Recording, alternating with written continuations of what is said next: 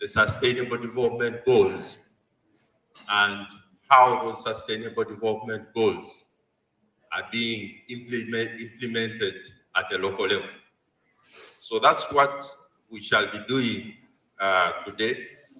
We have a program that will be up here shortly, but as you can see on the screen, this is the regional stakeholders forum, and the theme is promoting inclusive local and continental actions for accelerated delivery of the SDGs and the Agenda 2063.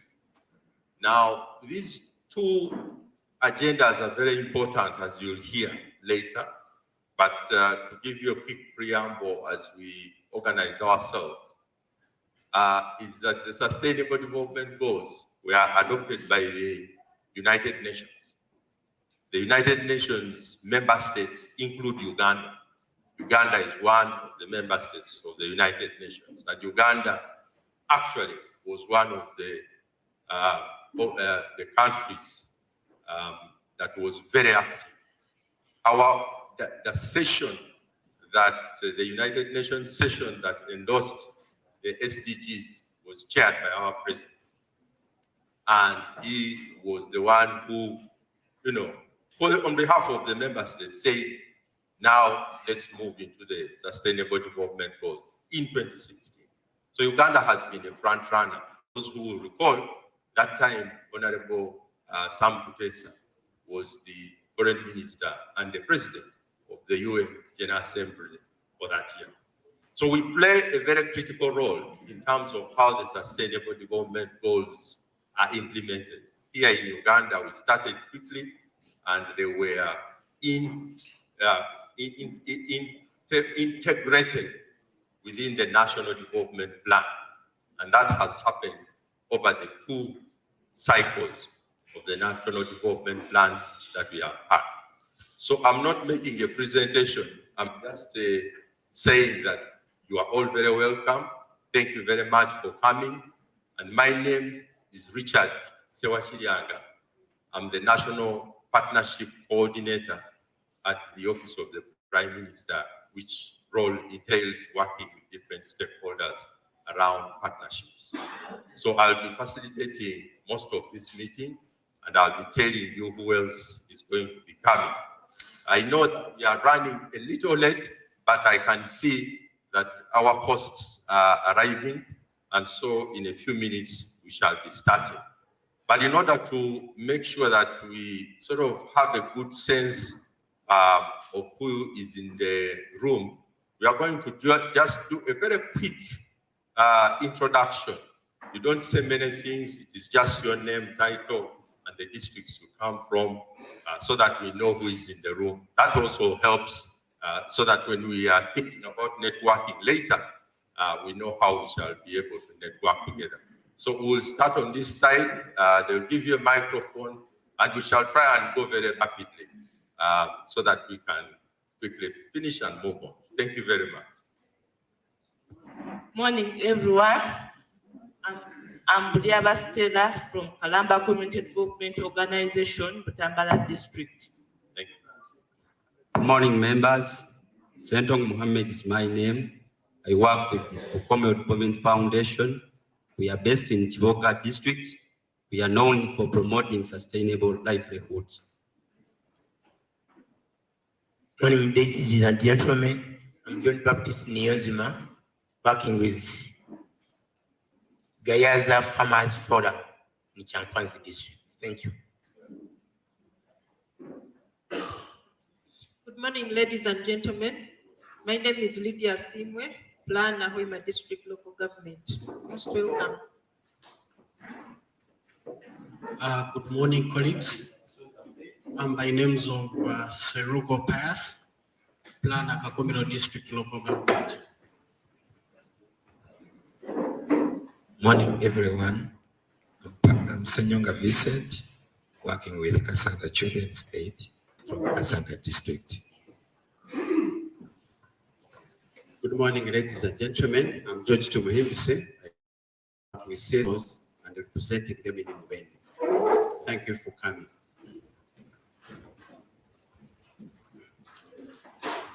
Good morning, I'm Tinka Beth, Deputy Masaka. Welcome. Morning, colleagues. Josephine Mirembe is my name. Plana Masaka. Thank you. Good morning to you all. My name is Francis Xavier Katumba, Niasa, West Division, Mubende Municipal Council. Good morning, ladies and gentlemen. I'm called Hazmana Benjamin. I'm the chairperson of Grass House Local Leaders Circle in Mubende. Good morning. Kumaka Charles Soroba, Chief Administrative Officer, Hoima District Local Government. Morning, ladies and gentlemen. I'm Moses Kiveru, the Director of Comprehensive High School, Mubende. My name is Geoffrey Apoza. I work with the Kayunga District Farmers Association. Good morning, everyone. My name is Chiche Benson Rukumba, Acting Chair for my district.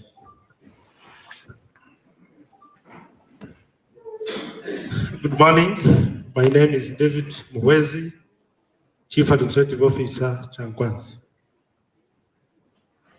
Morning, ladies and gentlemen. I'm Commander Daniel David. I'm representing Chairperson of Survive Chankwanzi.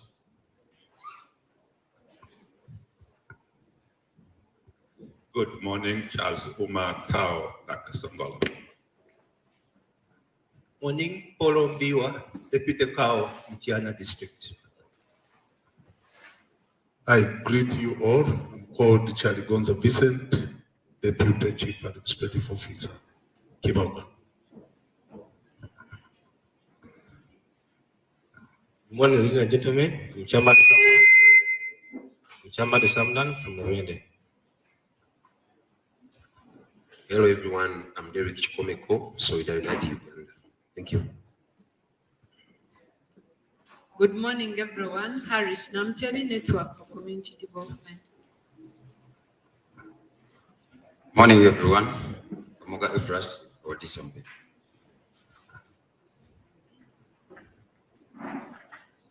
Yes, good morning, dear members. I'm by the name of Joseph Mkwaya Kangari, representing RAFO, community-based organization just within Mubende municipality. You're most welcome. Good morning. My name is Arthur Hachiza, Deputy Kao Zimbabwe. Morning, everyone. I'm the Orlando David, District Planner, Zimbabwe. Good morning. I'm Kwesiga Nicholas Kasa, Coordinator of the District People Living with HIV and AIDS Network. Morning, everyone. I'm Joan Shemi, representing Yoga Women Municipality. Good morning, everyone. I'm Jane Francis Akiteng, CMR Welfare Organization. Good morning, I'm Josephine Nabari, Communications Officer, Mele District.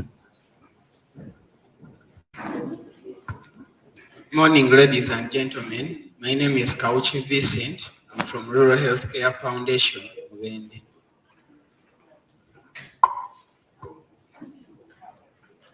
Good morning, ladies and gentlemen. My name is Dennis Dota. I'm a lawyer and a very proud SDGs champion. Welcome. Peter Wogere is my name. I'm a civic education and social accountability innovator and one of the 23 SDG champions.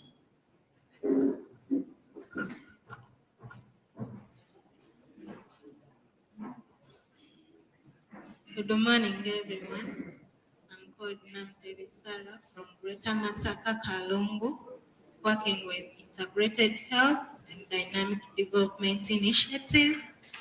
Thank you. Good morning to you all. My name is Flavia Nachinove, Director, Kao Power Foundation from Masaka. I greet you in the name of our Lord. My name is Sekamate Moses, working with Kalangala Human Rights Defenders Network,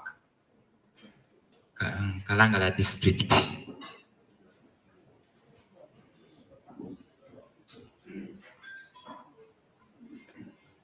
Good morning, everyone. My name is Lialhanga Peter, working with the Mubende Oil and Gas Community Association, Mubende District. Good morning, everyone. I'm Simen Tajofre, Rana Nakaseke District. Morning, members. Musangove, statistician from Komasimbi District. Good morning, everyone. Pres Jaumar is my name, Inspector of Schools, Mubende Municipality. Good morning, members. I'm by names of Ainibona Blair from Victor Base Millers. Good morning, comrades. I'm Apostle Kwago Edward from Sembabure, team leader, Hope Orphan Support and Advocacy Foundation. Then at the same time, in coordination with NGO Forum, Greater Masaka District.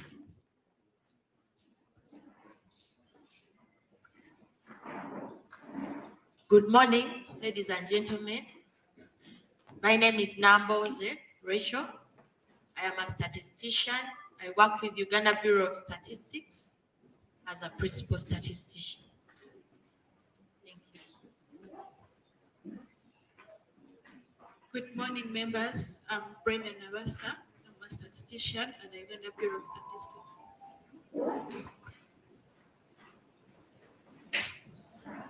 Morning, members. Joy Tadeo, working with you. Mubende Region Office. Assalamu alaikum wa rahmatullahi wa barakatuh. Kigozi Musa, working with Cotphone, Greater Masaka. Good morning. My name is Erina Narule, and I work with the Community Transformation Foundation Network, in short, and we operate in Greater Masaka. Thank you for coming.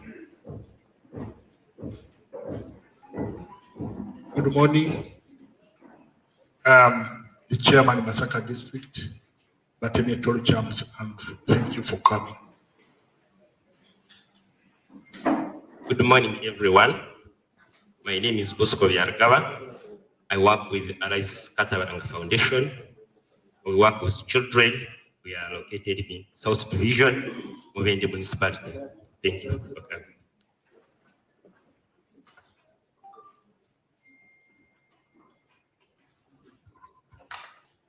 Glad to see you. Also, Mubende District Local Government.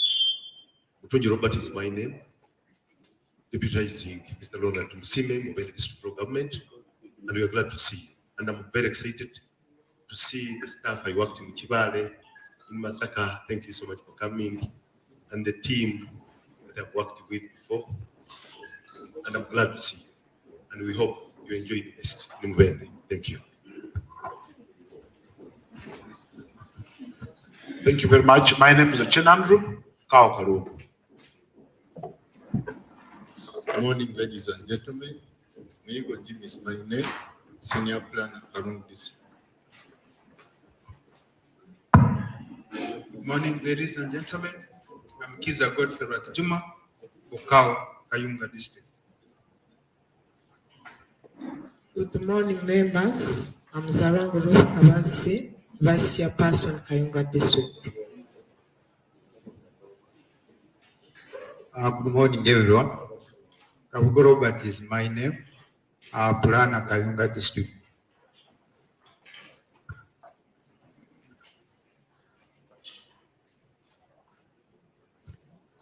Good morning, everybody.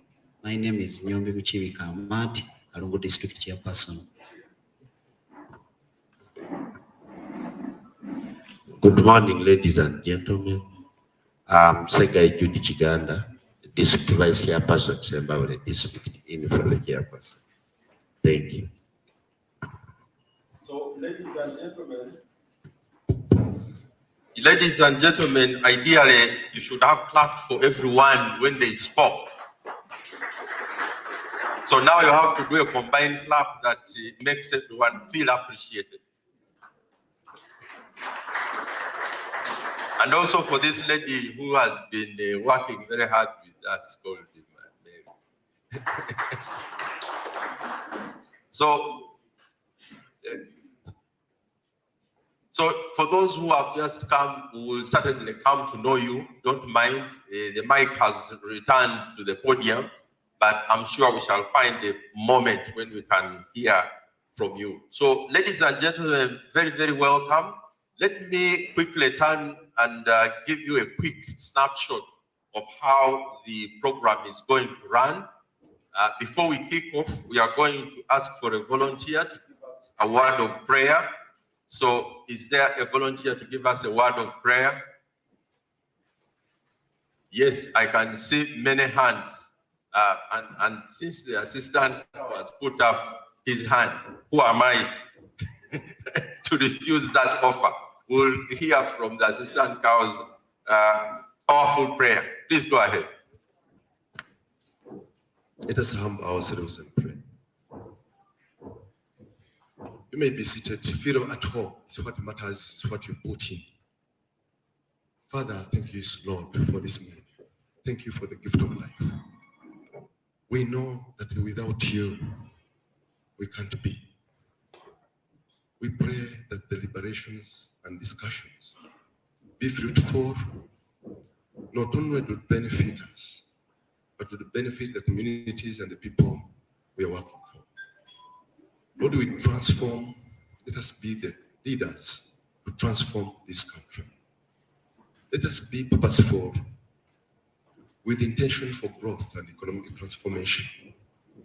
We pray that, Lord, we have the values of integrity. We have love, values of kindness, values of patience, values of working for growth, not selfishness. We pray, Father, that the values within us, let it spread, let it spill over. We pray, Lord, that as they go back our visitors, give them young mercies. The organizers of this and the facilitations, Lord, reward them abundantly to see that this function becomes a successful story. Let the SDG, Sustainable Development Goals, be the purpose to be a cornerstone of our community growth. Father, we pray over this, as you say in your word. In Hebrews 11:6, that when you have faith, you will please me, and when you please me, you will see the fruits of your works, and when you trust me. Lord, we trust you. We know that we have prayed all this, knowing that you are listening. Be among us, so that, Lord, whatever we liberate, we put it into action. We pray all this passing through your Son, Jesus Christ. And everybody said, Amen. Thank you very much. Yes, it is allowed to clap for prayer. I heard there is an apostle in the room and he can agree with me.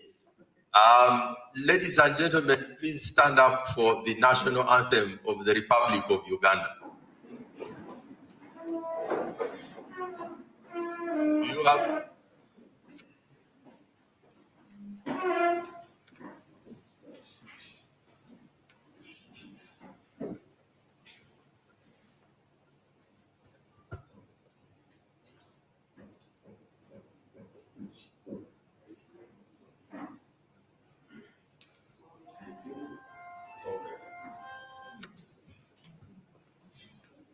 Oh, Uganda, may God uphold thee. We lay our future in thy hands. United, free, for liberty together we'll always stand. Are you continuing? Yes. Yes, please continue. second stanza. Uganda, the freedom, our love and never we. Neighbors all God is calling, peace and friendship.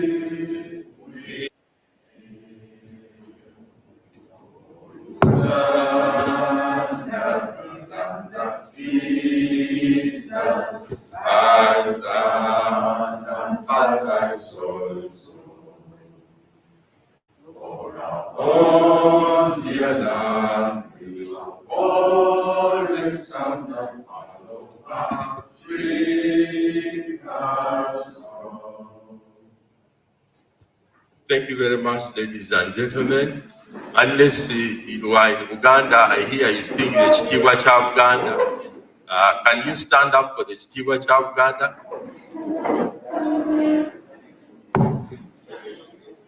So, who will lead it? Wait, she's here. Kampe Omo. Okuvedanete yoyona line kwanga Uganda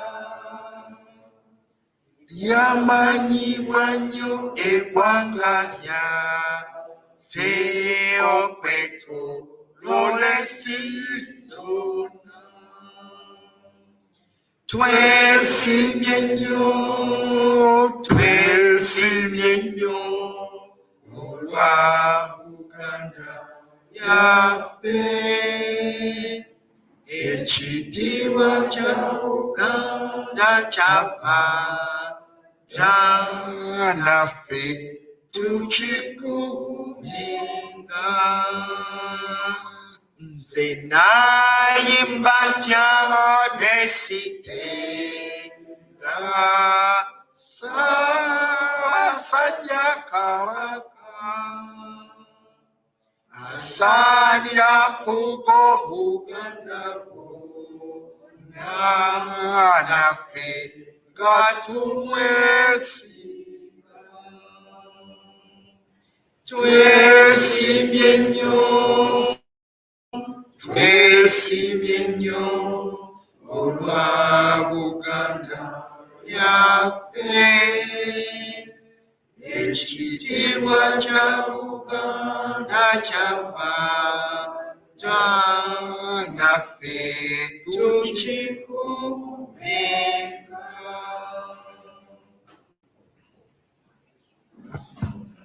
Thank you very much. You can take your seats, as they say in Uganda. Now that we have finished with that protocol, I thought I didn't need to tell you that there's going to be prayers and anthem. What we shall be hearing remarks from the Chief Administrative Officer of Mubende. Those will be followed by a statement and highlights of the SDG festivals by the Executive Director of the Uganda National NGO Forum, my brother Moses Soba, and that will be followed by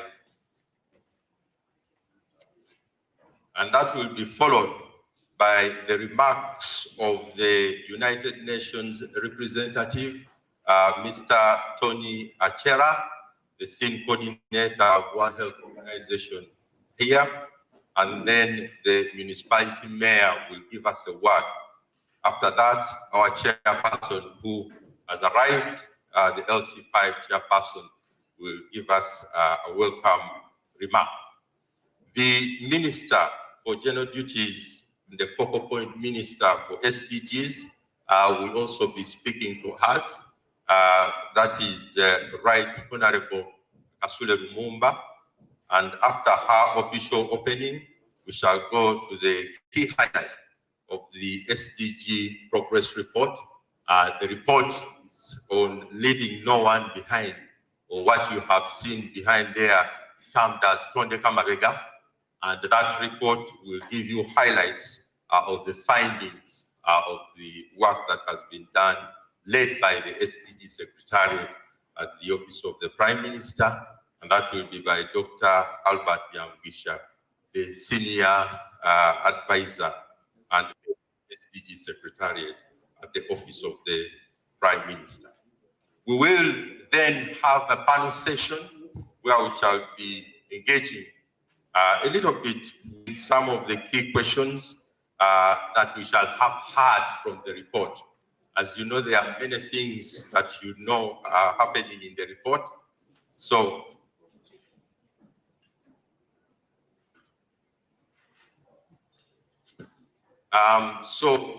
we will be hearing a panel that we have most of. I'll be telling you the members of the panel at some point that will then be taking us through a discussion of the highlights.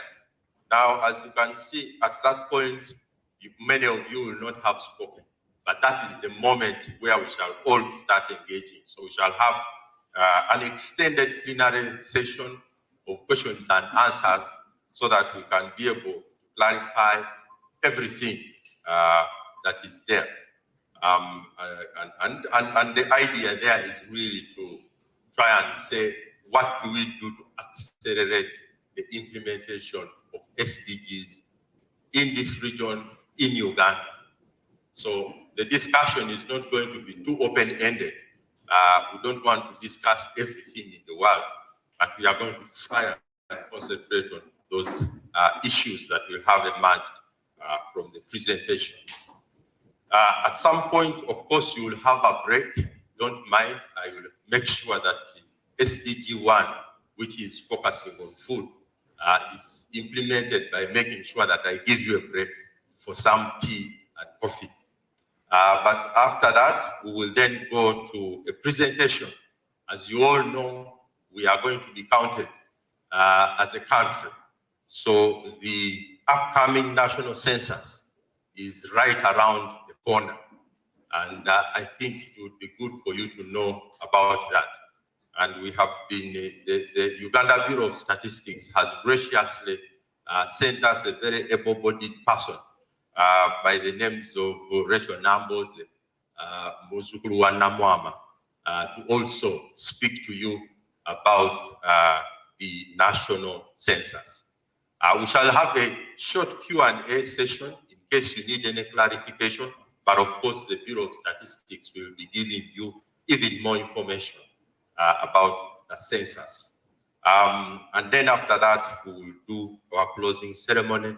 We are going to try and move quickly so that we shall not close after the appointed time of 4:30. At the closing ceremony, we expect to see a few dignitaries, including the RPC, the minister, and everyone else. And after that, you will leave at leisure, and we shall call it a day. So, ladies and gentlemen, that is our program for the day. As you can hear, it is a packed program, and I can promise you that the information you are going to hear, the issues that are going to be raised, you realize how important they are. And I think we all agree that in order to build a country and make it work, all of us have to continuously engage with the policy questions that are with us. So, ladies and gentlemen, without further ado, I will now invite the Chief Administrative Officer to come and give us his welcome remarks as we go on with the rest of the program. You're welcome, sir. Please clap a bit, it helps you to stay.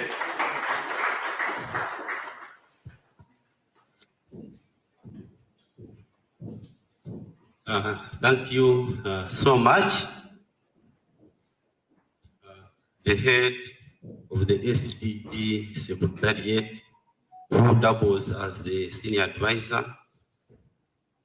the executive director, Uganda National NGO Forum, the district chairpersons present here, His Worship the Mayor, the chief administrative officers present in this meeting, the town clerk, the municipal council, our implementing partners, heads of departments, ladies and gentlemen. My name is Tumusime Leonard, the Chief Administrative Officer, Mubende District Local Government. I feel greatly honored this morning to be given this opportunity to give some opening remarks at such an important function. But also, I take pride in thanking the organizers who chose Mubende to host this meeting. Mubende as a district, we have benefited quite a lot, and that's why I'm extending my gratitude to the organizers. To give some little information, this has been a 3-day activity that started with yesterday at 1 and ending today. Yesterday at 1, we had a series of activities where we walked around this municipal and then we crowned it with tree planting during the first half of the day. In the evening, we had a football match between the district team and the CSOs that ended in a no-score draw. And it was a bit of a disappointment on the part of my team. Nonetheless, that is how the team ended, the game ended. Yesterday, we had some entrepreneurs showcasing what they are doing, and we visited a number of stores during the first part of the day. Then in the afternoon, we had a people's parliament where the district and the municipal presented to people the achievements, all the steps, and what has been done, activities in regard to attainment and achievement of the sustainable development goals. A number of issues were raised thereafter. I hope they'll be shared and we shall all share where the citizens were raising their concerns in as far as the strides taken to achieve these goals are concerned. Now today, we are climaxing it here with this meeting. So for the district and the municipality, we have had 3 days of joyous activities. So I'm very grateful to the organizers.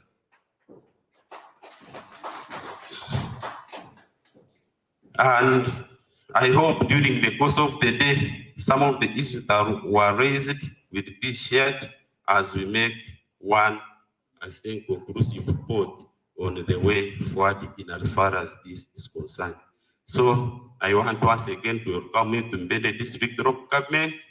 Feel at home, and I wish you the best of deliberations during this meeting. Thank you.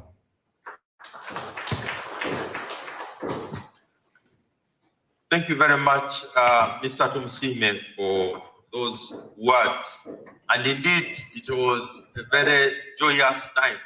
I also interacted yesterday, and I can attest that the warm welcome we had in Mubende continued into the night. So we have been very, very well received here. And all the 3 days, I think we had a very, very exciting time. I know that when the ministers is speaking, she has already been given an update about how warm Mubende is, and indeed why it's not actually a mistake that you perform very highly among the local governments in the country. So thank you very much for those kind words. Now we are going to have a statement and some highlights from the SDG from the last 2 days. That is the festival and all the aspects. The Uganda National NGO Forum is the partner that has been leading this segment of the work, and the executive director himself, Mr. Moses Isoba, is here with us, so he will be giving these highlights. You are welcome, Moses.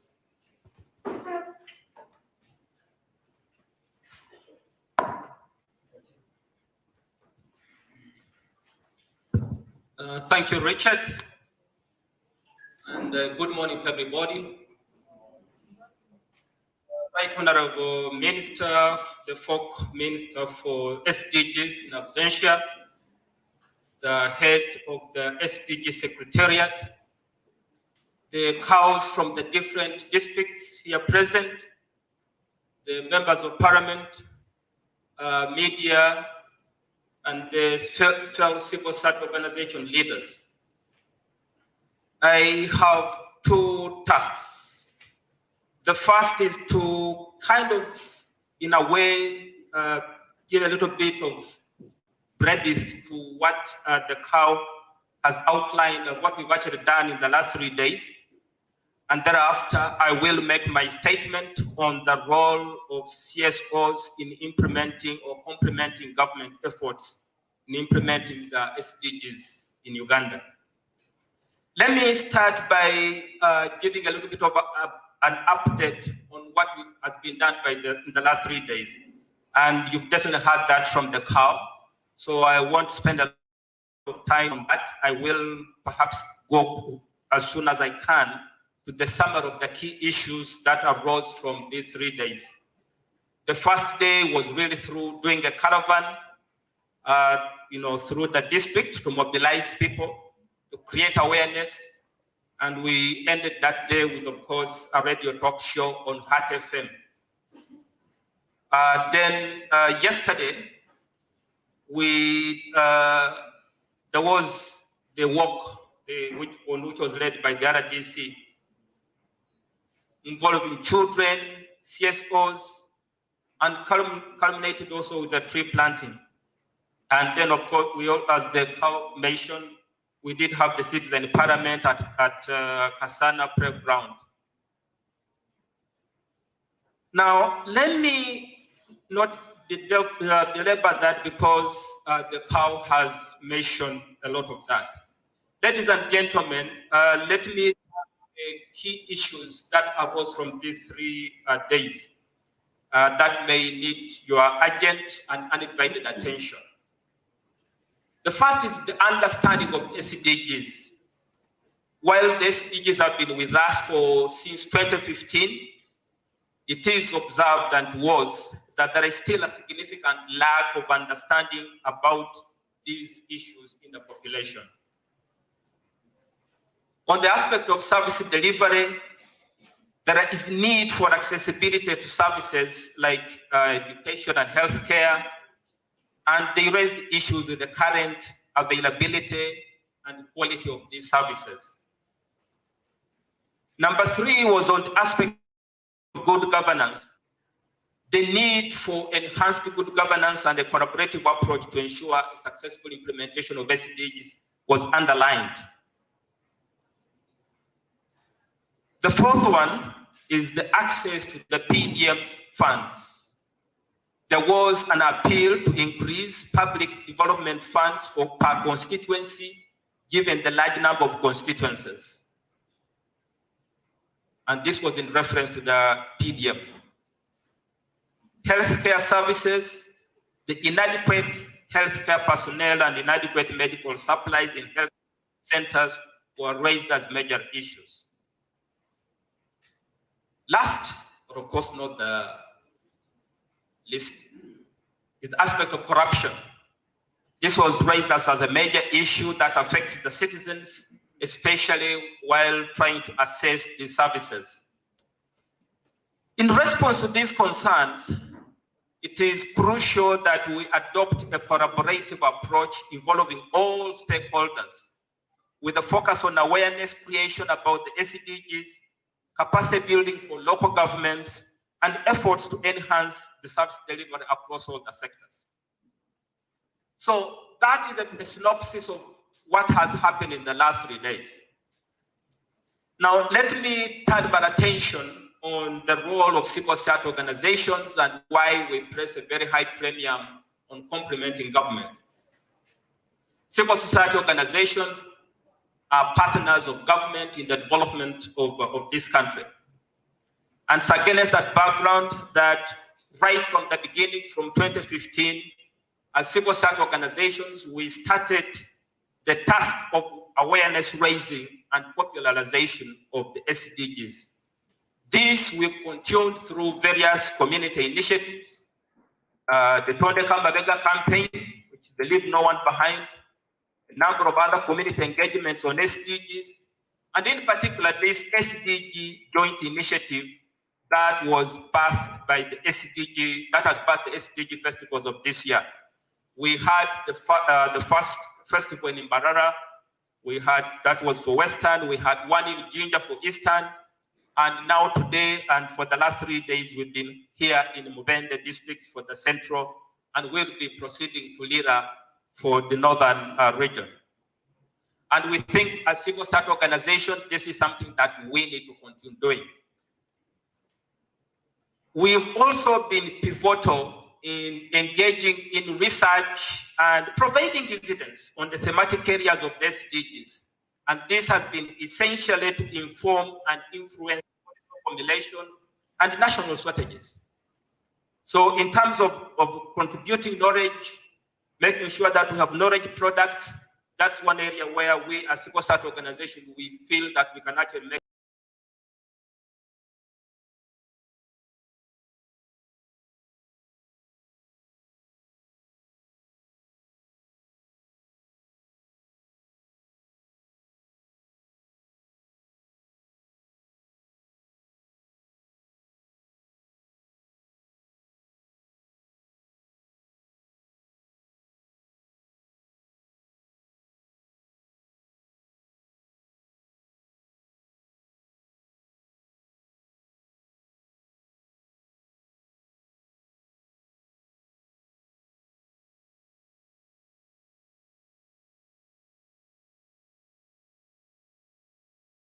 status report on the SDG implementation in the country. And we were also part of the development of the 2020 voluntary national review. And we continue to be to work and make contribution to SDG progress reports. We want to underscore here that we as civil society organizations, we work shoulder to shoulder with government. When it comes to reports, we have one report because whether it's government of Uganda or civil society organizations, we are all Ugandans. So the aspects that are being considered here are not for civil society, not for government, it's for Ugandans. And that's why we think that it is important as civil society organizations to be part and parcel of this. In being true to SDG number 17, civil society organizations have continued building partnerships and collaborations with government, especially with the SDG Secretariat under the Office of the Prime Minister, especially for the SDG implementation and monitoring. And this is a relationship in which we really take a sense of pride because the SDG Secretariat continues to call on us. Let me end by saying that also civil society organizations continue to advocate for transparency and accountability because we think that is vitally important. So that is what we've actually been engaged in. But allow me to close my statement by offering some special appreciation. First, to the Office of the Prime Minister, the Minister of General Duties, the Right Honorable Justin Kasule Lumumba, that's the district leadership here in Mubende, of course the security people in Mubende who have ensured that we all been secured until now and even after, the CSOs, media, and the people of Mubende.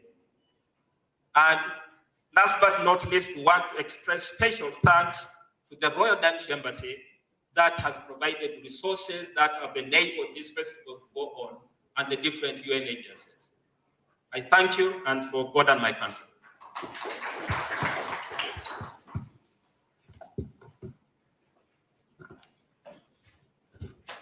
Thank you very much, Moses, for highlighting what went on and also sharing with us a few insights around how civil society has been part of this.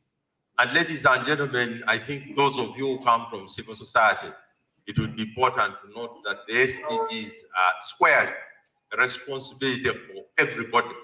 They are not for governments alone. They are for citizens, for private sector, for politicians, for cultural institutions.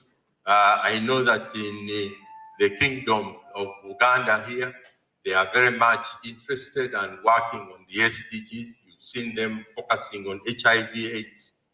The Nabagereka Foundation has been very instrumental in issues to do with sexual and health, reproductive rights. So there are lots of things that are going on, which I think, as Moses has shared with us, are critical to the achievement of the SDGs. Now we will be listening to the next speaker, who represents the United Nations. The United Nations resident coordinator should have been here, Madame Susan Namondo, but she's not here. I just want to quickly check if the UN representative is here. Is he in the house? Okay, I will move on as we track him down and make sure that that statement is made. But what we shall do in the meantime, let's now move on and hear the remarks of the municipality mayor to also give us a remark. He was with us yesterday and he said very many interesting things that are already in the minister's ear. But please come and, give us a remark of welcome. Thank you, Your Worship.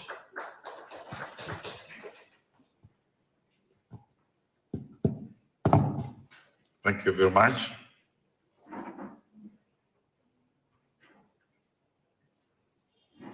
The Prime Minister's Office, the partners who have organized this engagement, all my fellow leaders from Central Region, our technical team, ladies and gentlemen, allow me to welcome you to Mbende District and the Mbende Municipality, and thank God for the journey masses where you are traveling to Mbende. I know that a stretch from Mityana to Mbende is not good because it is under construction, but we thank government for routine maintenance of our roads because it's the only way to go. On behalf of Mbende Municipality, we wish to take this singular honor to thank the government for the support it gives our local governments.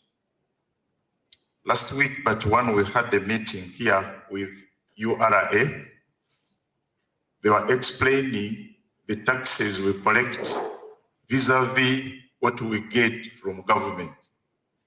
We found out that our collections are very low, indicating that we are getting a lot of more money from central government, which comes from other coffers. So if local governments were to stand by themselves, wouldn't manage to sustain and give service delivery to our people. We are very grateful. We are very grateful for the planned programs of central government.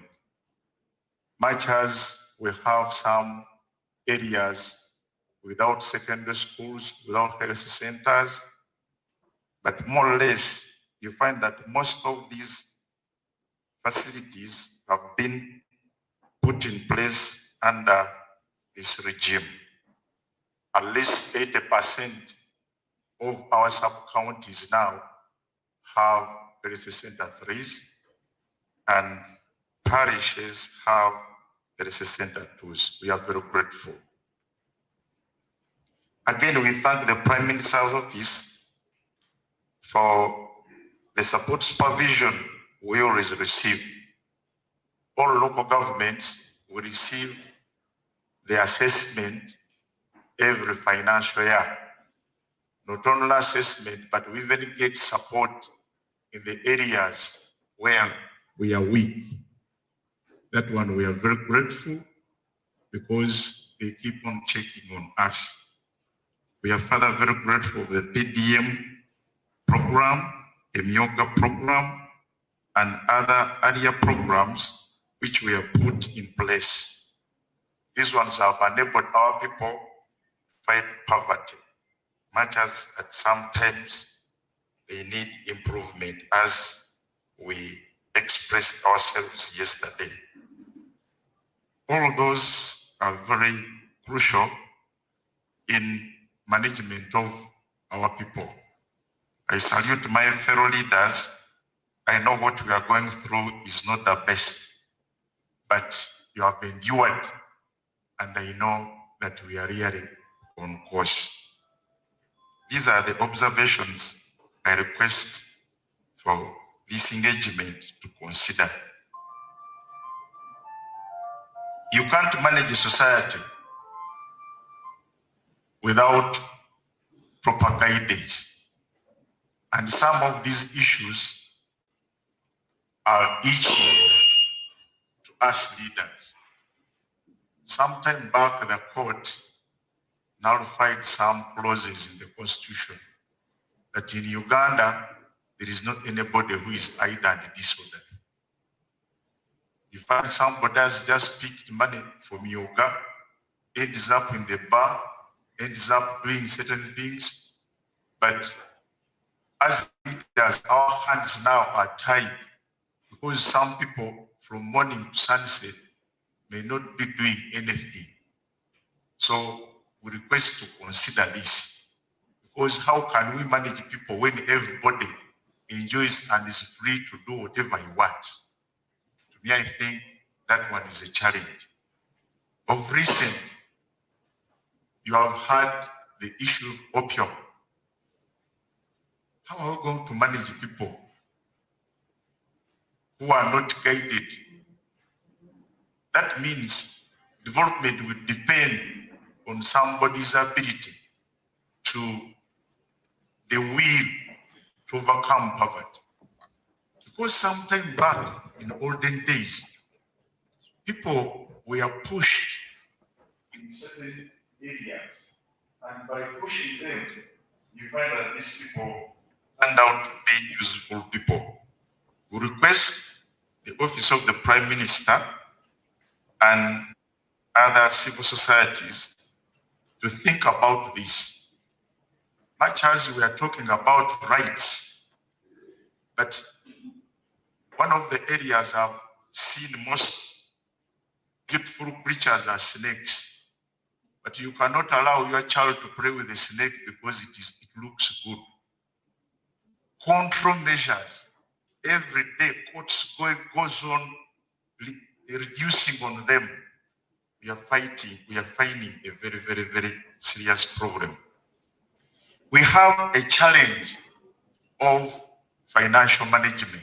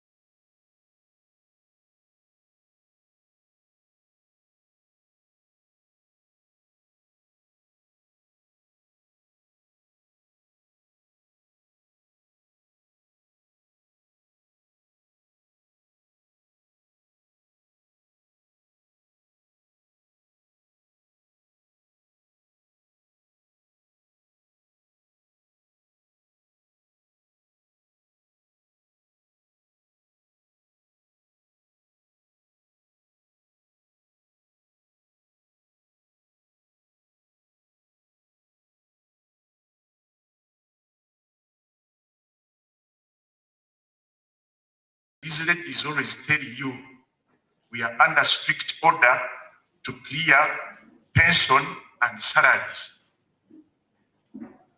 They add that strict order.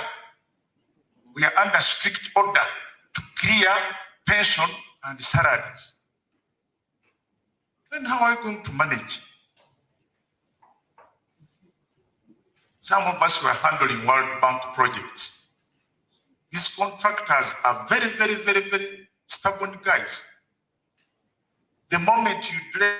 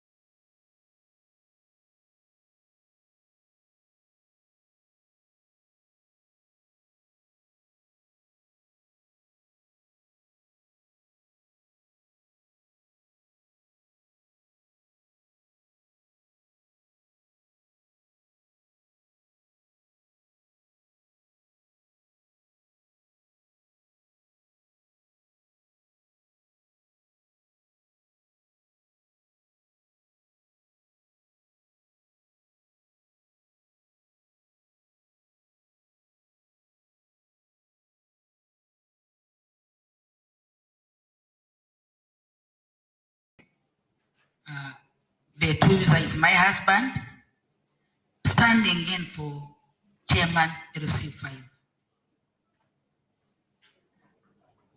I'm here to give remarks, welcome remarks for the Chairperson LC5.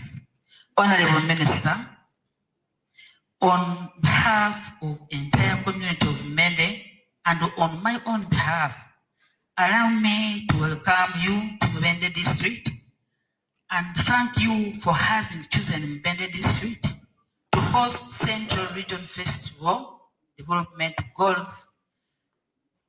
This Sustainable Development Goals moment is our opportunity to demonstrate that as a country we have what it takes to eradicate poverty and hunger, tackling climate change, deliver gender equality, and achieve all 17 global goals as a country under the leadership of President Yoweri Museveni.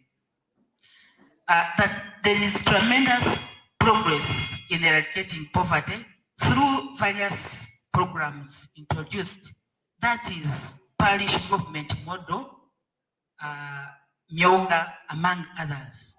The web funds has contributed greatly to the women development. However, for the sustainable development goals to stand a chance, we must address the immediate, medium, and long-term financing challenges that we are facing as a country. We too must look beyond current crisis of effects of Ebola and COVID-19. Together, let's make this a decade of action, ambition, transformation, hope, and peace. I want to thank you. I remain Best again, Vice Chairperson, LC5 Mubende. Thank you so much for choosing Mubende.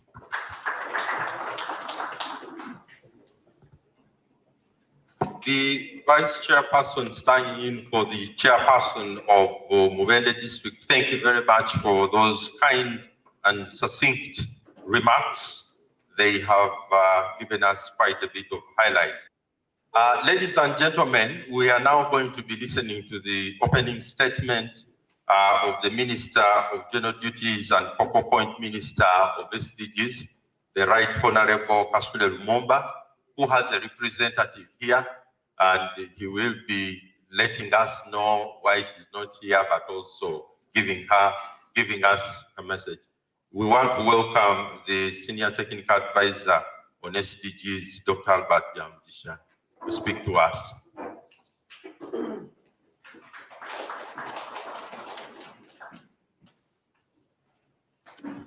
Thank you very much. Our Master of Ceremonies today. As you have heard from Richard, I am standing in for the Right Honorable Minister, Right Honorable Kasule Lumumba, who is the Minister for General Duties, and at the same time, the Focal Point Minister for Sustainable Development Goals. As you may be aware, the Central Executive Committee of the ruling party, together with the ministers and members of parliament, are in a retreat at Champanzi. And so, of course, she could not make it here. But she's here with us spiritually and has requested me to read her remarks. But otherwise, she would have wanted to be here with you. In the first regional workshop that took place in the Western region, she presided over that one there, which took place in Barara, and also did the same, the second one for Eastern region, which took place in Jinja last week. But of course, unfortunately, this week, they are all filled up in the retreat Champanzi. I recognize all the leaders who are present here, but most important is the host, the LC chairperson of the district, the mayor of Mubende district, the chief administrative officer, and all the leaders from Central Region, and the other technical officers from the districts. I also recognize the United Nations Resident Coordinator's Office representative, who has not come but will be with us here. And then the Executive Director, NGO Forum, Dr. Moses Isoba, who has just given his statement, and all other CSOs who are here, and the government representative from different offices, a press, ladies and gentlemen. I am pleased to be here for the Central Regional SDG Stakeholders Forum for the 2023 here in Mubende district. This forum is a precursor to the Uganda Annual SDG Conference of 2023 and is a key contributor to the country's policy actions and plays a significant role in promoting inclusive national and continental actions for the accelerated delivery of the Sustainable Development Goals, Agenda 2030, and also the African Aspirations, Agenda 2063. You know, continentally, we have two agendas. At continental level, we have the Agenda 2063. And then for the East African region, we have Agenda 2050. And of course, for United Nations, we have Agenda 2030. On behalf of the government of Uganda, I express our heartfelt appreciation to the leadership of Mubende district for generously hosting this year's Central Regional SDG Festivals and the forum which is taking place today.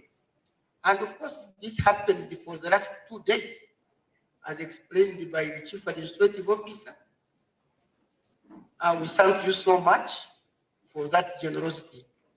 And in fact, from what we saw, the clips, the central region one was the best, was better than the previous two ones.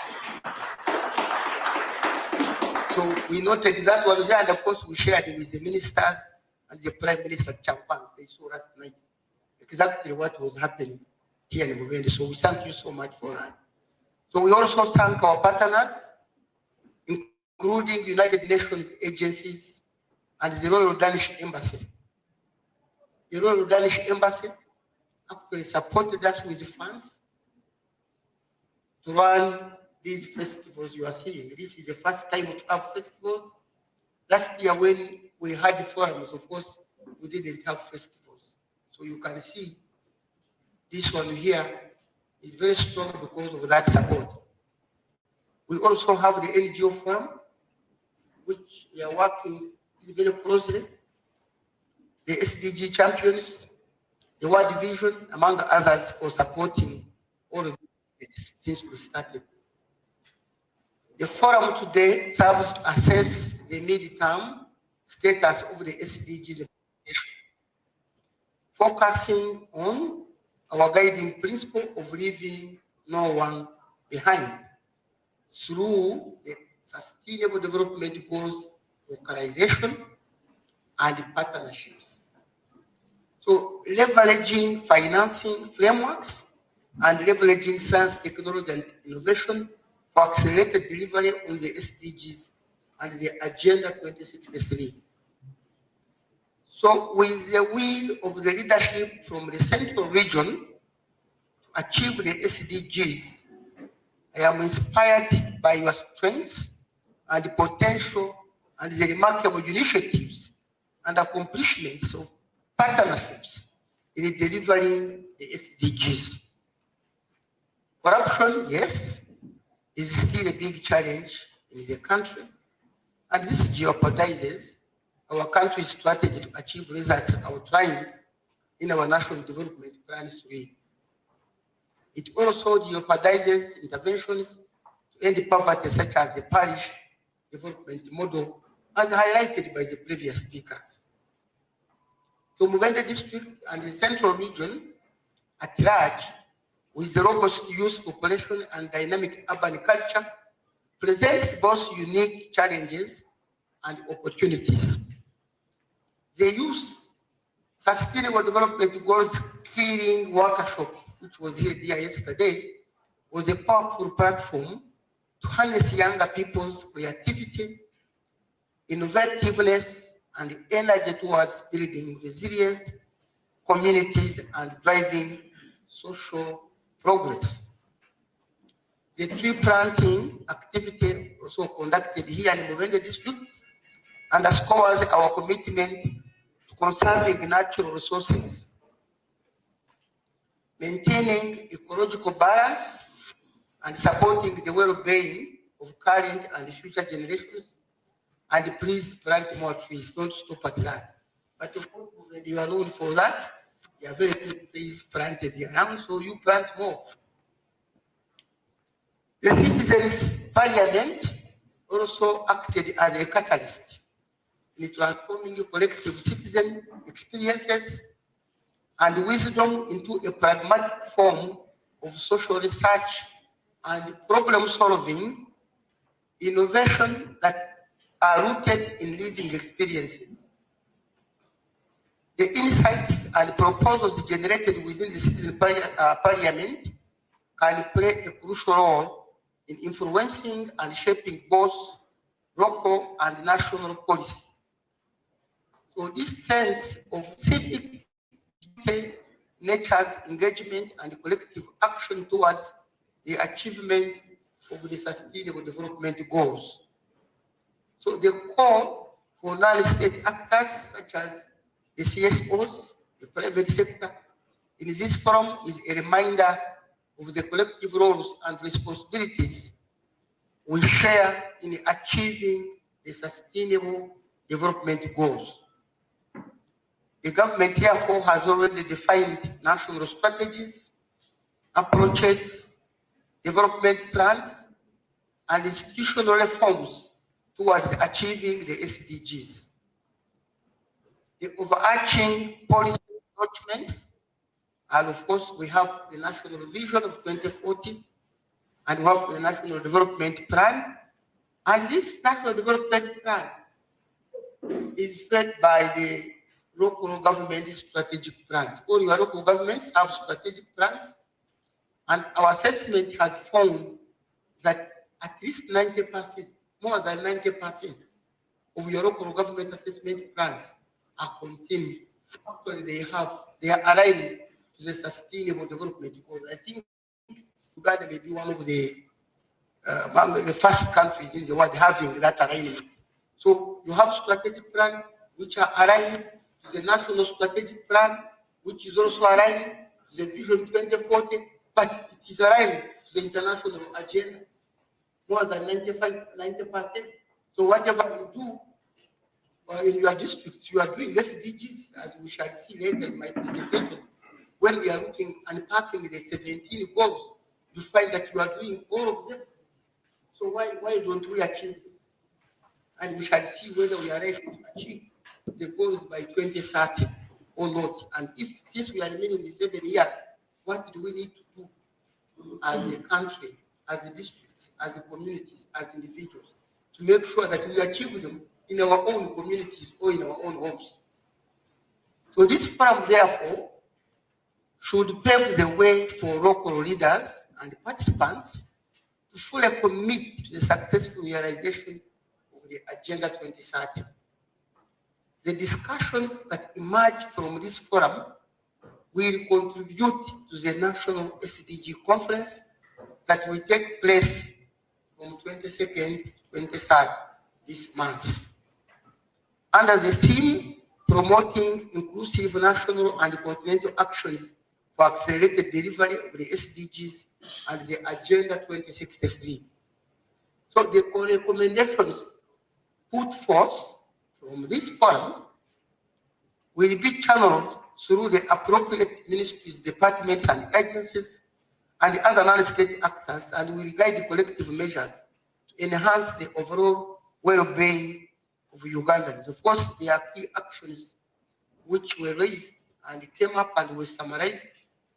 There are also key issues which have been presented this morning.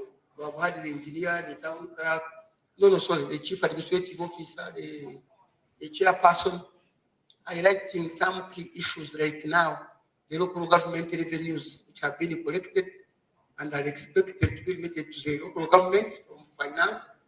And now, today is fast, so they are a bit worried. And we have sent that message. This message should find the minister, the prime minister, and Chankwanzi now, since all the ministers are there. But the same message was by the local leaders from Western region and Eastern region. So now I can take it as a key one, which must actually be sent. We sent the same message, but I think we have to send it again. That what has come up very clearly is that we are coming towards the end of the financial year, and the districts are looking forward to get back the money which they expected to get before the year closes. So we shall send this message, and hopefully something good will come out of that. So I am confident that this forum will result in practical steps towards a healthier and adequate lifestyle for both the current and future generations in Uganda, the world, and especially the central region. So with those words, of course, from the minister, I take this opportunity to open this forum officially. Which by right Honorable Kasule, Minister for General Duties, and Focal Point Minister for SDGs. Thank you very much.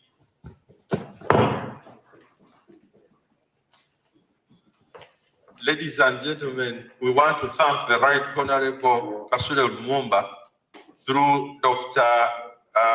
Albert Yamjisha for the words. Since they are not your words, we will not thank you now, but we will thank the Right Honorable for her words. Ladies and gentlemen, the next session really is the gist. I think the Uganda word is the best. It is the marrow, the bone marrow for this conference. It's the point at which we get to hear what has come out of the reports and the analysis that has been done on how we are faring in terms of leaving no one behind in the country. But we go on. The chairperson of Masaka, the Honorable Patemieto Andrew, would like to give him a chance to speak on behalf of all the other chairpersons who haven't been able to speak, so that at least you hear the voices of all the chairpersons through one chairperson. And they told me that since Masaka is a central area, I think he can deliver this message. You are very, very welcome, the chairperson, to speak to us for a few minutes. Thank you, sir. Please clap for him as he comes.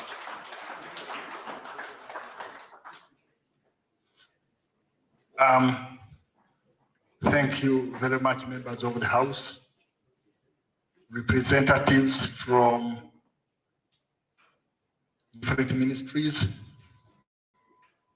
COWs, fellow colleagues, LLC 5s,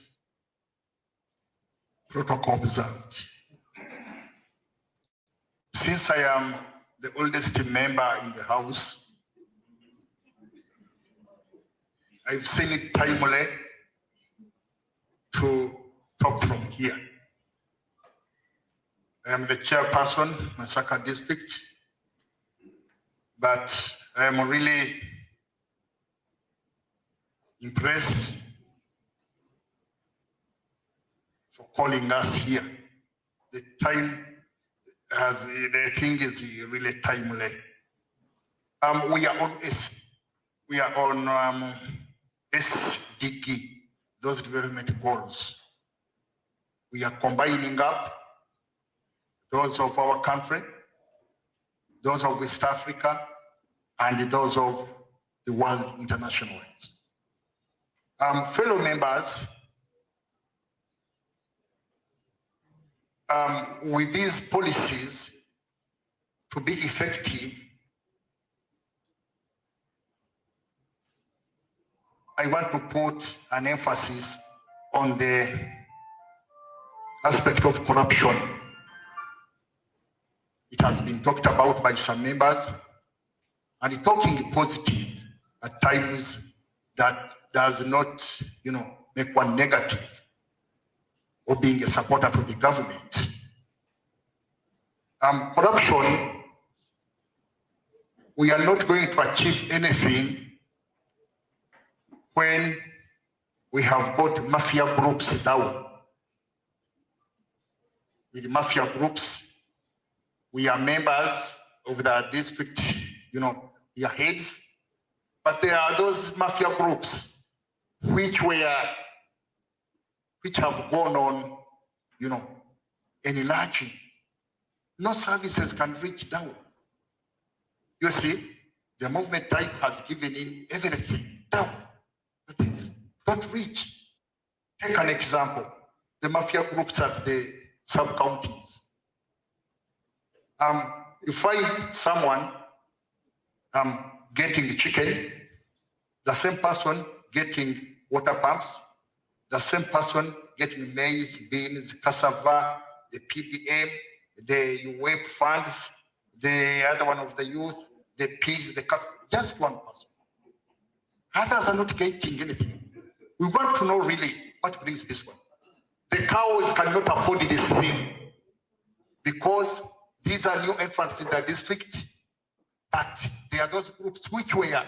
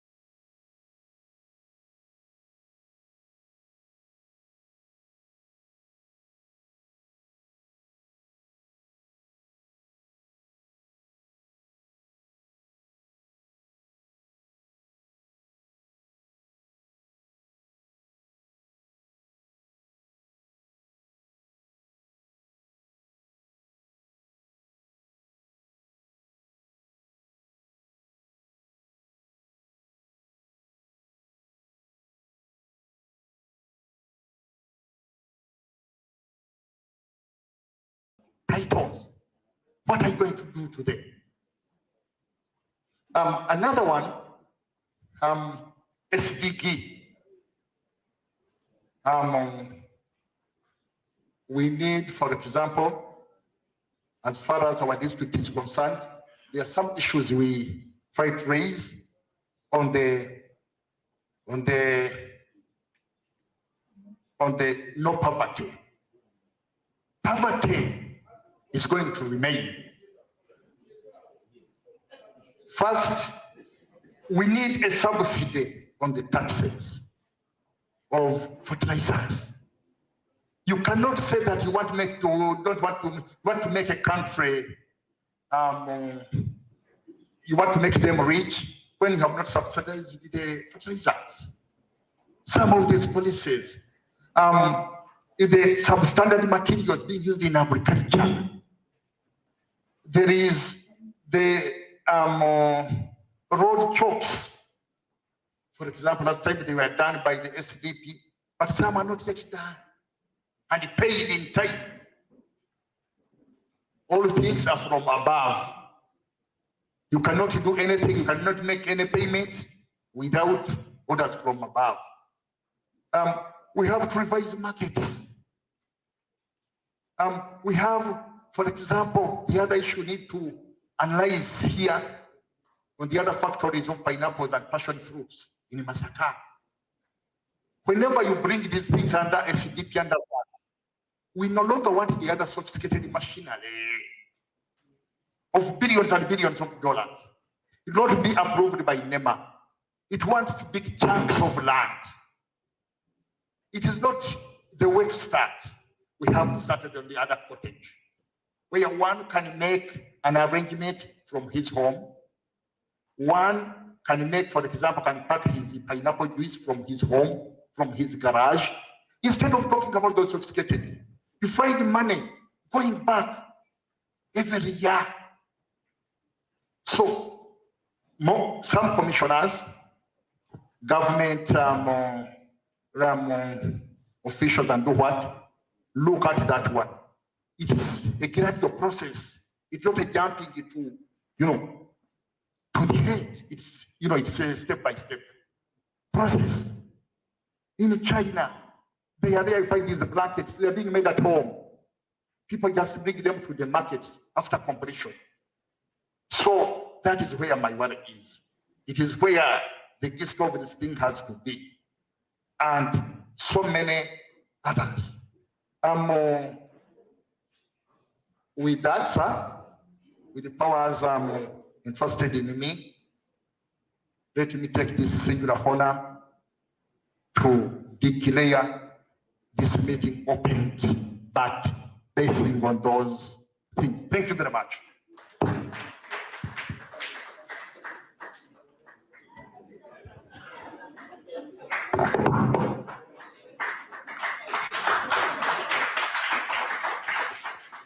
The LC5 chairperson, Batebieto, has not disappointed any of you because he has touched on several critical areas of concern. The beauty of the situation is that he told us he may be the oldest here. So I'm going to check his age and then I'll do a quick census. But having done that, we want to thank you very much for bringing out some critical questions.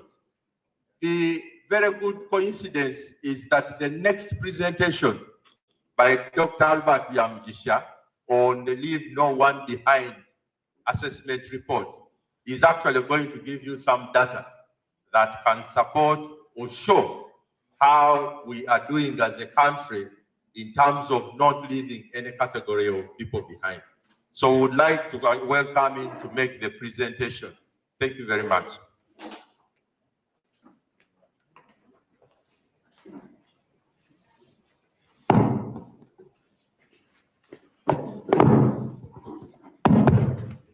Thank you very much.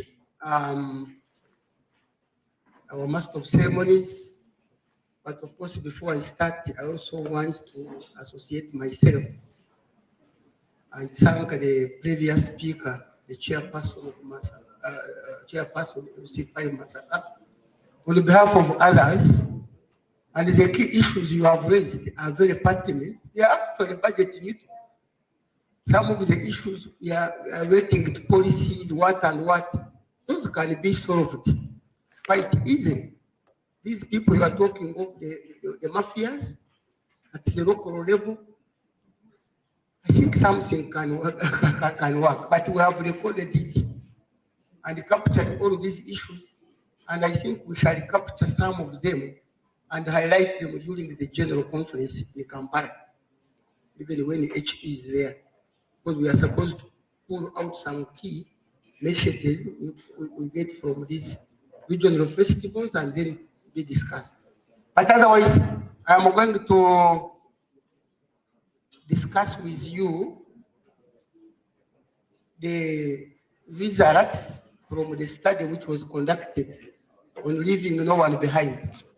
Because the 17 goals we are talking about are 17 as we shall see, and the aim is to make sure no one is left behind. So who is left behind in the 17 goals?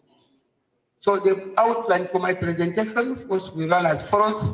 I will give a short background, then talk a little bit about leaving no one behind, give key findings on the 17 goals on people who are left behind, conclude, and then make recommendations. Next, the Sustainable Development Goals, as you are all aware, of course known as the global goals, they are a set of 17 interconnected goals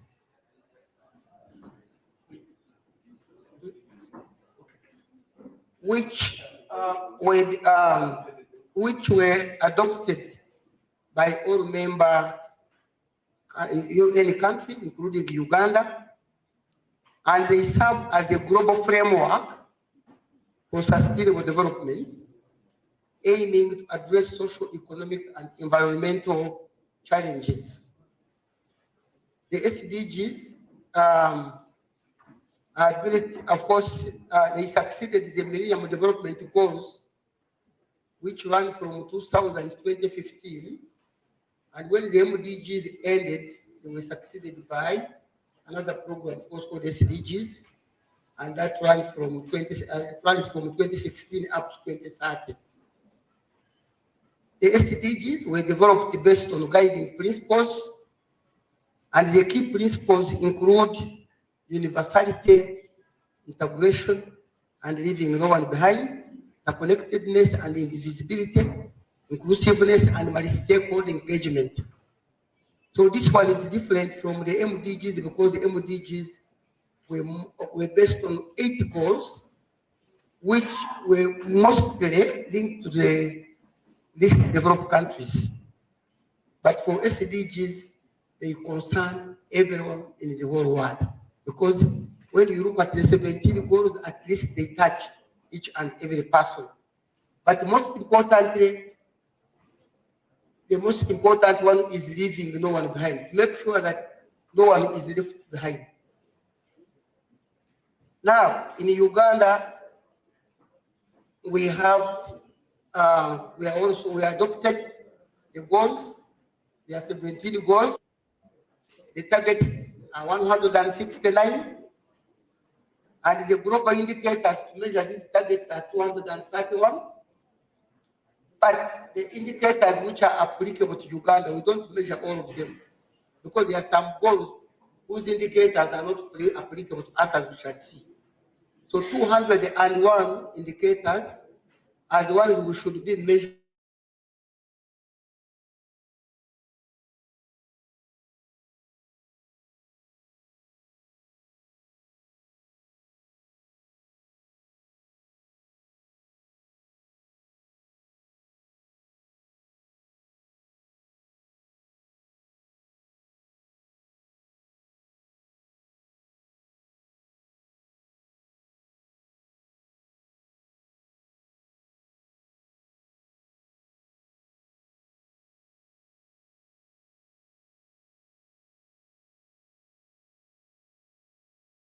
And comparing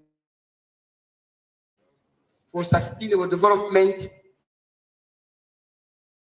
presents unequivocal of all UN member states eradicate poverty in all its forms. They leave no one behind, not only entails reaching the poorest of the poor, but also requires combating discrimination and raising inequalities within and among countries and their root causes.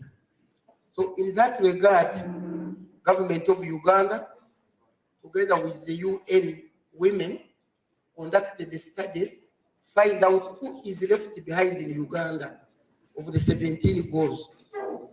So I will be sharing with you the key findings of what we found out on the people who are left behind in this country for the 17 goals. But we can categorize the groups. We have categorized it into 5 groups of the people who are left behind. The first one is discrimination. There are people who are discriminated because of their nature. Some are disabled, others are young or very old. Others, of course, are women, and they are discriminated because of that. There is discrimination because of the race, of the religion in this country, as we shall see when we tackle all the goals. The other one is geography. Geographically, of course, there are areas which are mountainous, some separated by rivers, and because of that, some people are left behind.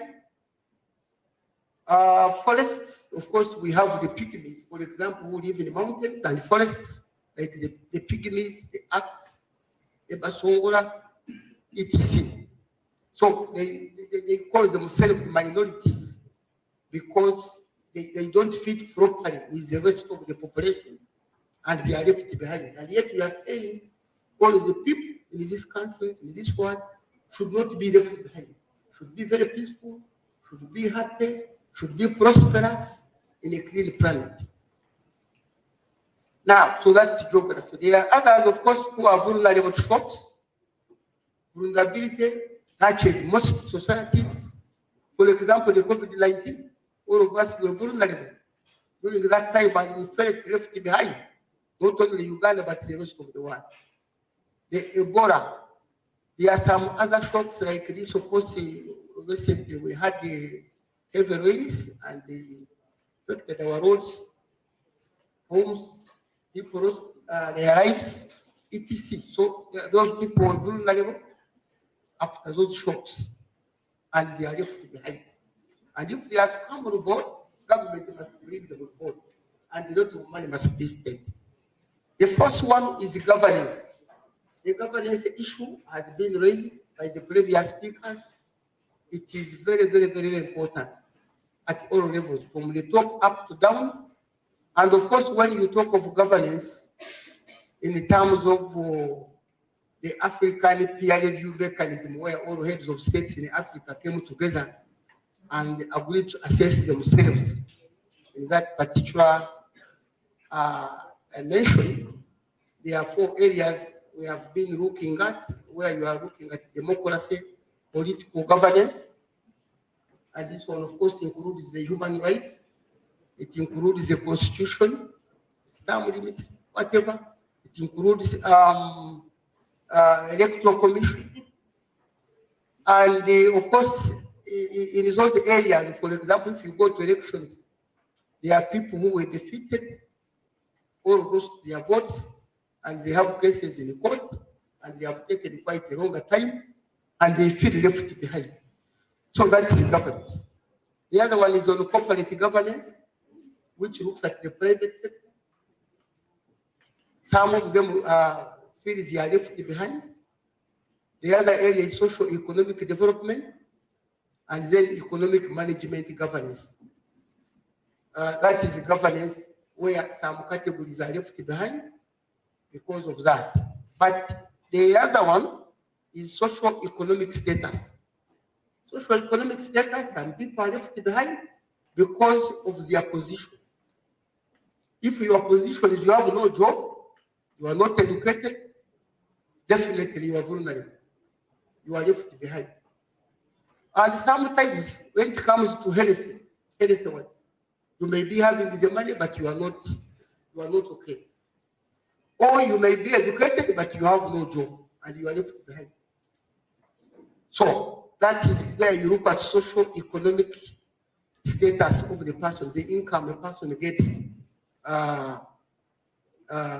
puts you in which category you are supposed to do. So all the people whom we say are left behind, they fall under these 5 categories as I have given you some few examples.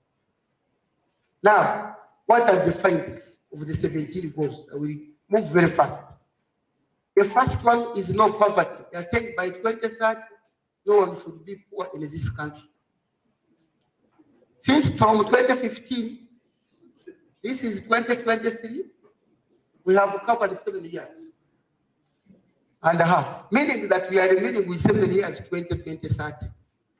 Now, in the central of Uganda, where are we now? Shall we be able to make sure by 2030 no one is poor? What statistics do we have and what do they tell us? The latest information we have indicates that the poverty levels, yes, decreased from 21.4% in 2016 to 20.3%, meaning that 20.3% nationally are poor. But when you divide this number in 2 regions, you will find that the poorest regions now, according to the latest information, are from the north and from the east. Actually, in the central, you seem to be number 1, followed by western region. Then you have the east and the north. So when we were in Ginger discussing this issue with the easterners, right, the whole of eastern region, from Mukono up to Busia, then Soroti, etc., they were saying that all the riches are here in the central region. We captured that. So we want to see whether you have people who are left behind or who are very poor in the central region, but from the north and the east, they feel that people in the central and the western region, you don't have that. Now, data indicates that 8.1% of the population in North Uganda are poor. So where are the 8.1% coming from? And who are these people in North Uganda? This is North Uganda also. 8.1% of the population of these people here are poor in this central region. And the 2.5% of the population above this statutory pension age, they are receiving that money they give to the older people, but the percentage is very, very small. But on the side of policies, because the chairperson said we have policies which are very old, we are going to judge whether these policies are very old. Government has put in place a yoga. Don't we have this money in the districts? But the chairman has told us that once this money is received and it goes down there at the sub-county, there is mafia. So the money, government has a good policy, has put money in place, has given you the money, you have received it at the district, you have given it down so that the other people who are left behind survive through it, but it doesn't reach them. So that's the testimony we have received, which is very, very important. Because we're wondering and saying, where is the poverty in Uganda? We have the best policies. Government has committed money, and the people are still poor. In the north of Uganda, 8.1% are poor. They have 1 million, 1 day or 2 days. And yet the money is not reaching. So now I think before we leave here, we have to find the solution for the other mafia group. Who is in charge? Because from the top, where I thought it was the local leader. But you are also pushing it to the mafia group down there. Who is in charge of those people? But you said they are also rooted. When another DC is posted, he must be with those people. So I think something should be studied. So he has recommended the study, but I don't think we need to study so much. There is also operation wealth creation. We have the money paid to the old people, those who are above 65. Do they still receive this money? Yes or no? Do all people get it?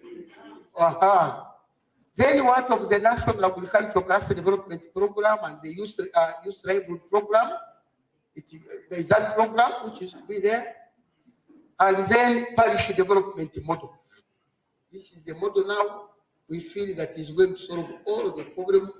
And if well done, by 2030, no one is left behind. 100 million is expected to reach these people per every village, every parish. So I think we need to assess that since the government now has put good policies and has released the money, but then there is a problem from what we have noticed of this money not being utilized, the people sabotaging it. So I think we need to work together to make sure that one is done. So I think that was no poverty. Government has done this, but somehow it has not reached, and there are people blocking it up. But otherwise, others are happy, others not happy.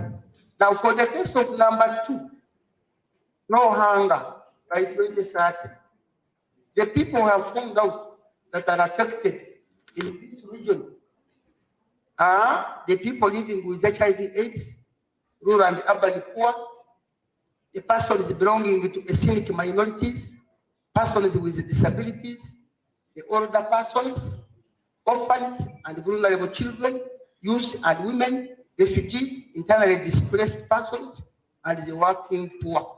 There are people who are working, but they are very poor.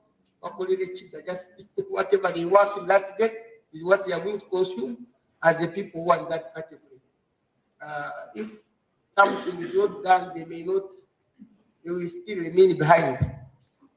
And we have found that food poor persons have increased from 37% to 39% between 2016 and 2020.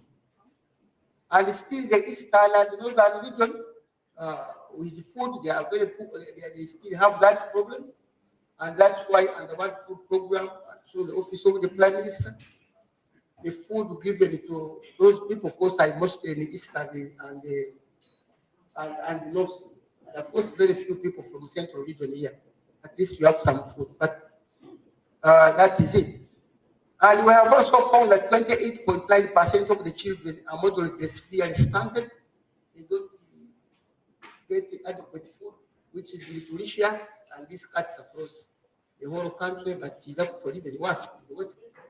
Children eat, but the food they eat is not food. So government has put a strategy on food aiming at improving the nutrition status of all underage, and that is a problem. Now the third one is good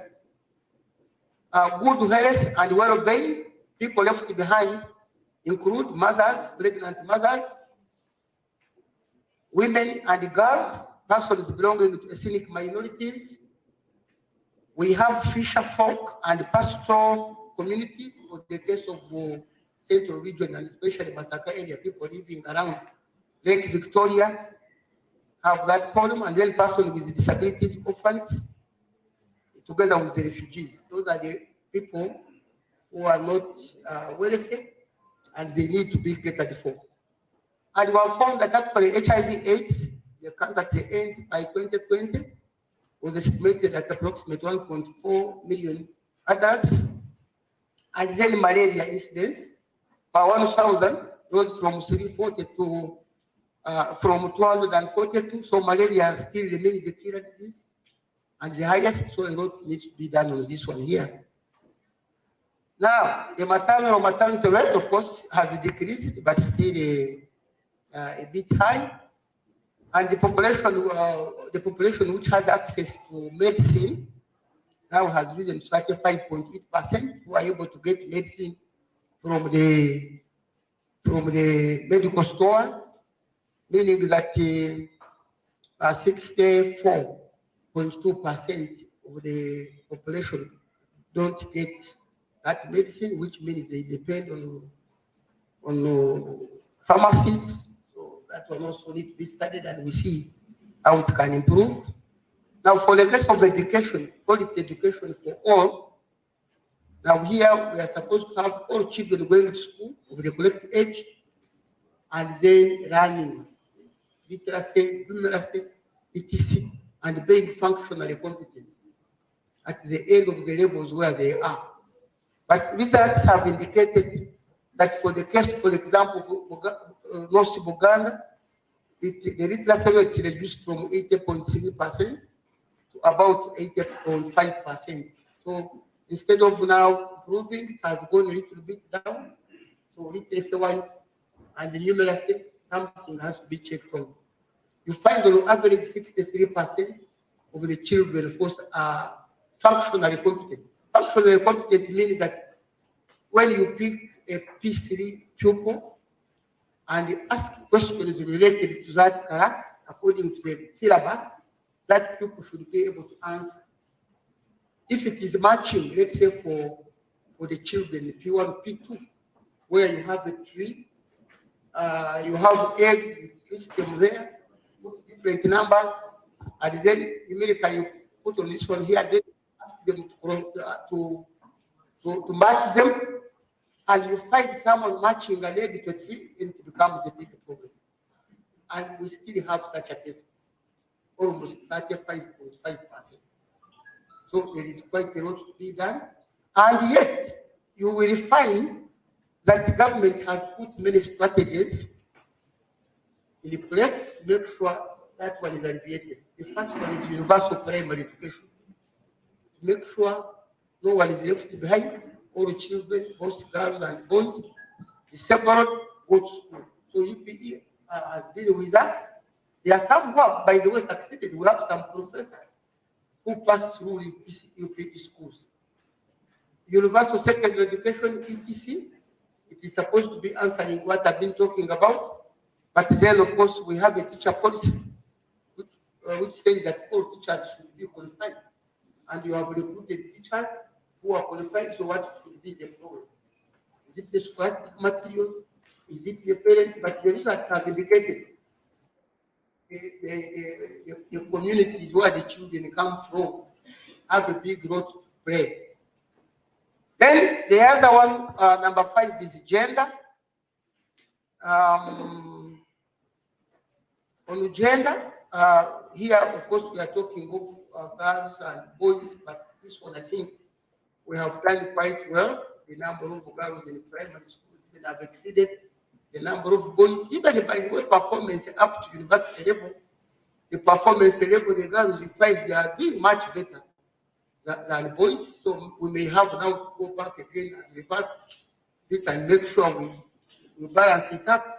And the number of ladies taking positions, both at ministerial level, in parliament, and up to local government level, is a very big improvement. So that gender strategy has worked. Then the other one is clean water and sanitation. We have found that 90% of the households in urban areas have access to water, while 75% in the rural areas have access to water. But of course, now what we have noted is that this water, which we are saying is access, is a problem because the cost is a bit high, and some people cannot manage, especially those staying in slums. There is a strategy for that, so something has to be worked on to make sure that at least people access water. The other one on the energy, electricity, the strategy which is in place, energy policy by government, is to make sure that all people access electricity in the whole country, but the percentages are still very low. Only 28% of the households utilize power, electrical power.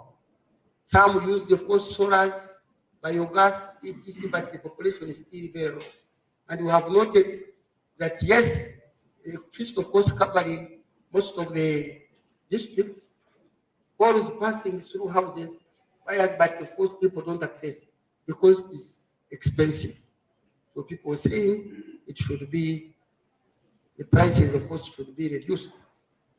The other one is on decent work and economic growth. Of course, 90% of the younger people aged 18 to 30 are in informal employment. Informal employment is where you are working for someone and you are not sure whether you will end the year or not, because you can be sacked at any time, no contract, no whatever. So that's what's characterizing the employment of the younger people, who are the majority. And of course, there is an employment strategy, which is there, but that one needs to be worked on. Then number 9, and of course there are 17, I think I'm going to move very fast or I stop somewhere since I will send you the reports, is on industrial innovation and infrastructure. So the proportion of the rural population living within 2 kilometers of the weather roads, of course, is also 53%, which has risen from 41%. It is okay, but then again, you can see there are people who are again left behind. But of course, most of the roads which you have worked on at the local government level have been affected by the rains. So there is need for maintenance of these roads. Then the other one is reduced inequalities, especially here on land. And of course, this touches women who don't own land, and they are the ones now managing their families and etc. And that's strong.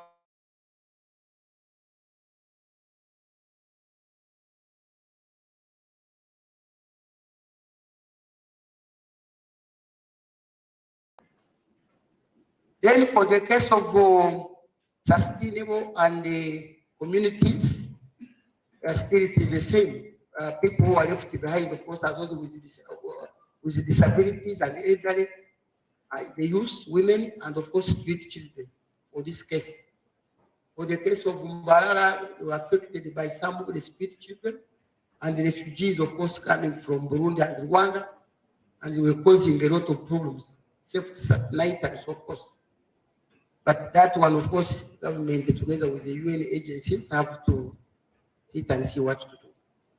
Then, for the case of number 12, on production, of course, it's failure by government to include the subgroups in the procurement groups, but of course, they can't do much because most of the people affected are the youth, the women, people with disabilities, older persons, refugees, and the scenic minorities. Because there is a strategy, but of course, we need now to go back to the other policy development model. If it is well done, then it can also solve this one here.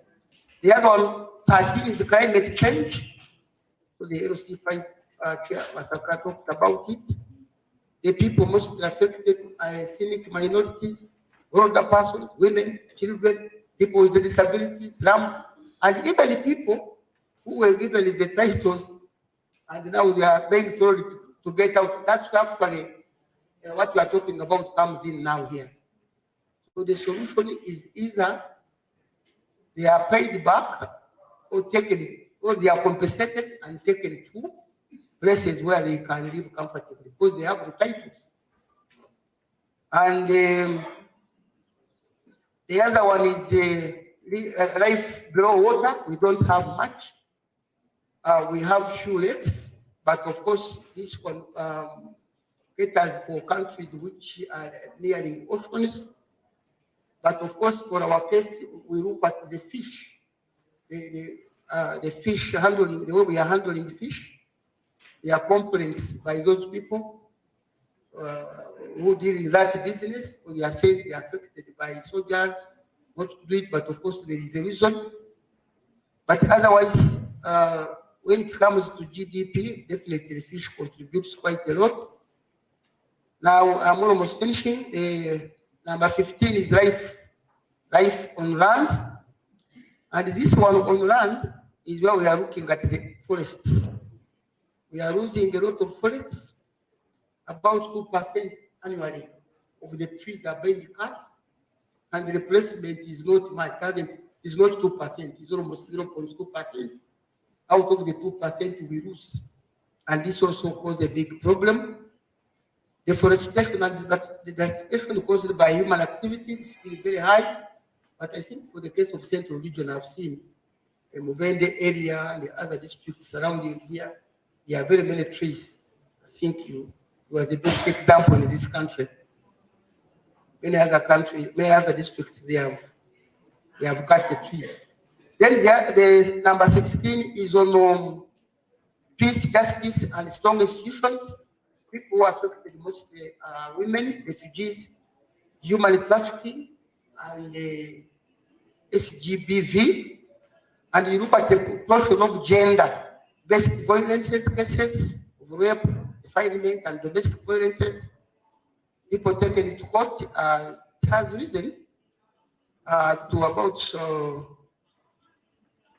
from 5.8%, increased by 5.8%. But this is not very common in the central region. It's most common in the eastern and the northern, some bit of west. And of course, there are reforms which have been put in place to stop that. And then finally, we have partnership, and partnership for the goals.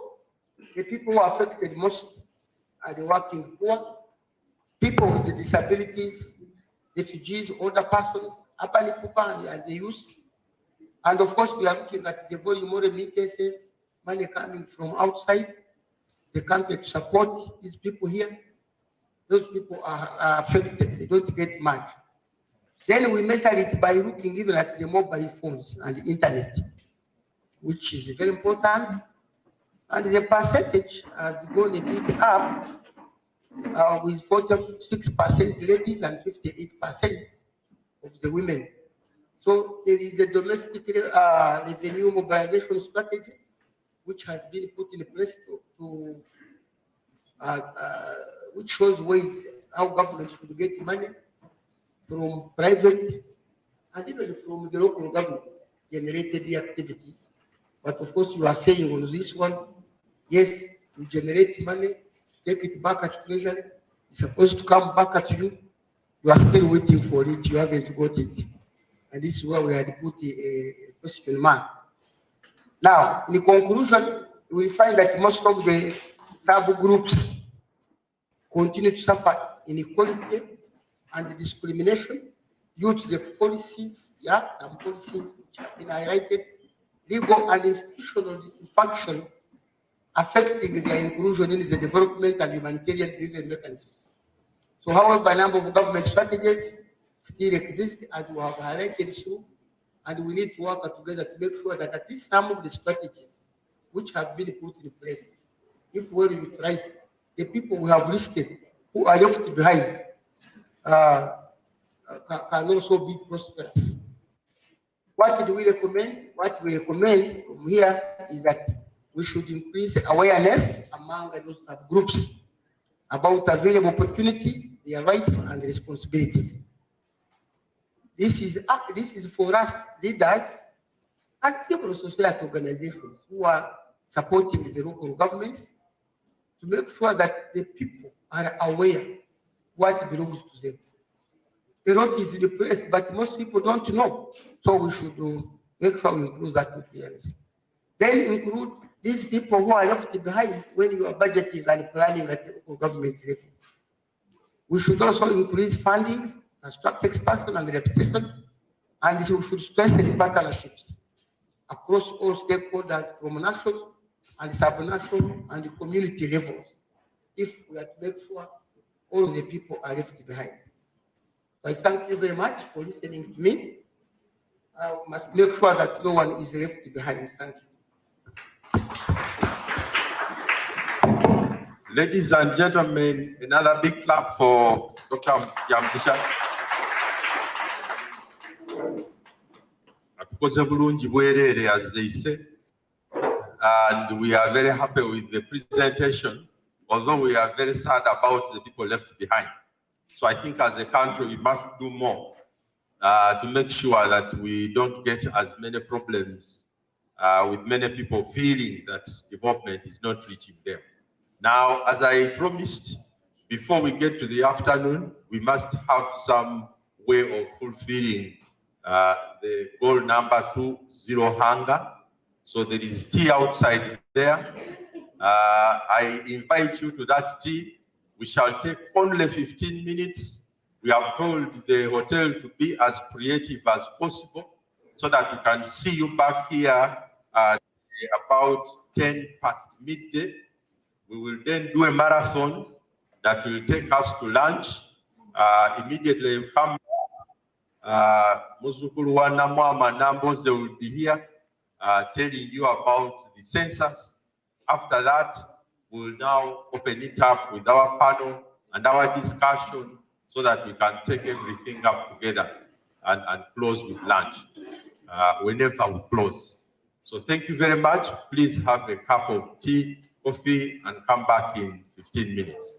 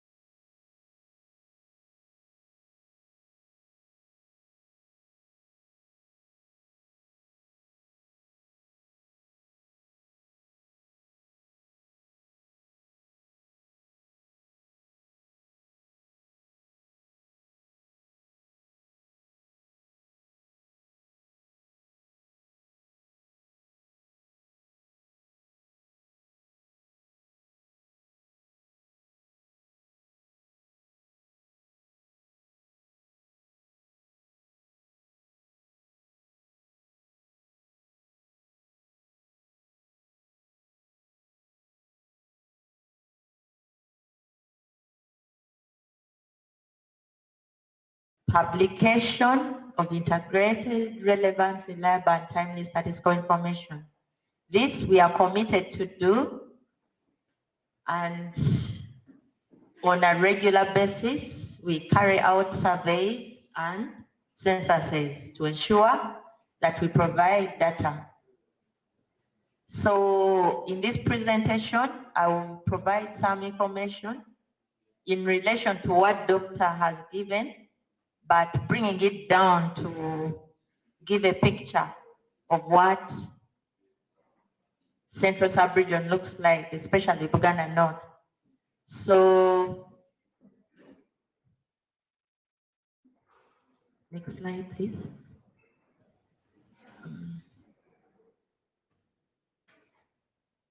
Presently, the population stands at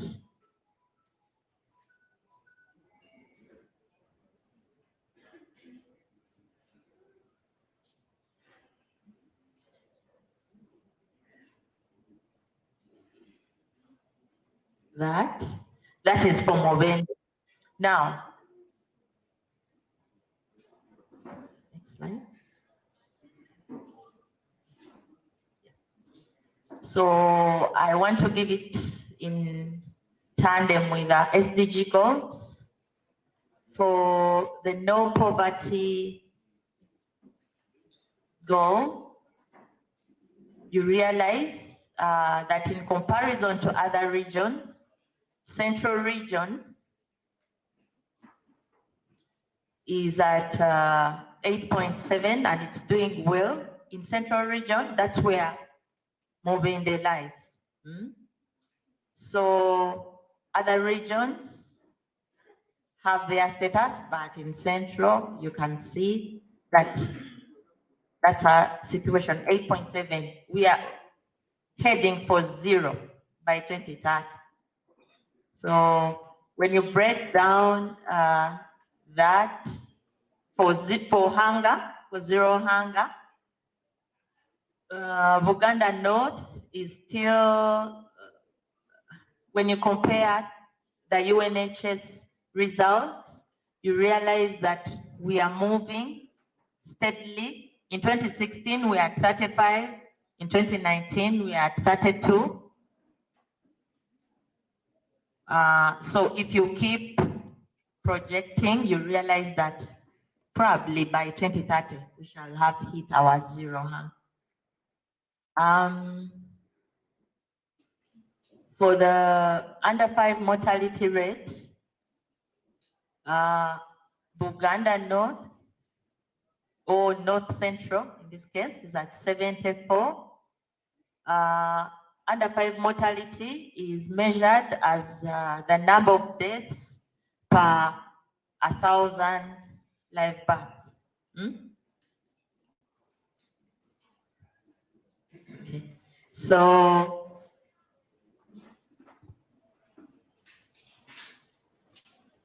when you look at literacy among those aged 10 years and above, for Buganda North, you realize that a good proportion has attained literacy. Literacy is the ability to read and write at least a sensible sentence, okay, a meaningful sentence. So when you go to gender equality, issues of violence against women and girls, you'll notice that our people are experiencing a little sexual violence. Of course, they are not competing with the Acholi people, but still there's something that is there. When you look at Buganda North, sexual violence is at 24 and physical violence is at 14. Access to clean water and sanitation. You know the importance of clean water. I can't emphasize this. And yeah, I know we are not at 90, but we are doing well as a region. We are at 75. Main source of energy for cooking. You know, the sources of energy include charcoal, wood, LPG. In our region, you will see that about 60% use wood. This one has an effect on the environment. It has environment implications. People are still chopping forests to get firewood. So during data collection, when we conduct censuses or surveys, we realize that we do not get enough data because most of our local government structures do not have statisticians. Our data collection tools are not aligned to the SDG reporting. Sometimes you find that not all the data that is collected at the local governments is utilized. And of course, there is a low appreciation of statistics, which leads to low response rates. So the capacity gaps in data collection, that is compiling the data, analysis and management need to be reduced. But now, with the census, we hope to get more data. The census is a big provider of SDG information. And the information that we will collect from the census is going to inform us on the status of almost all the 17 SDG goals. Some of us were here when we implemented the 2014 census. So we are saying for the 2023 census, it's going to be a bit different. It's going to be a digital census. We are going to use computer-assisted personalized interviews, meaning that an enumerator will go into a home and interview using a tablet, which will make the results real time. Okay, not almost real time, but at least everything will be quicker. Most of the processes of the census are automated so that there is better collaboration between the local governments and the central office. So we are saying this time round, we will have more information. Last census, we collected information using 83 indicators. Now we are going to collect using 160, double.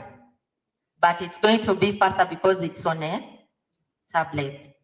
Obviously, it's going to, we believe it will be more accurate, or accuracy will improve because there is no room for someone to overthink about what they are entering. And obviously, it will yield early results. We expect to have the preliminary results within a very short time. The census is planned for August 2023, and the census night is 24th, 25th August. That is the reference date. When we come to a household, the enumerator will be finding out information in reference to August 24th and 25th. Who slept in this household? That kind of questioning. Yeah, that's what we mean by census night. Yeah. So we expect that as leaders of the local governments, you support the exercise because from the census, we yield demographic characteristics. Like I've indicated, we know the composition of our population. We can determine the labor markets. We can really give a report on access to services. We can respond to the international development frameworks, especially the SDG. And of course, for the SDG, it provides for reporting, like the status of the district, and also monitoring and evaluation for government programs. What are the upcoming census activities? Presently, as you know, it's a phased exercise. The census is a phased exercise. It has pre-enumeration activities, then enumeration activities, and post. In the pre-elimination activities, we have mapping. Mapping of the entire country will enable us to establish what we refer to as enumeration areas. Now, an enumeration area is that area allocated to one single person to completely count or enumerate those people. So it can be equivalent to a cell, like a village, or a cell in the urban areas. But if a cell is bigger, then it is divided so that a manageable size of households is given to a single enumerator. There's a lot of census advocacy and publicity. We've done the census launch, and we expect a countrywide census run ahead of the census night. Right now, Mubende district has not undertaken their mapping, but this is June. June is the month that Mubende will do. But for some of us who are from other districts, you have seen what they are doing with the mapping. Pilot census is the activity that we do to kind of dress rehearse for what our census will take. We dress rehearse to ensure that we can cater for all the things that can happen in the census. And so it is done for a select number of districts. This which will give us a picture of what we should take care of, including island districts, districts in mountainous areas, districts in hard to reach areas. So Mubende may not be among the districts where the pilot will be done, but the pilot census is being undertaken in the country, in 13 local governments.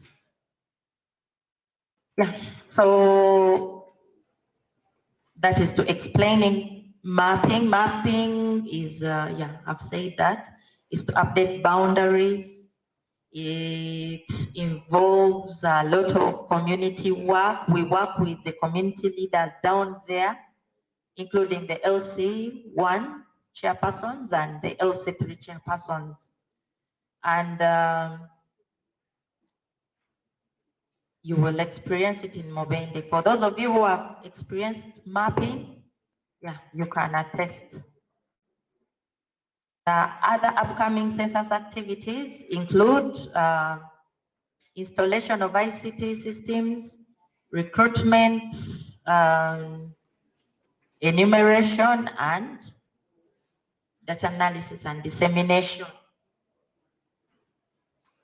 So our role in the census is to advocate and mobilize communities about the census activities, and of course to increase your support and participation. Create awareness and actively participate when you are approached. Provide feedback to the different structures. I know there are many questions out there. When is the census night? What is my role? Yeah, so now you can provide feedback. And obviously, prepare to be counted. I thank you.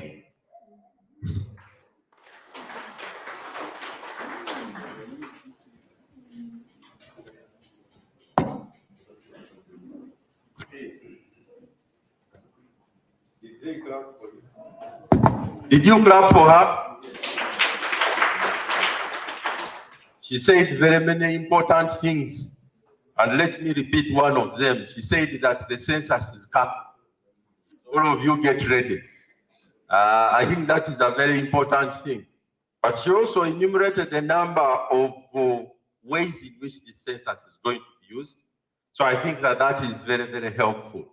So I'm not going to open the discussion on the census right now.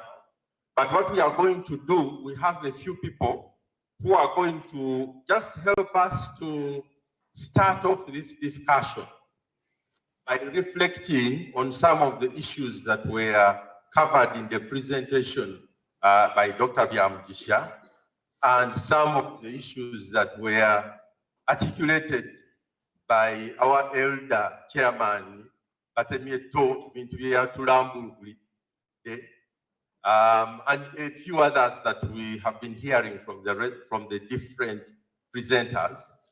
But I'll not give them a lot of time. I'll give them a very short time and then open up the plenary so that we can get as much feedback and contribution from you as a plenary. So to help me to do this panel, I have DG champion Peter Bogere. Where are you, Peter Bogere? Are you here? Yes, Peter Bogere, Itaoma Agunyo. We have the cow Mubende, Mr. Leonard to Musime. He has spoken to us. He will also join the panel. I'm going to sit them here properly so that you can see them and enjoy the articulation of what they are saying. There is also the CSO representative for the Mubende district people living with HIV. Is that Kwesiga? Is that a Mr. or yeah, it's a Mr. My people did a problem here, but we shall solve it. And then there is Nyombi. They are going to switch off this thing. Yes, now it is okay. There is Nyombi Ali Kamadi, who will also be joining us, and the representative of the Uganda Kingdom, who is here, is also coming to join us because tetusobola kumukkiriza kubeera eyo n'atabaako kyayogera wano nga tumulaba. Kati maama tujja kusaba ojje otwegatteko tuweeyo obugambo 2-3 tumanye nti obwakabaka nawo bulina kye bwogeddeko ku ttafaali lya SDGs. That one we have asked her, and because we are subjects of the Kabaka, she has no choice but to agree with us. So she will sit there in the middle. So that they see her. So you sit in the middle. So now that I have done that, I haven't solved the gender equality question because that is the question I was supposed to solve. But at least I have made sure that the kingdom is represented and other stakeholders. So these people are going to just give us a few highlights about what they have had. I will start with the SDG champion. You have attended all the 3 days. Here I have a microphone for you. You have attended all the 3 days. And in your 3 days attendance, just give us what you see as the key issues that emerged and what you think we should be doing about those issues that emerge in the work, in the citizen parliament, but even what you have heard today. Over to you for 3 minutes only. Thank you so much, moderator. Good afternoon, ladies and gentlemen. My name is Peter Wagere, and as I've been ably introduced, I'm one of the SDG champions. And indeed, I've been here for the 3 days. Have walked through the whole of Mubende town. It's quite a small town. You can walk on foot. I have also had a chance to move a little bit in the countryside to assess where real people live. My fair assessment is to simply sum all the SDGs on one, and that's the SDG of ending poverty. Because poverty has an implication on most of the SDGs directly. And yesterday's discussion rotated around the different government programs that have been initiated to support ending poverty.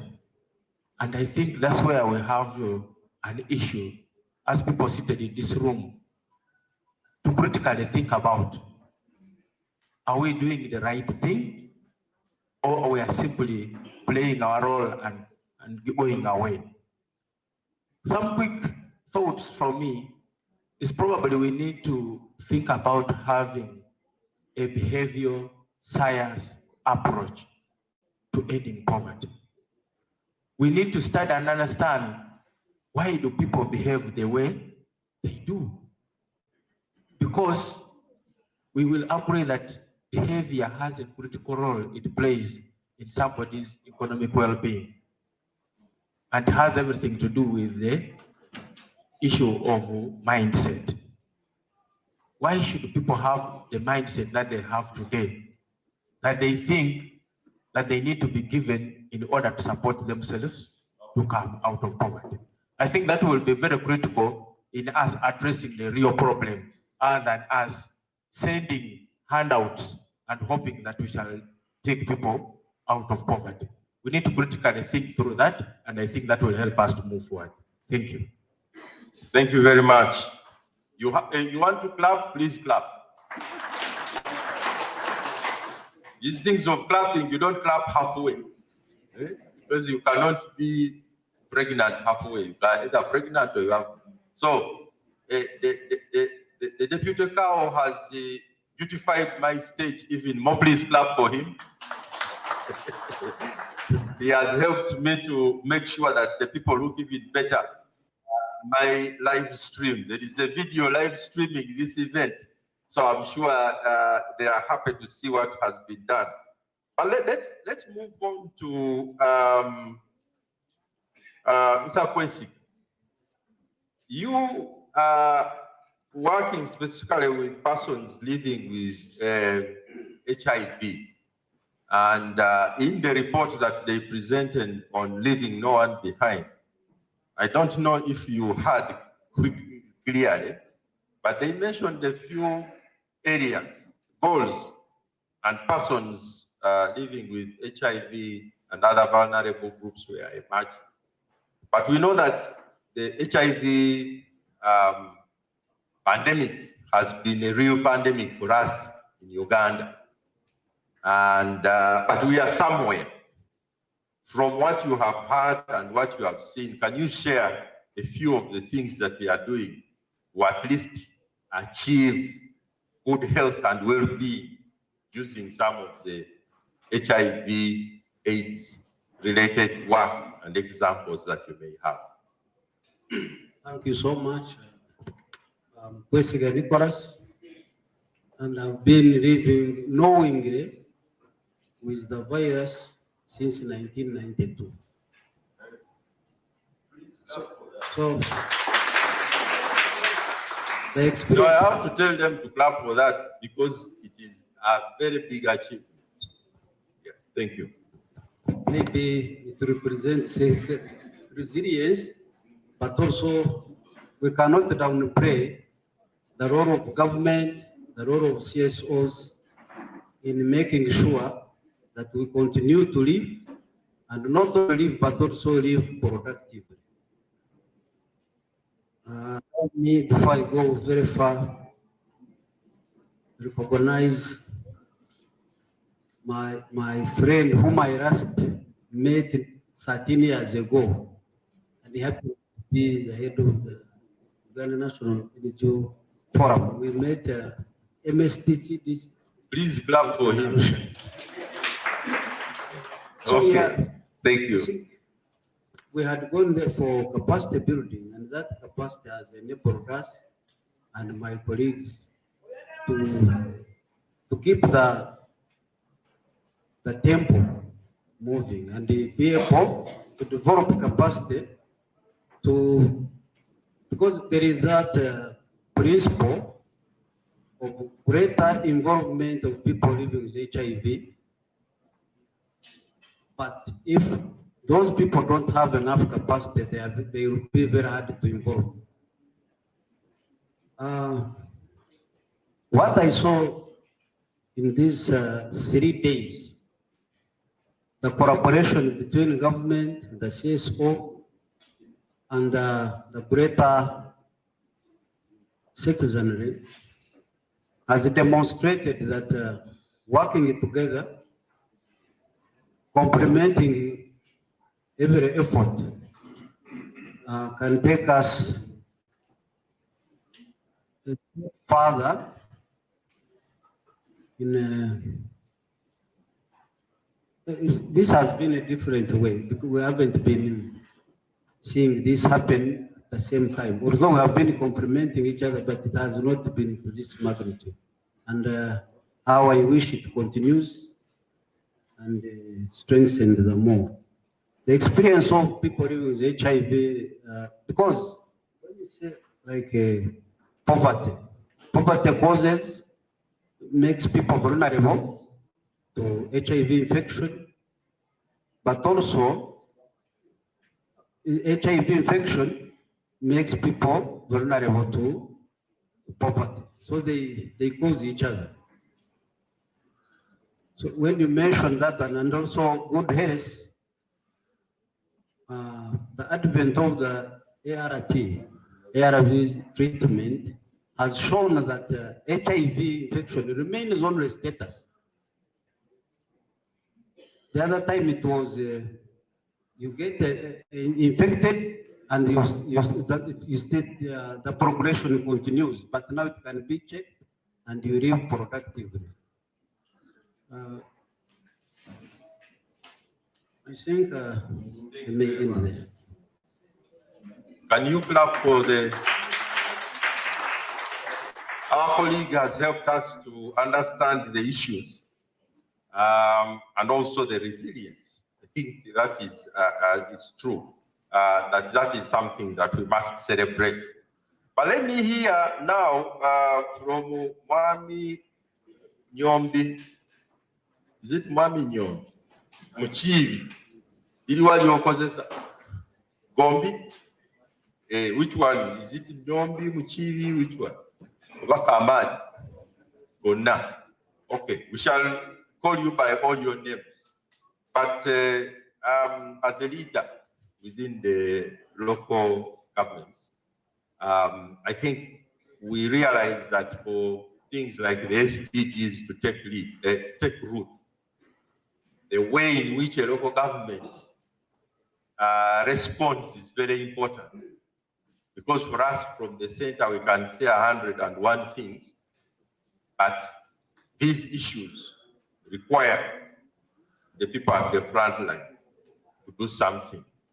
But I would want you to just share with us a few areas which you think the local governments can do. Because sometimes we listen and we hear so many issues about the complaints of local government. But I know that every day they solve issues. So let me hear a few solutions that you are putting on the table. To touch on some of the SDGs, you can, give us an example that comes from any of these areas that we have been talking about. In 3 minutes. Thank you very much. My name is Nyombi Muchivika Amat, Kalungu District Chairperson. And for those of you who don't know where Kalungu is found, normally when you are traveling along Kampala Masaka Road, Kalungu is where you often buy that part of Rukayafta where you see the rice growing scheme, and then where you often buy meat, gonja, and others that for some time has been blocked. On the issues that have been advanced, that have been talked about today, before I say something, I want to ask myself, when you get an opportunity like this to speak to people, you ask yourself, should I say out what people love to listen to? Should I say out what is right? Or should I say out what people need to listen to? So I think today, in the 2 minutes I have, I'll basically talk about what we need to listen to, however bitter it might be. As you have said, when you talk about leaders and the implementation and the devising methods of making sure that our people are out of poverty, you need to ask yourself first that before I act, do I have the powers to act? Because like if you're in a football team and they say make sure that they don't score against you and you happen to be a striker, then you just get abused. So in local governments, we are almost like strikers, but our team, the government tells us that we should make sure that our teams don't concede. Yet the powers that are interested within us, we are only supposed to score. I want to cite a very simple example. Among the issues that have been advanced here, like when you talk about poverty eradication, there are things that we need to act upon. The first one, I think there should be a law for all, because you have said, what are you putting in place? But me, I'm going to talk about what we should put in place, because these have not yet been implemented. When you go to Kalungu, there should be a law for all. Like when you talk about poverty, I want you to imagine in Kalungu, people in villages where there are swamps, where there are wetlands. And these people, because they are poor, they are planting their yams, sugar canes, beans, and a few other crops. But NEMA and the district environment management teams would always move around, stopping people from doing this. But as you are rushing to Kampala after stopping people from planting yams in the rivers like a Kabuka, then as you are moving towards Kampala, just towards Busega, you see big factory there in the wetland, and you say now, are the SDGs for those who are better off? Are we caring for only those who are well off, or for even people whom you have said there that they should not be left behind? So that's where for us we always get amused. So I think now we need to have a law for all in Kalunga and even in Uganda, where when you talk about wetlands, let's really make sure that this law either is manages all Ugandans. Like the rice scheme that I've just talked about, because the moment we have, the moment the climate is affected, there are so many of these factors that you others talk about, and we say when they acted upon, our people will be, others will get better, they will be living in better standards of living. But sincerely speaking, members here, if we still have a scenario where the law, as I've said, only others handles those who cannot manage it, those who have the funds, those who have the money, those who have to bribe their way out, then they are not handled. Our people are going to remain poor. I want to cite a very simple example again, as I've said, of I think everybody here has heard of the Katonga story. Now you imagine, you want your people to go out of poverty in Kalungu. You have given out PDM funds to people in Rukaya, those selling gonja, selling meat. And because of corruption somewhere, a road breaks down. And these people have that money. Others have borrowed from banks. Then you expect them to be in position to pay back, or even expect what they had in the little to again be taken. So this is the problem we have. So as you have said, Mr. Moderator, I think for us in Kalungu, we are trying to act, but as we act, we have less powers. I hope the fellow chairpersons inside here can concur with us, that can concur with me, that on so many of these goals, on so many of our roles, we can hardly execute them, we can hardly struggle to make sure that the SDGs are achieved unless we are empowered. Like in Kalungu, this financial year, you talk about equality, you talk about education. Like here, you have talked about domestic violence. Me, I think one of the solutions to domestic violence is when the people acquire education. Graduates rarely fight. Fist fights are always exchanged by people who are, let me say, illiterate, though not all. But you look at a scenario where in the allocation of the resources, like the budgets, a district like Kalungu, where you have over 50 schools that have funny toilets, where you have over 50 schools that lack structures, in a financial year, you allocated money to only put up one structure of 2 rooms and 1 toilet. Then how would you hope that your people will not be left behind? So at the end of that day, you'll find it out that in Kalungu, those who can afford to take their children to better schools that are private will be in a position to improve, will be in a position to achieve. Yet those who are still going to government schools, they are still enjoying in the trees. There is a statement that was said out by the Mayor Mubende, where he talked about taxes and he appreciated the government, that we are in local governments, the government is giving us a lot, that for us we collect little on the local revenue. But even this money that comes to local governments, people here, you want to tell us that the money that the government sends to districts is again from government or from our districts? Because when I'm in Kalungu, people buy fuel, people buy soap. So even that we said there should be equal sharing if you have achieved these goals. I'm very sorry to say that if you look at an arrangement that is in Kalungu, I don't know whether in your district it's not the case.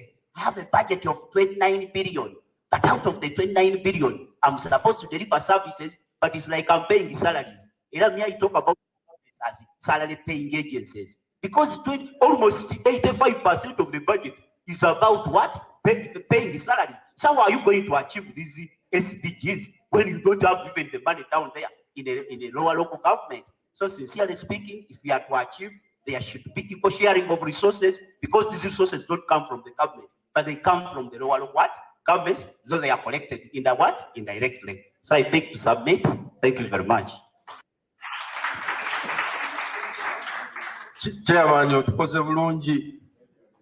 have spoken with a lot of passion and clarity on a number of issues. I have heard you clearly that you are strikers who are being asked to score, and there is no way. You have told us equal sharing, that we should remove local government and salary paying agencies. Yes, I think these are key points. For us, we are recording them, and we shall give them to the Prime Minister and her colleague, the Minister of General Duties, for them to receive them, and they know that these are the issues, the way they are felt on the ground. So thank you very much for those very important highlights. And even the point you have made about, for example, Katonga and how it broke down. Yes, we can quickly rehabilitate the road, but you need also to rehabilitate the people who were doing business on the road. So I think there is something there that is a very interesting insight. But thank you very much.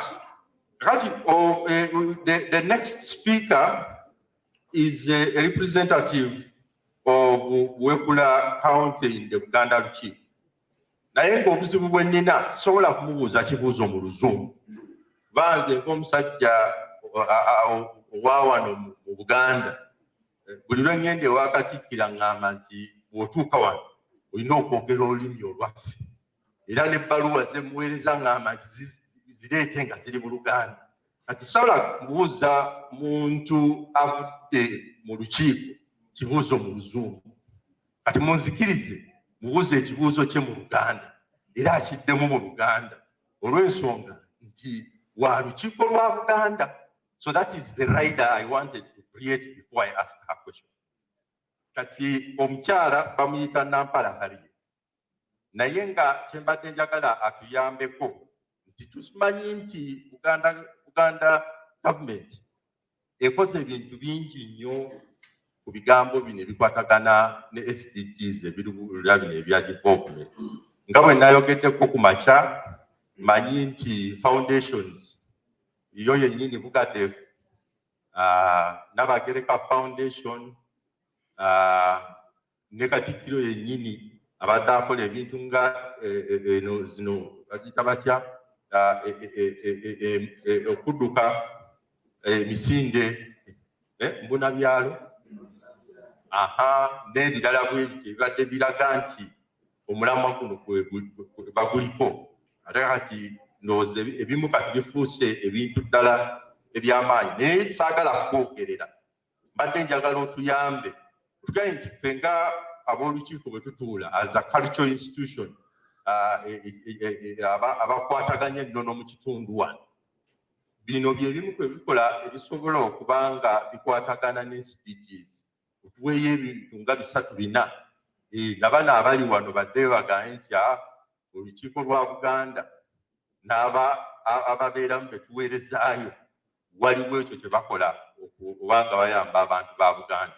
Maama akazindaalo ka neyanza nnyo ssebo neyanzeege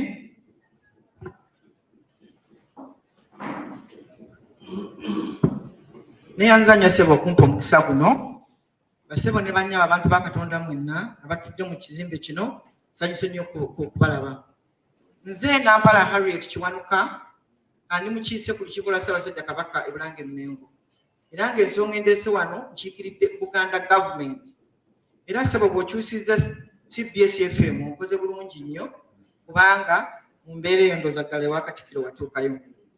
Bassebo ne bannyabo ndowooza ku miramwa gino bwe ngitunuulidde gyonna Sustainable Development Goals ndowooza Buganda y'ekyasinze okugikola ennyo. Mu ngeri nti omulamwa guno ogwa Good Health Ssaabasajja Kabaka ye champion wa HIV mu nsi yonna ye champion. Era buli mwaka tufuna emisinde bagiyita Kabaka Birthday Run. Era ne ku mulundi guno twatufunye ne tudduka emisinde mingi nnyo era njagala okubakubiza nti olabanga waliyo okudduka emisinde tulowoozanga nti gya Buganda yokka baasirimu bw'abaakwata takwata Baganda bokka akwata abantu bangi nnyo. Ssebo nze neewuunya nti emisinde gye bagidduka mu South Africa bagidduka e London bagidduka mu nsi yonna kubanga bategeera amakulu gaagyo n'omulamwa gwagyo. So eyo goal eya Good Health Ssaabasajja Kabaka ye champion waayo. Bwe tugenda ku mulamwa ogwokubiri ogwa no poverty gu number 1 ogwo Ssaabasajja Kabaka yakukwasa Katikkiro waffe Mayiga Charles Mayiga.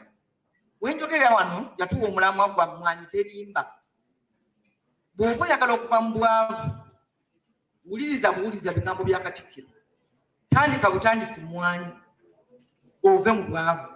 Nsaba okutegeeza ssebo moderator wenjogera wano Katikkiro ali London apromotinga coffee era twafunye edda abantu bangi nnyo bamwegasseeko abagagga b'e London awamu n'Amerika yagenzeyo ne bamugamba genda ogamba abantu beewo balime emmwanyi tuli beetegefu okuzigula. N'olwekyo omulamu ogwo nagwo Ssaabasajja Kabaka yagukutteko dda ogwa poverty alleviation.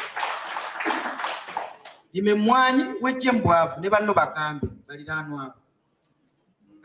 Ssaabasajja Kabaka omulamu omulala gwe yakwatako gwe Maama Nabagereka yakukwasa Maama Nabagereka Foundation ogwa sense of shame okuswala. Maama Nabagereka apromotinga foundation ye promotinga okuswala tuswaleko. Omuntu aswala tanywa mwenge n'agwa ku luguudo. Omuntu aswala talina domestic violence. Omuntu aswala atwala omwana mu ssomero. Omuntu aswala teyeejengula. Omuntu aswala tasabiriza kubanga n'okusabiriza nagwo muze mubi. Kakati bw'owulira bubulizi nti oswala ojja kulaba nga ebirala byonna byekola byokka. Omuntu aswala ayambala bulungi. Omuntu aswala takunamira bantu. Omuntu aswala atandikawo emirimu. So that sense of shame Ssaabasajja Kabaka yagikwasa Maama Nabagereka Foundation. Era bw'onookiyingiza mu bwongo nti nina okuswala ku nsi kuno ojja kulaba nga emiramwa gyonna Ssaabasajja Kabaka yagimalayo.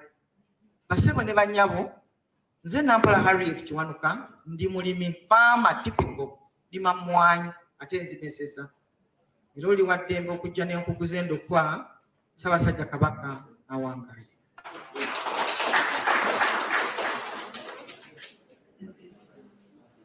Banange mwongere obugalo kubanga oyo ebiganiro byayogedde bikwatagana n'ebyo ebya Cuucu Magulu Nnyondo. So kati tubeera abantu basanyufu nnyo era twesiimye nnyo engeri gy'olambisa ensonga ezo eza Buganda Run, Mwanyi Terimba, okuswala n'akamala okusoma autobiography ya gundi ya Nabagereka naye ejjayo ensonga nnyingi nnyo era mbasaba mwenna musome ekitabo ekyo Nabagereka kye yawandiika kijja kubayamba nnyo. So ladies and gentlemen, that has been our panel. And now that we have had a mix of perspectives from the different people here, I think it is your turn to speak. So if you want to speak on...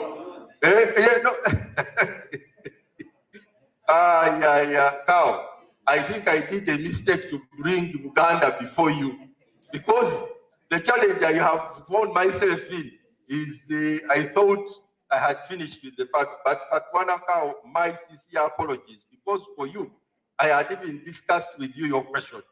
And the question I wanted to put to you before we open up to everyone is in terms of what you have had, and especially as what you call an accounting officer. I won't call you a leader of government business at local level, but as a person who leads the implementation of government programs at the local level, what do you see as some of the key points we should be taking away in terms of this implementing the SDGs? Over to you, and apologies for, I think it is this pillar I should blame, but please go ahead. Thank you so much, the moderator. Once again, my name is Tumsime Leonard, the Chief Administrative Officer of the District Local Government. For the 3 days we have been interacting, and from the discussion so far and presentations made, two issues come prime to me. One, I do not want to contest the figures of UBOS, but my view is that in terms of sustainable development goals, I think we have taken very, very wrong strides. But the only gap that I see, and which has caused some bit of delay in implementation, the financial resources available are being outstripped by population growth. While we agree that the number of, say, pupils have increased in primary schools, that is an achievement in terms of education. But when you go onto the ground, you find that the classrooms are inadequate in some areas, and also the other facilities. So the rate at which the population is growing is outstripping the available sources. That is making it a little bit difficult to attain these goals. When we go to an area of environment, people are cutting trees, people are going into the mountains, people are going to cultivate in the swamps, majorly because population has grown and they have no alternative. And as one previous speaker said, all these hinge now on financing. So people need money, people need land to cultivate, so they have to cut down the trees. They need charcoal. Urban centers are growing. So we are achieving tremendously in attaining these goals, but those achievements are being sort of overshadowed by inadequate resources. Now, what is the way forward? That some of these things can be handled, but we need to go deep and intensively sensitize our people, mindset change. Programs of eradicating or reducing poverty have been on for quite some time, starting from Bonabagagawari to OWC to YLP, now to PDM. So if we are to move very fast, we need to greatly sensitize people to because there are those who participated in Bonaba Gagawari, but still now are also limping. So if we are to manage our climate, we have to sensitize the people. So sustainable land utilization, sustainable development is the way to go, by sensitizing our people to understand some of these matters. That is the comment I can make. Thank you. Thank you very much, Bonakao, Mr. Leonard Tumsime, for that comment. I think you have helped us to also contextualize and brought out the issue of mindset change. But mindset change is, it is a key issue. You know, when they were starting PDM, I was hearing about mindset change a lot. But these days I hear about filling in forms a lot. And people are talking about filling in forms. But I think we should go back and do something more about mindset change, as you say, because I think that will also help with how they fill in the forms and why they need to fill in the forms. Those who do not know the short language of filling in forms, somebody in this room will explain. The floor is open, ladies and gentlemen, to comment on all the issues that you have had at the presentations. We have spent nearly 5 hours talking to you. So now you can spend the next 5 hours, no, not next 5 hours, the next few the next few moments speaking back. But right now, what we really want to do is to hear from you, especially on the SDGs, on implementation, on some of the challenges, but also solutions. Help this government to find out what solutions they can put in place or what solutions we can fast track. Because there are things in some places which are working, but they are not being given enough visibility. And this is sometimes the moment when we get to get some of those examples. I remember last year, we found so many innovations across the country that we are coming out. I have people to assist me to move the microphone around, and I can see them standing up and coming for the microphone. Anybody wants to speak? Yes, I can see, yes, in front here, I have one hand. Yes, let's start here. We'll go number 2, and then that will be number 3. And then we shall come this direction. And as my practice, I always choose 4 men and 4 women. So the 4 women can start preparing, since I have 4 men already. Thank you very much, moderator. Paulo Moko is my name, Town Clerk Mubende. I happen to have gone through all the 3 days. This is day 3. We're moving through this exercise of the SDGs. And yesterday in the People's Parliament, there was an issue which was coming up very prominently as far as health service delivery was concerned. Actually, there was a complaint from the public about, I think, the regional referral hospital. Repeatedly, a number of people complained. When they get there, they don't get the services. When you go to the private wing, is when they attend to you. But you know, after that, I took a bit of interest to find out exactly what is happening, what is going on. And the discovery was that, you know, the last 3 months, those people have never got salary in the regional hospital. And you'll wonder, really, whether somebody is going to have a commitment to work and is not being paid. 3 months like this, they have not got salary. So I think we need to do our part so that others as well do what? Do their part. And definitely, you know, without pay, you'll find that you'll go there and they'll just look at you. They'll not attend to you. Actually, when you go, they walk away from you. That is the practice comes in. So I think we shall need to do something. Government needs to do something exactly on that. Ensure that the pay comes in time so that these people are motivated to do the work. Then the other second issue, I think, was to do with PDM. Actually, I'm happy here that the PDNGO Forum said they're going to translate some of these documents, but for SDGs in the local languages. And I think it also came out that we also need to translate these PDM documents in a local language. Because we have actually had a challenge with these forms. You see, the target population are the poor. Many of them have not gone to school. They cannot even read our English here, but they can read the local language. Now we're giving them forms to fill a business plan in English. The person does not understand the English.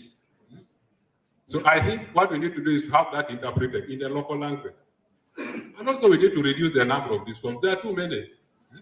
You see, you give somebody to fill forms like he's doing an examination. It's not really so necessary. So I think we need to reduce on that so that the processes will move faster. And the reason this process is not moving faster is that's one reason. You'll explain to them, but they don't understand. But if we shorten the processes, I think we shall get there. Thank you so much. Thank you very much.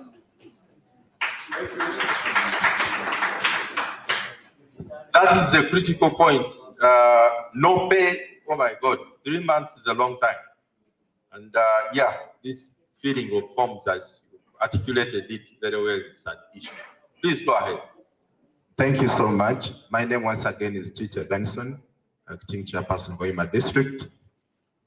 And I want to start by appreciating the fact that His Excellency the President has been very vibrant in as far as the struggle to achieve SDGs is concerned. He has really been at the forefront since 2015 when these SDGs were made known internationally. But let me ask a rather rhetorical question. How far has government appreciated the fact that partnerships are very, very critical in the fight to realize or achieve these SDGs?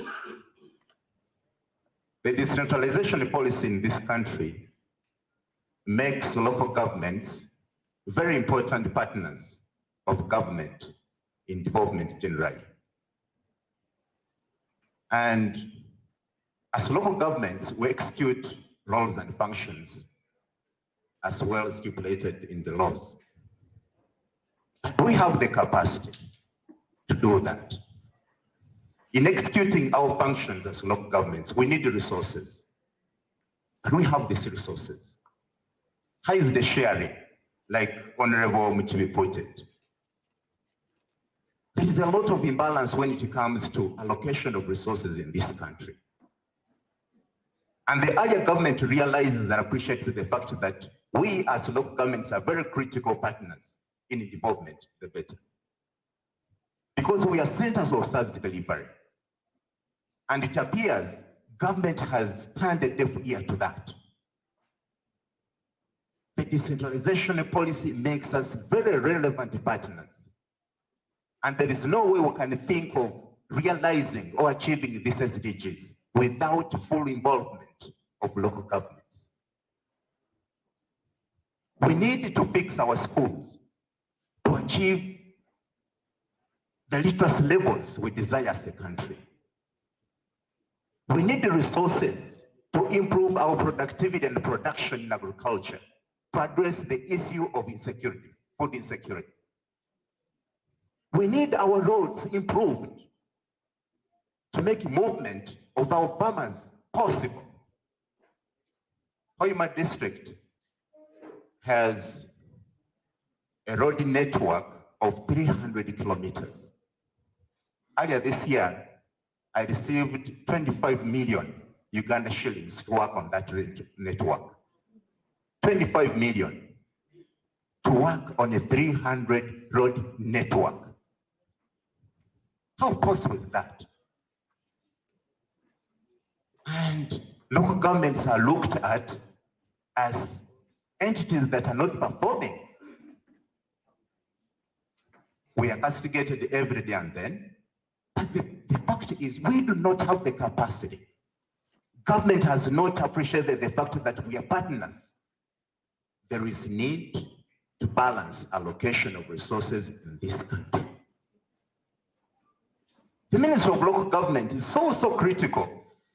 But when you look at the allocations made, like Honorable Muchibi put it, yesterday I passed a budget of 32 billion from 40 billion something.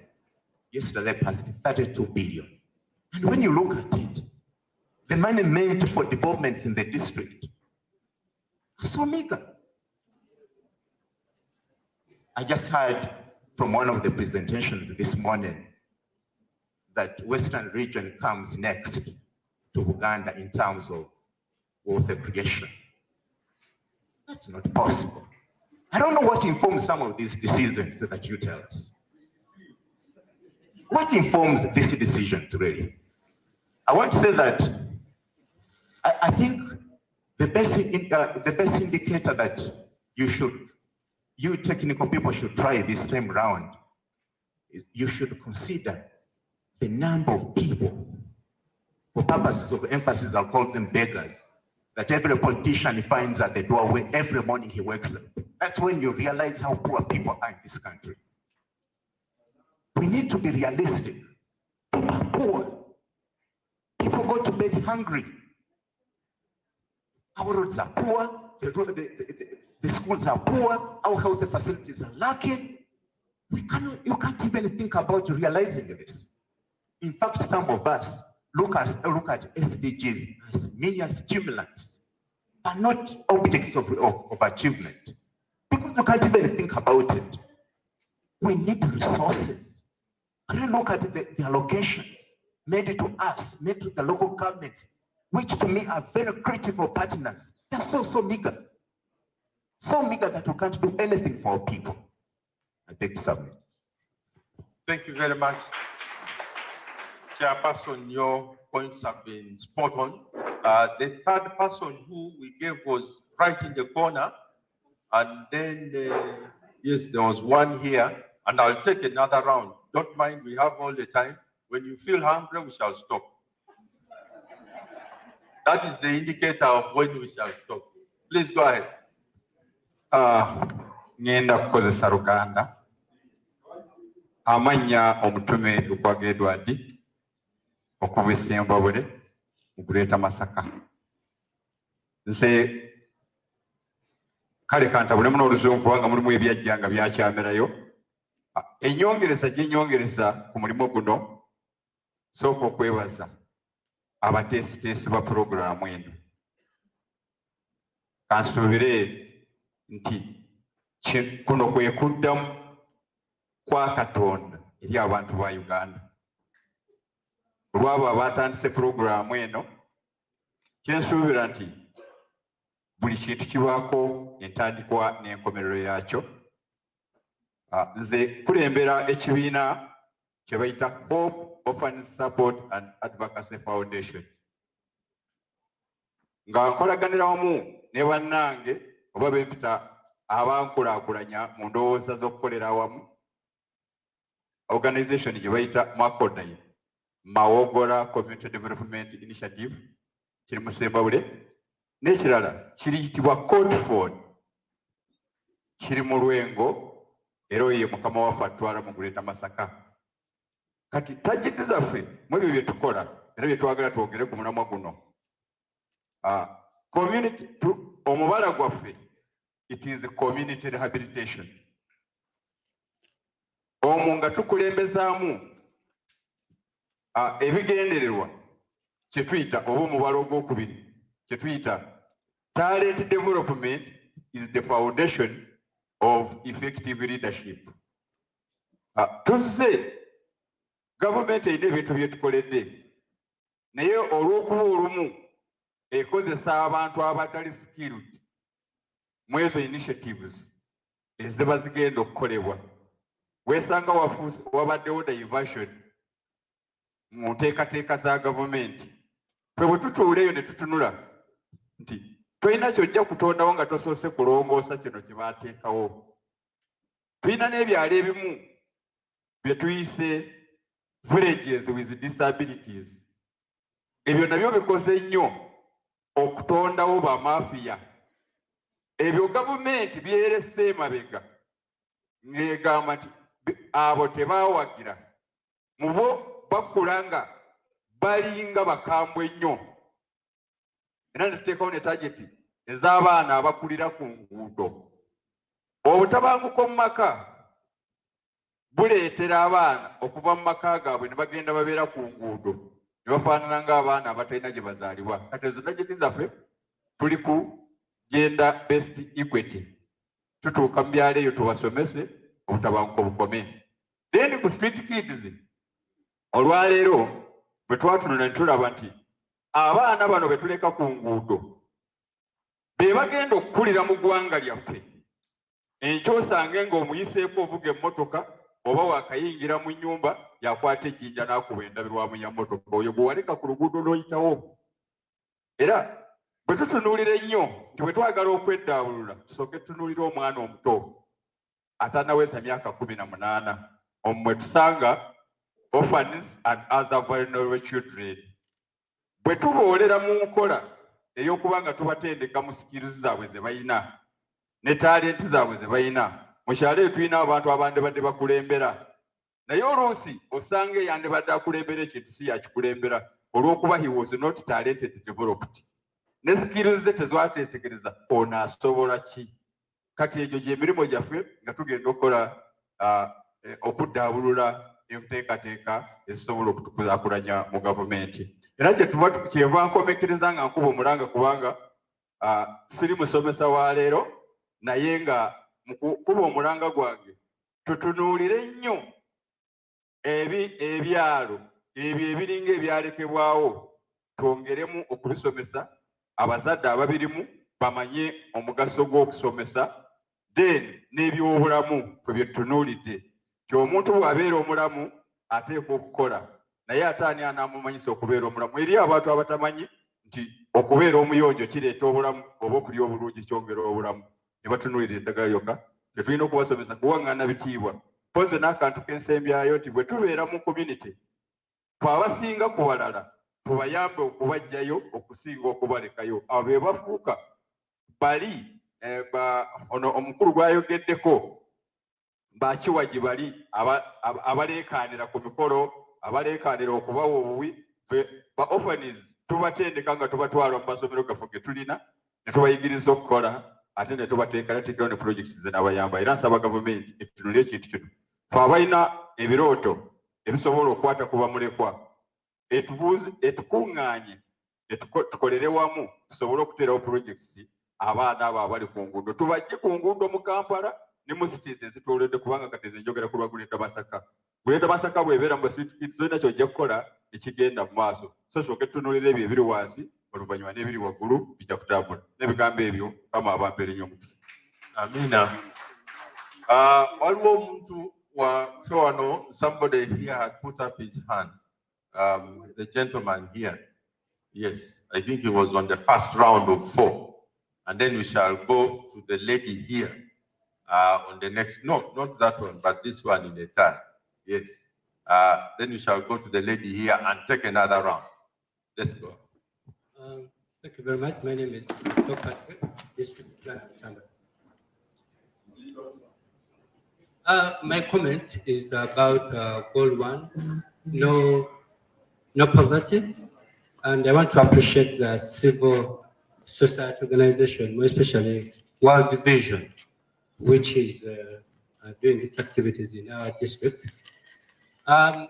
World Vision has a program or a program area in production which organizes households, very vulnerable households, to come up with the circles, savings, and they are very vulnerable.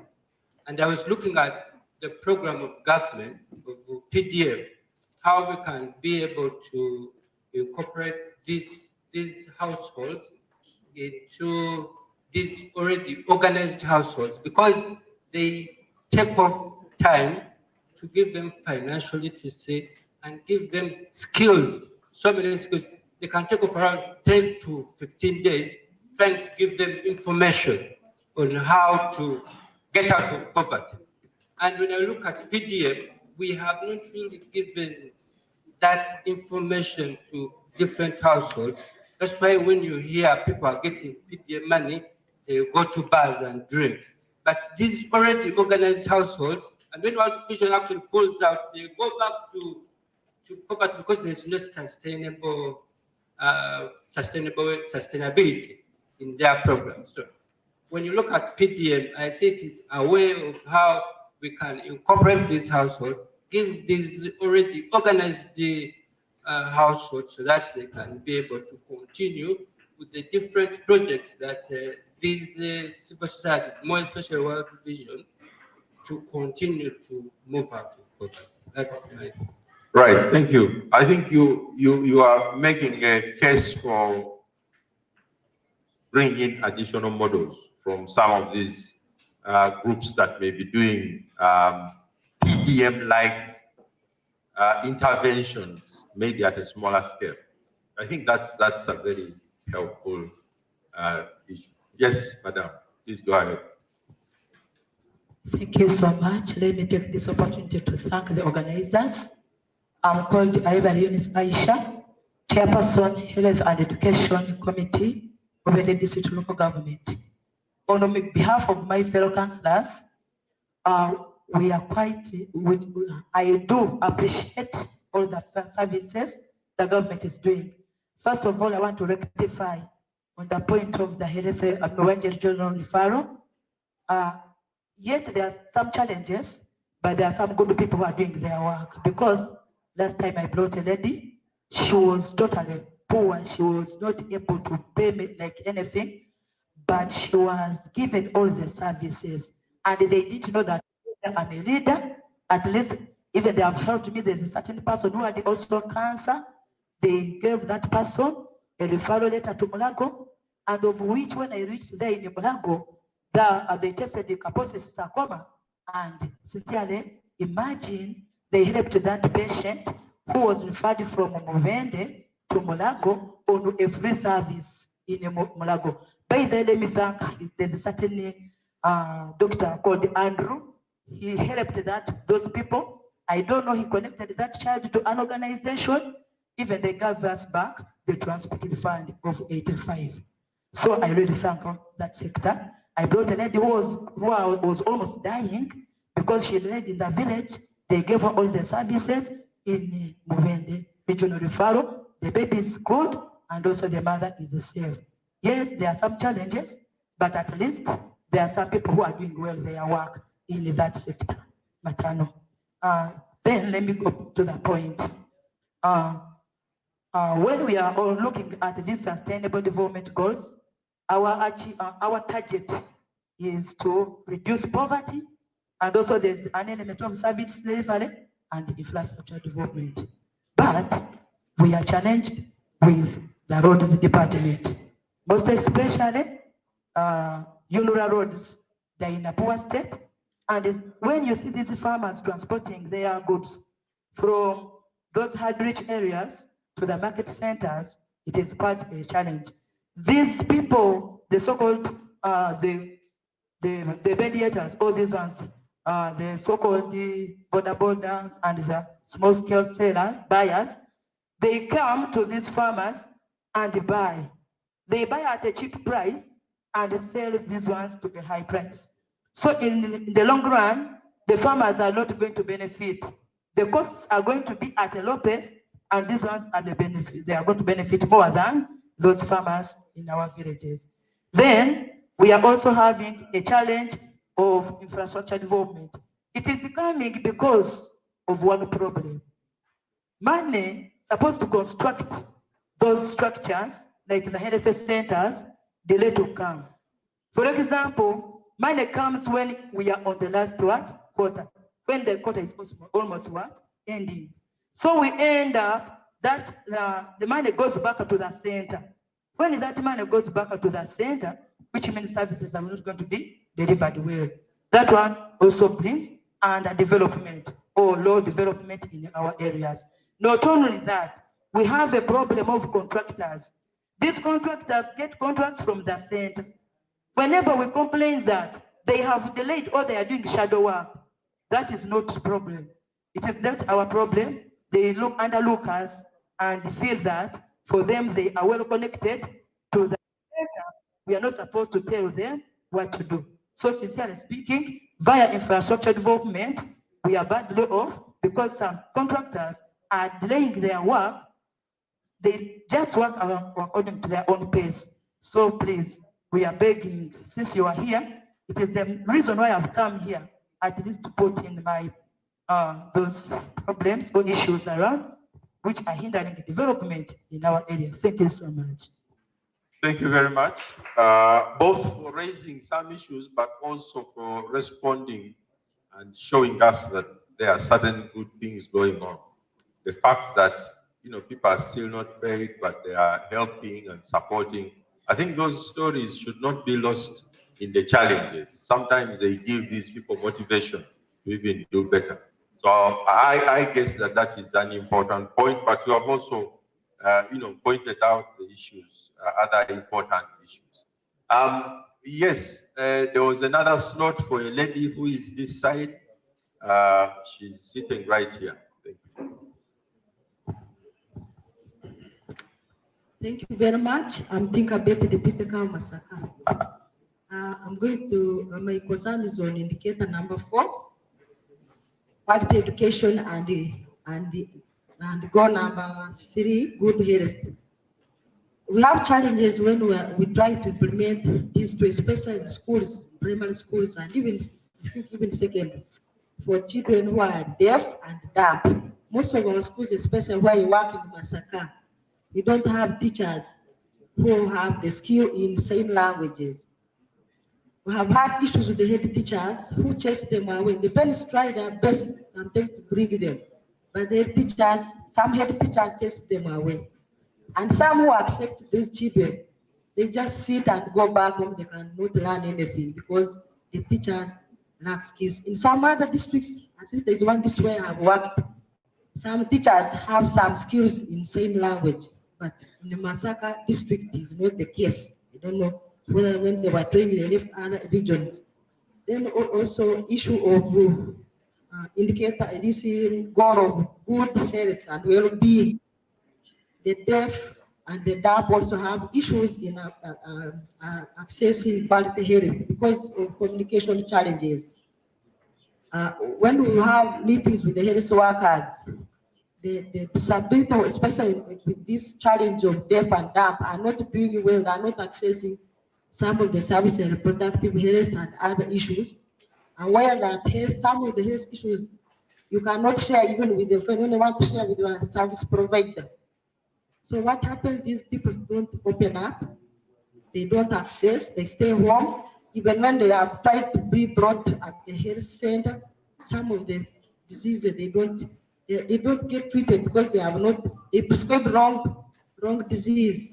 So as a recommendation, we need to build capacity, should look for funds aside and train these teachers in primary schools and health workers so that they can be able to communicate to the patients and also the children be taught in sign language so that we can have inclusive education in the area of service delivery and the area of health. Thank you very much. Thank you very much. That's a very helpful insight around persons with disabilities and some of the challenges relating to the SDGs that we're talking about. We'll move on to the who is the next.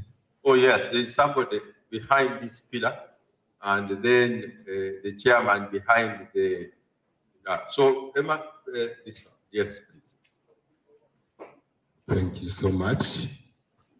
I'm Bishop Magaba John, the overseer of Community Christian Missions International in Uganda, and also a businessman in Mubende municipality.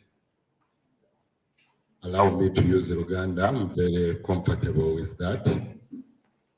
Njagala okutwala omukisa okwebaza abateesiteesi ba ekintu kino era nga nze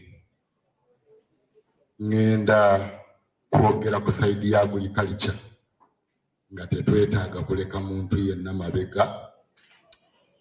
Ng'omusuubuzi nkiikiridde olukiiko lw'abasuubuzi mu Mubende aba produce era ku lukiiko olwo ndiko nga omuwanika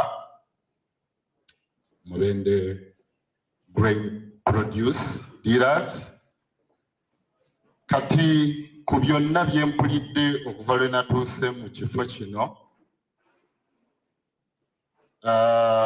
bwe ntunuulira economy ya Uganda eyimiriddewo ku byobulimi naye abalimi baffe balekeddwa nnyo emabega tebalowoozeddwako sectors ez'enjalo weewaawo twebaza nti gavumenti egezaako okukola ekitono ennyo okutuuka ku mulimi asembayo wansi naye ng'era tekimala kati bwe tuba tutunuulira abantu obutasigala mabega nga tetuleseeyo n'omu naye ng'abantu tebasomeseddwa kimala ennima ey'omulembe balima bye baagala balima ensigo ezitatuukana na mutindo obutale ne bufa mu katale k'ensi yonna nebanga ffe Uganda tesobola kompiitinga n'amawanga malala okutunda ebirime byaffe kubanga ebyaffe tebituukana na mutindo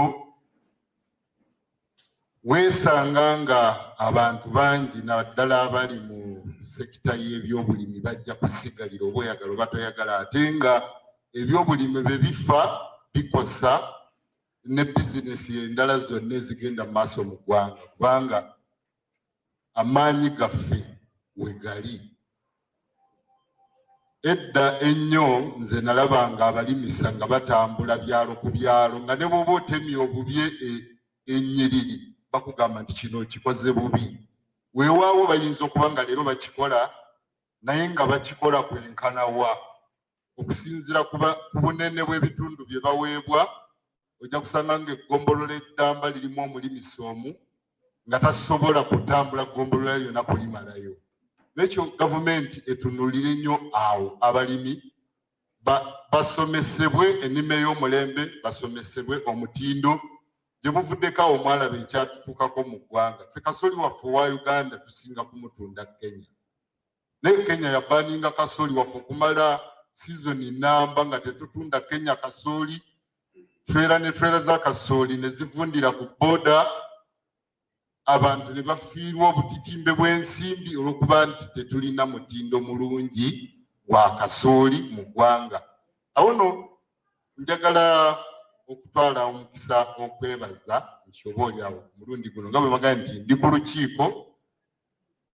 olukiiko luno olwa Mubende olw'abasuubuzi tuvuddeyo okulaba nga naffe tukolera wamu ne gavumenti tuyambeko okukola ekintu kino okulaba nti tusobola okutereeza omutindo naddala nga tutandikidde ku kirime kya kasooli mu Mubende era njagala okwebaza gavumenti evuddeyo okutuyambako n'okutukwasaganya n'ebitongole ebyenjawulo omuli World Bank ng'epateninga ne IFC ekwataganye n'olukiiko lw'abasuubuzi b'e Mubende okulaba nga tutalaaga ebyalo byonna okwetooloola Mubende tusomese abantu nti ffenna naawe oyinza okuba nga wano gwa kawunga tokalya naye ate omwana we akalya ku ssomero kati bw'alya akawunga ako nga kalimu obutwa kitegeeza naawe kiba kimaze okukwatirako wamu n'abalala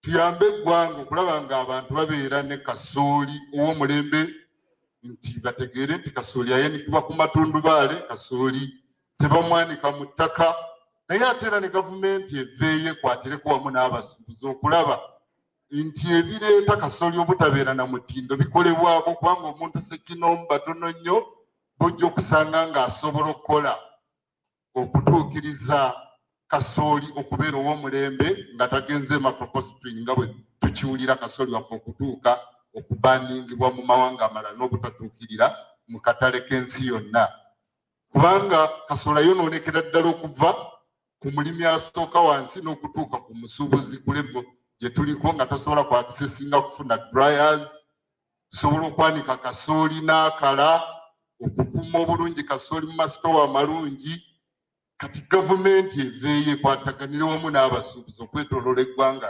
Uganda si mu Mubende wokka ndi musanyufu nti mukuŋŋaanya okuva mu disitulikiti ez'enjawulo mu region eno tulwanirire ebirime ebyobulimi n'obusuubuzi naddala obw'ebirime bwe binaatereera ikonomi yaffe eya Uganda egenda kutereera abantu abasinga babe nga tebalekeddwa mabega.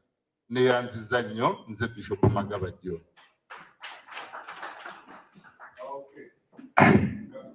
The chairman bw'atandika wano side nja kuddako wano. I'll come back to you on the panel up here if you have any reflections on what you have had. But chairman, please go ahead. Yes. Thank you very much, the organizers, for this meeting. A lot has been said and a lot has been done, but still a lot has to come. First of all, I am on the hidden policies and the unknown policies which need to be revised. I started first with the other one of land titles in the swamps and those man-made swamps. That's one. Secondly, are the hidden policies on oil. If we are to develop, if we are to attain a certain goal, policies are not known in Parliament. People are doing it on their own. We have policies on gold in Mubende. Even the district doesn't know how much is collected daily. We have gold deposits in Karamoja. All these items have turned out to be a single money business. So if we are to develop, let us do it openly. The Parliament has also to do its part. Those people of Parliament are not collecting any information from us, lower leaders, when we know it not. They don't know that their development, their progress is from the district level, from the sub-county level. Let us join hands with them. Secondly, I am on poverty, not poverty as a sustainable development goal. Now, we need to revive on some of the policies, like on privatization. There are some things which are nice there, like for example, when we want to add value to our maize, for example, here in Mubende or in the country at large, these people of Tanzania are buying a kilo of sugar of maize at 400 here. They take it for 1 week in Tanzania. They bring it back within 1 week when it is at 2,000. Are we going ahead or are we going backward? What has happened to the government putting up dryers in some of these areas here? Silos and what have you. He needs some money. Just keep some of these policies on privatization. If we are to grow rich, let us move together. Secondly, there is lastly is on this mindset change. Mindset change, people think that it's a one-day issue. No, it's a gradual process. What do we do in case we want to change minds of our people? First of all, we have to teach them about time management. People are there at the border doing nothing. Time management. They have to know that whichever time they spend will never be allowed back. Then we have told them the mindset issue that people have to move together. In the mindset issue, we have to tell them to find themselves. People, generally women, have failed to find themselves. They are still lagging behind. That's a hidden agenda in someone, a hidden, it's a problem, you have it in your own, but How are you going to get it out? All those are associated with the changing of minds. People have to start now. All of that one is in mindset change. People have to start with the small they have. So it's broad. The thing is not, small as we may say it. So many things are there, but we need more meetings, several issues, and when you don't conduct meetings, you know that you are not doing anything. So let it include this all. There we shall move. I beg to submit. Thank you very much, Chair. I want to come back to our panel very briefly to check, and then I'll come back to the plenary. I'm just checking. Yes, I've seen the lady at the back. One. Oh, there are many hands. Okay, there are many hands. I'll find a method of getting all of you to speak half a minute for 30 seconds, everyone. Let's see what our colleagues have to say very quickly. Please, just anything you want to respond to would be helpful, just in a minute. Okay, thank you, moderator. I think we'll agree that most of the issues that have come through here are pointing towards the direction of financing SDGs. To achieve SDGs, we need resources, and that one is agreeable. But I think it is critical for us to have another platform to discuss budget justice. There's a lot of injustice in budgeting in this country that needs to be solved. It's unfortunate that the districts where the 5 priority areas of development are located are receiving the least funding, and where the majority of the people we are asking, the people we are targeting who we might leave behind are leaving. The story said how people are always in the corridors of parliament during the budgeting week, and they are busy lobbying to see that their ministries receive better budgeting. And I think Chairperson 0C5 and Uluga maybe also need to begin moving around the corridors of parliament to make sure that you attract some bit of budgeting into your sector so that we can attend to this to some of the issues you've raised. But I think it is critical under your platform of Uluga to engage on issues of budget justice, because with this kind of injustice in budgeting, we shall not achieve SDGs and we cannot achieve total transformation in our country. Thank you very much. Any response? Yeah, on your side. Thank you, sir. I've observed that most of the scenes are revolving around social mobilization and barriers, especially in resource mobilization, for the those who play complementary roles to government. Government could be having money, but with gaps. Meaning that where resources are not, sometimes it is not that intention. For example, somebody hinted on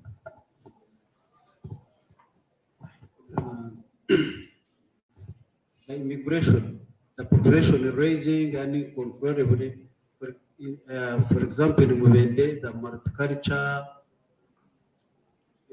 language, and also centralization of IEC development. You find something is in Mubende, but it cannot be easily interpreted, even if it is pictorial. It represents a certain section of society.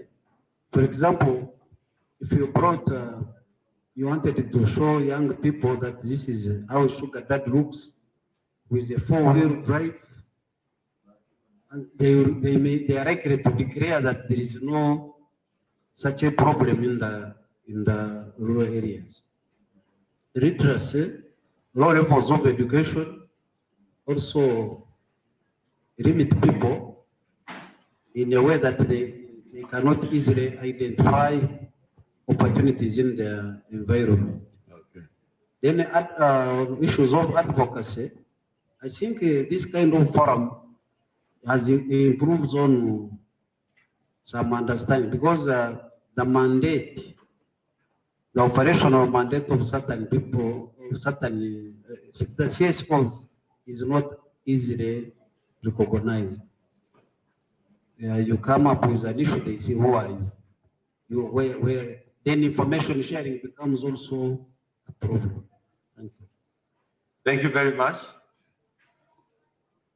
Yeah, no, you can, if you have, yeah, any comments? Yes, Carl. Thank you so much.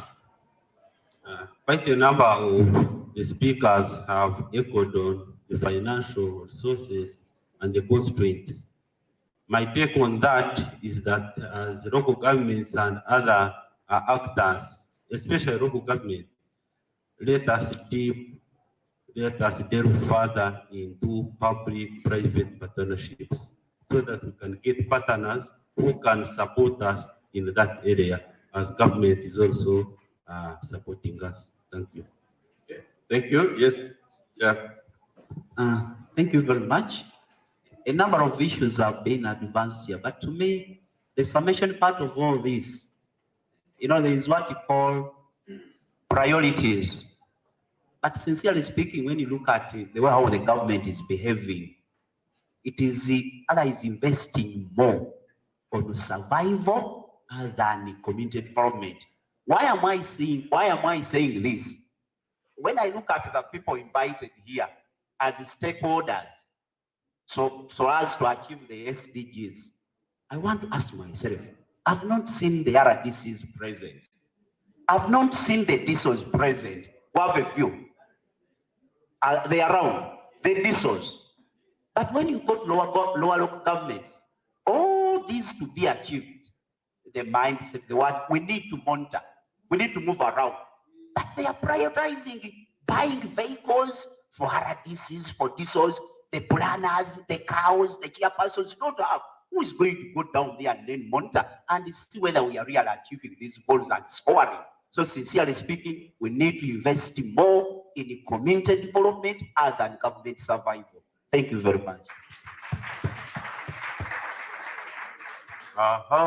That's an interesting insight.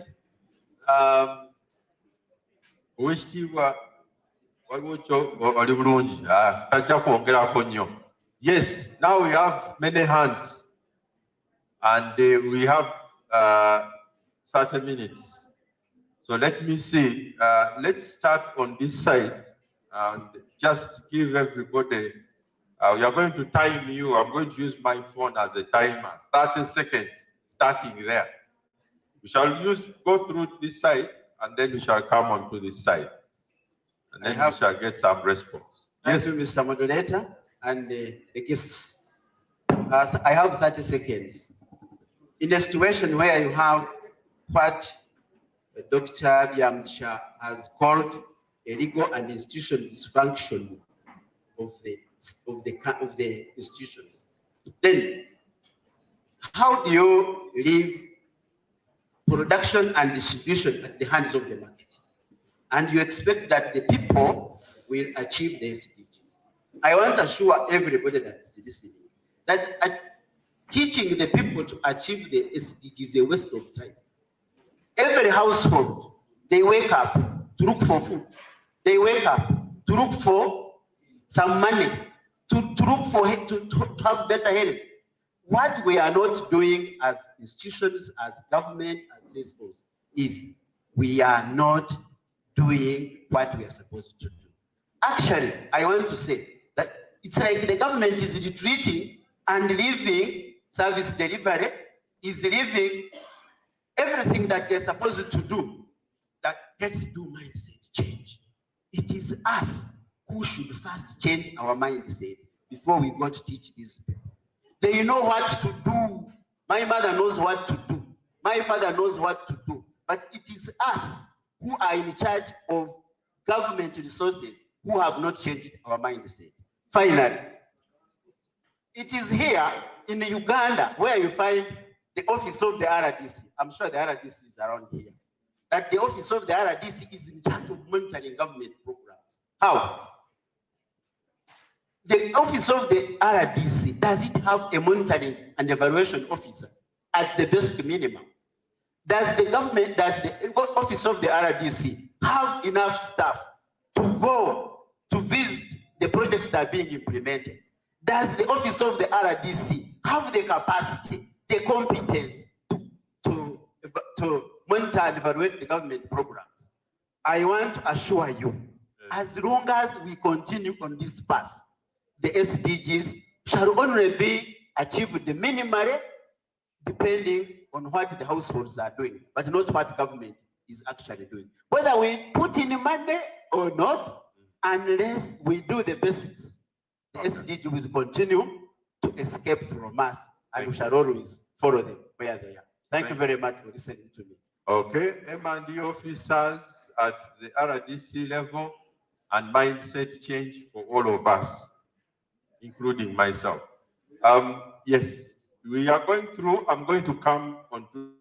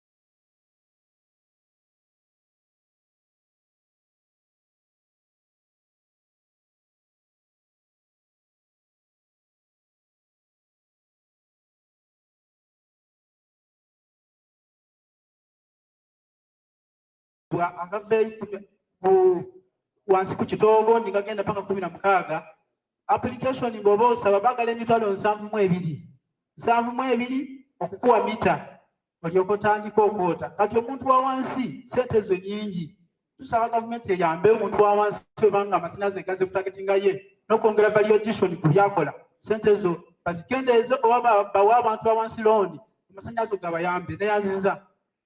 Webale nnyo. Yeah, go ahead, those two. Yeah, by the names, I'm called the Bienvenu Jeremy. I think I'm on the only odd man out. That is a refugee from Chakatu, Chegegwa district. But I'm from a CBO called Resda. In order to achieve these SDGs, I think I have a clear point here, however much I'm given 30 seconds. This one can only be achieved when government do localization. I've heard from my fellow colleagues here speaking about this, that most of funds are being used by up officers, but not reaching the local community. So if government can use these CBOs or community-based organizations, at least these SDGs can be reduced. Our areas of intervention as resident, I think that is early childhood education and the livelihood activities, which is agriculture, whereby we are trying to eradicate hunger, and it is a second, number 2 on SDGs, and there is number 4, that is a quality education. Thanks. Okay, your neighbor. Nange neyanziza nnyo. I wish to welcome all of you in this house. Amanya mpitibwa Josephat Nkangali Mukwaya, Mpawano, Municipality Mubende. Naye nze nange nyina okusanyuka nti kino ekikoleddwa kyekintu kye tubadde sirabangako mu myaka gyange. Sirabangako kino mu myaka gyange. So I am very grateful for this. ngenda kuyita mu seconds asatu nga bansabye naye nga nze nnyina okunyolwa mu nsonga eno. Leave no one behind. Gwe mulamwa gwe ndabyeko awo. Naye tulina ekibinja eky'abantu abangi be tulese emabega ng'ate be bantu ab'obulabe oba abalungi ennyo okukulaakulanya emirimu gyaffe wano mu nsi we tuli. Be bavubuka. Siri muvubuka naye nja kwogera ku lw'abavubuka kubanga amanyi this is the future generation that will be able to do our business. Ffe nga tubadde tuvudde mulamu bw'ensi eno. Abavubuka abo bw'oba oyagala okukola akavuyo mu ggwanga oyita mu bavubuka. Bw'oba oyagala okuleeta ekirungi mu ggwanga oyita mu ki? Mu miti emito kubanga nyina okukkiriza nti emiti emito gye gigumiza ki? Ekibira. Once again emiti emito gye gigumiza ki? Ekibira. Kati ekibira nga kyaffe kya Uganda nga gavumenti bwe tuleka emiti emito wabweru tukolera bwereere. So mbadde nsaba bwe giba mizannyo abavubuka tubateekemu amaanyi bakole emizannyo naffe tusanyuke. Olaba Alex Ferguson alaba omupiira ewali Manchester United. Alex Ferguson alaba omupiira myaka emeka nanga asinga obukulu naye ng'asanyuka anakuba mu ngalo. Nange nga nze omusajja omukadde bwe nalaba abaana bange nga bazannya wano omupiira nja kukuba mu ngalo nja kuba nga ndi musanyufu. That's a live example. Ate n'ekirala abaana abato bano oba bagenda mu bintu kubanga bwe tulabye abasinze okukola ssente mu nsi wano bayimbi basambi ba mupiira ate bakoze na bingi ku byalo by'ewaabwe. So ekitegeeza singa tuteekamu amaanyi ku nsonga ng'eno SDGs tujja kuba tuziwadde ekkubo okulaba nti n'abaana baffe ate ekyatukulakulana. Akasembayo akatalekeka njagenda ku byenjigiriza. Neebuuza omwana asoma mu private school n'asoma mu government school, essomero lya gavumenti ate gavumenti erina buli kimu ekikwatu kyonna ekirwanyiso kyonna ekisobola okuyigiriza omwana wa Uganda wano kiri mu gavumenti. Naye n'olaba nga ne gavumenti yeesiga private schools ekitegeeza gavumenti eremeddwa. Ejja kwongerako na kano nti tugenda okwesanga nti abaana bw'okompeyalinga bw'oba n'abaana awaka omulala n'omuteeka mu private school omulala n'omuteeka mu gavumenti ogenda okwesanga nga owa private school ate yayogera oluzungu okusinga owa gavumenti. Banaye gavumenti tuswaleko munaasonyiwa okukozesa olulimi ng'olwo. Gavumenti tuswale kubanga maama waffe oli Nampala oyo neighbor yagambye tuyige okuswala naye mbadde nsaba naffe abakola mu gavumenti oba education officer oba any kind of officer tuswaleko nange nga mwendi neyanziza neyanze. Webale nnyo ssebo abaswala bo bajja kuswala tukkiriza ffenna tulina okuswalako. Genda mu maaso. I'm Mukundane Naboth. I'm a farmer and a businessman, the proprietor of Rwab's Legacy Motel. Now I'm quoting the New Vision, rather the Monitor newspaper of 28th February this year with a very alarming headline, concern as 1 million children drop out of school before UPE. It goes on and says 1.9 out of 1.9 pupils that started P1, only 800,000 completed P7.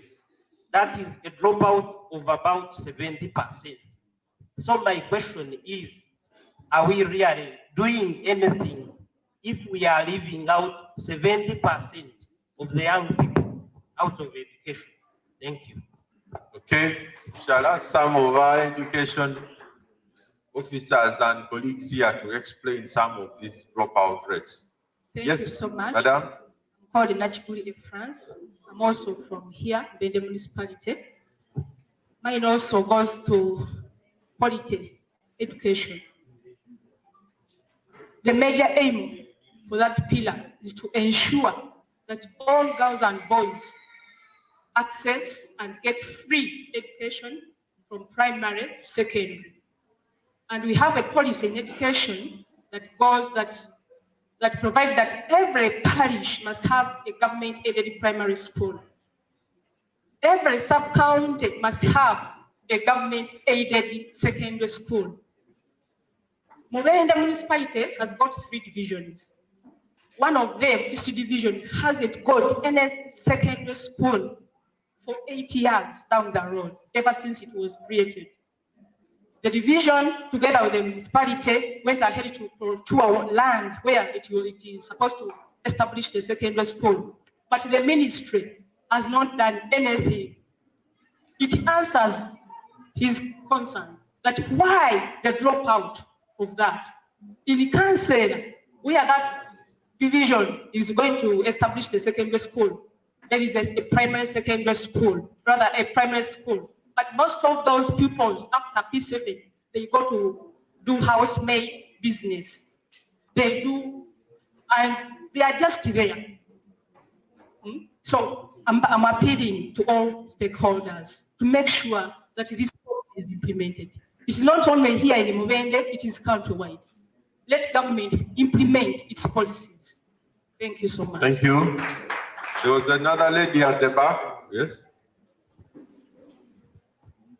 Thank you. Good afternoon, everyone. I'm Juliet Ndagide, working with UCOBAC. I thank the organizers for this festival, but my worry is about, I'm a woman, but we are saying leave no one behind, but women are always left out.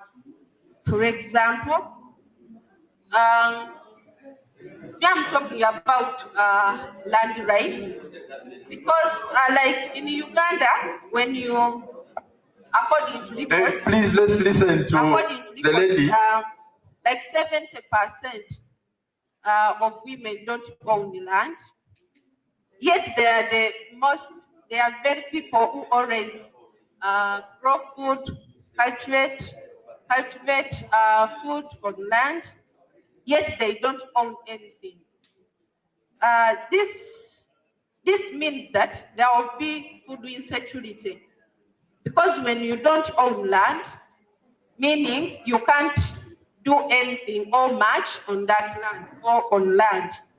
So, me, I'm suggesting, or I'm just proposing that there is, if it's possible, there is need to do that, or to stop, at least to bring gender balance about women's land rights, or about land rights. Thank you. Thank you very much. I am moving to the other side of the table, and you'll start with the people, yes, on that table. Please go ahead. Thank you, moderator. My name is Sekamati Moses from Greater Masaka. So I request the Office of the Prime Minister, if we are to achieve these goals, that there must be something done to prevent those people encroaching the swampy areas. Look now at Katonga.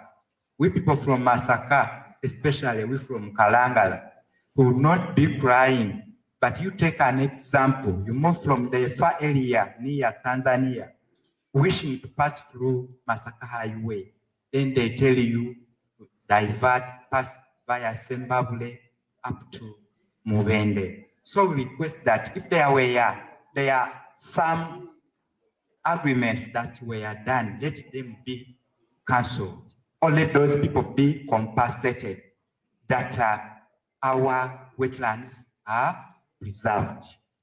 Another issue is about education.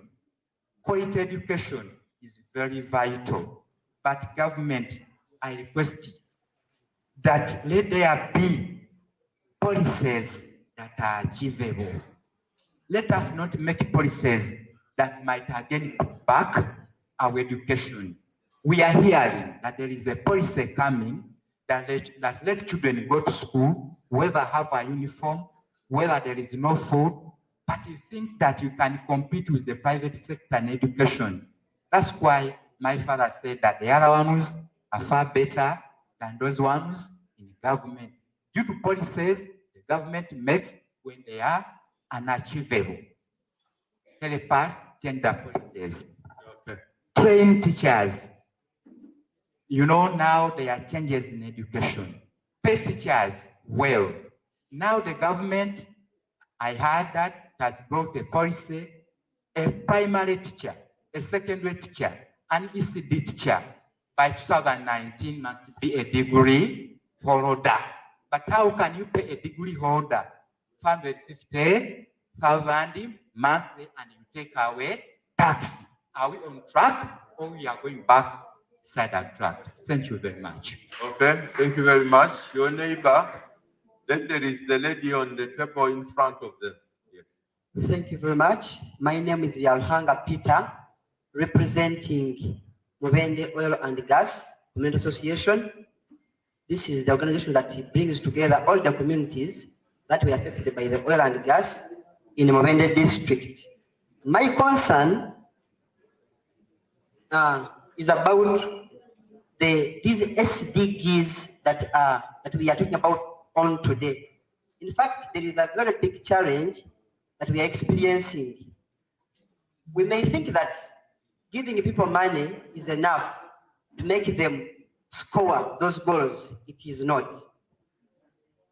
Number one, people during the process of compensation were given money. Some people received money that they've never thought of in their mind to get hold on.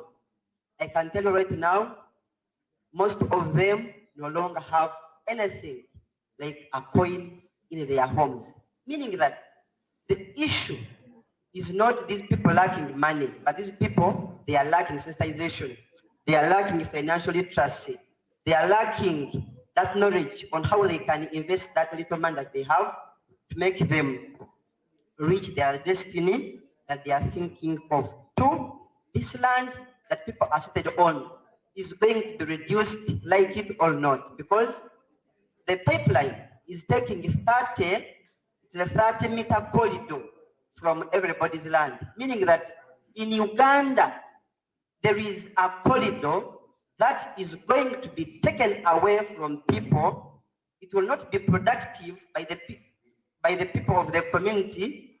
So the little one that is remaining, these people need to be sensitized and educated on how they can at least divert from the other local way of farming, at least to intensive farming, to utilize the little land that they are remaining with. Thank you very much. Thank you. The lady there, then we shall come to Thank you this so journalist. Much. My name is Erina Narule, and I work with Community Transformation Network. In short, COTFON. We operate in Greater Masaka, and our main focus is to make sure at least every community member at a local level can live a self-reliant life. I will talk on the issue of quality education. We as COTFON in Greater Masaka, we have a school that caters for all forms of children. Whether you are an orphan, we accommodate you. We accommodate children who are HIV positive. We also accommodate those who are disabled, those who are poor.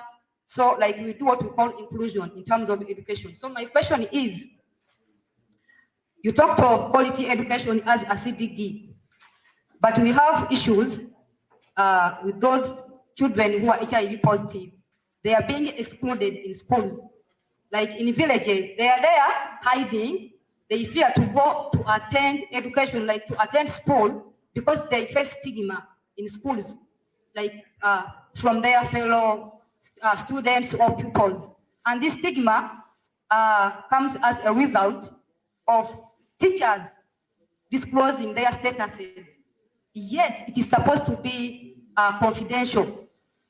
Kubanga omuzadde waleeta omwana we ku ssomero n'agamba omusomesa omwana wange mulwadde, omwana ono aba yakola application kuzaalibwa nga ali HIV positive. So we expect gwengwa omusomesa okipinga ekyama ekyo obutadisclosinga status y'oyo omwana eri like abaana abalala ku ssomero. Kiba kitegeeza omwana oyo tajja kuba safe, tajja kuba confident kubanga balabanga buli mwana like amusosola amwogerako ne bw'obanga oli muntu mukulu okusongamu olunwe gundoyo mulwadde ate oli muntu mukulu you lack confidence. So mbadde nsaba government eyongere ku sensitization if possible kuba kati fenga portphone we do our part but it is not enough because we cannot reach to like every part of the country, so we emphasize the government kuba ye resources and funds extending sensitization even mu masomero abasomesa basobola okubanga ba creating that kind of good environment n'abaana abagwa mu eyo category basobola okubanga bafuna equal opportunity to education. If we are at all, we are to end HIV by 2030. Thank you. Thank you very much. So Ngankulu Nyeyo, go ahead. I'm Simon Ziwa, a resident of Mubende Municipality and a youth leader, Pentecostal Assemblies of God Ministry. As we are talking about leaving nobody behind, my request goes to goal number 3, good health and well-being. The government has tried its level best to put more schools, primary schools, secondary schools, and tertiary institutions. But there is a certain group of people which is left behind. And this is the special needs children, or special needs people. We have very many primary schools and secondary schools around the country. But if you have never found any school in Mubende district or any neighboring district which belongs to a special needs children, these are children who are having more than one disability. For example, someone can be deaf at the same time is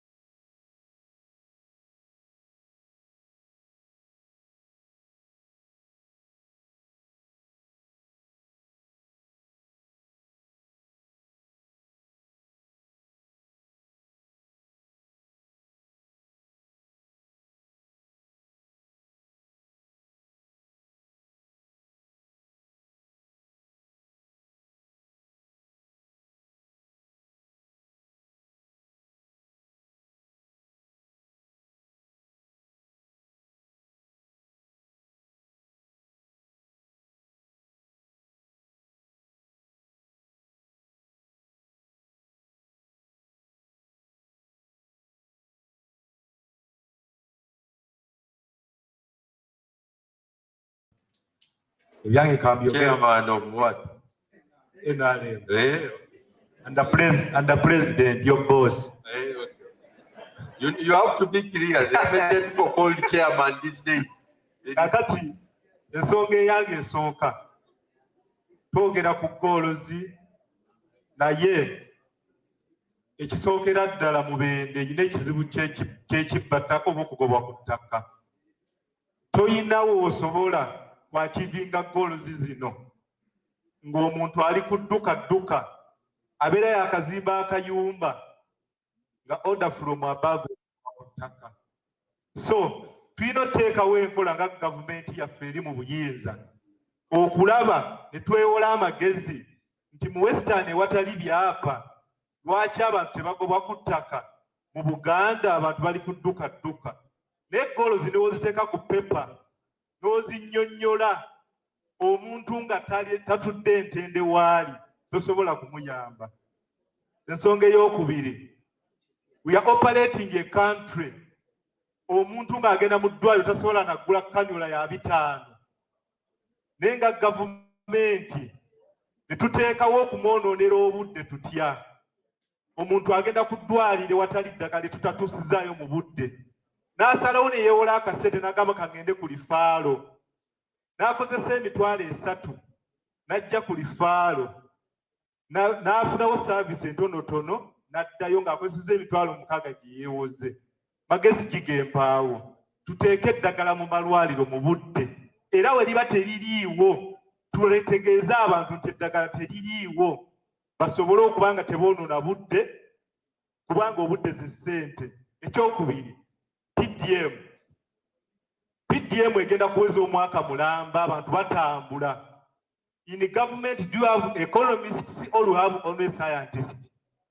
N'otamanya nti nno emiliyoni omuntu gy'agenda okufuna agyonoonedde mu budde kitegeeza gavumenti tegenda kubanga emuyamba egenda kuba emunyunyuuseko obudde bwe yandikozemu ebirala n'alima sizoni. So nakyo tulina otutunulira abaekonomisiti baffe muleke beera basaayansa. Ekiddirira ekisembayo, we are operating lower sub-counties. Sub-county emu n'ogiwa miliyoni 10 erina abantu emitwalo 5, 80% ne zigenda mu administration. Ate kati 20% gy'oyagala esitule embeera z'abantu wa wansi.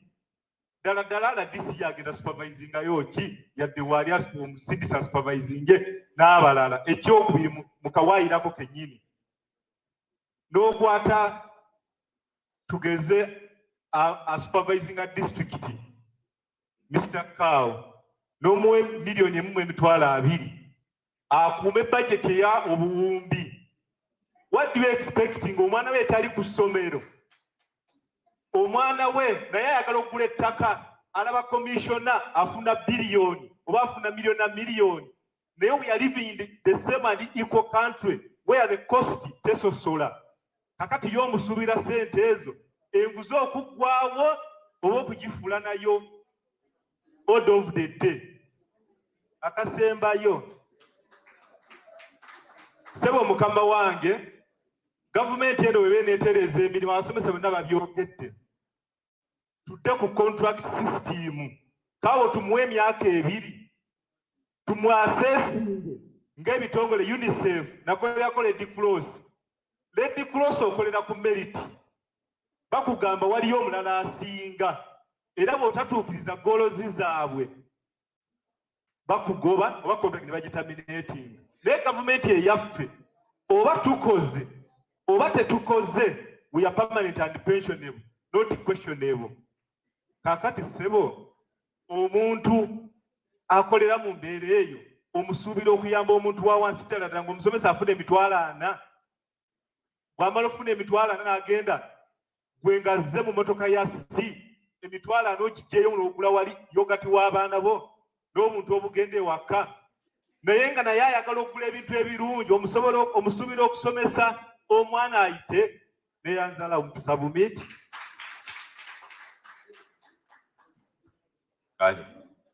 Tubiwulidde byonna webale nnyo.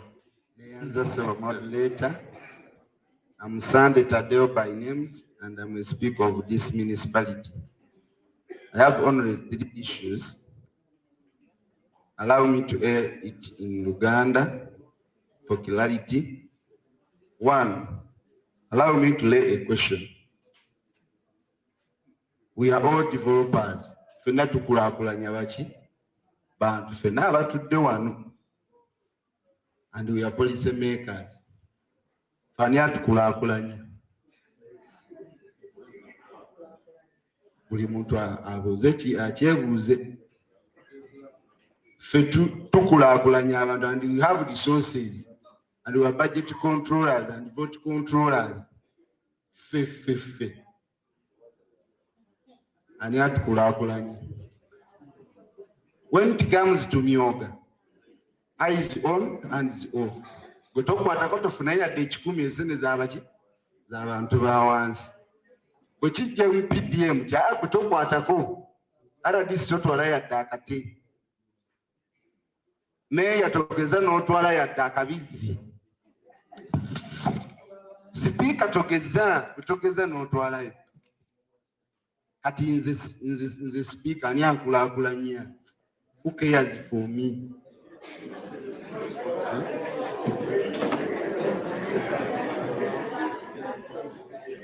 You are talking about mindset. People change their minds because they see examples. I'm supposed to be an example. But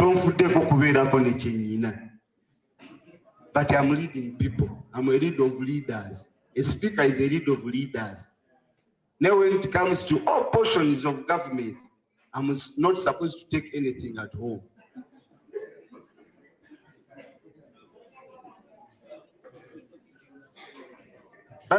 Ekibuuzo ekyo buli omadde yakyebuuze naye mu ofiisi y'okole ki okyebuuze. If this government is going to achieve, it is supposed to start with the leaders. Kati tubadde ne wave ereesa abavubuka abato from nowhere ne bajja mu leadership. Asula muzigo naye wave yakola ki? How are you going to cater for that person? It causes havoc in councils. Ngabala batawulikira kamubi, technical anti-mubi. We speaker notayiza abantu abayala. Naye nga nayo tolina kyogenda kukola ki? Kubawa. You get? I tried to even make an association that we can get funds to at least help these leaders who have come up. Nenga na yubichi busy. We watch to one wakati wali say. Emyoga came. Somebody can say we sent Emyoga, we have leaders support. But remember, we were in elections. And the Myoga were implemented. A sound also representing the Moga leaders in the Wakwase. Is it true or false? Biagwa Biakolachi Biagwa RDC Biagwa Passporting a Gideon Yoga Jakolachi Yadi Casolo here. The Tumukamba to collect to Tianja, when you leaders Sakum Gedem Williams, never sitting at that. Here I have one. Watch it up. Bafuna million ya 5.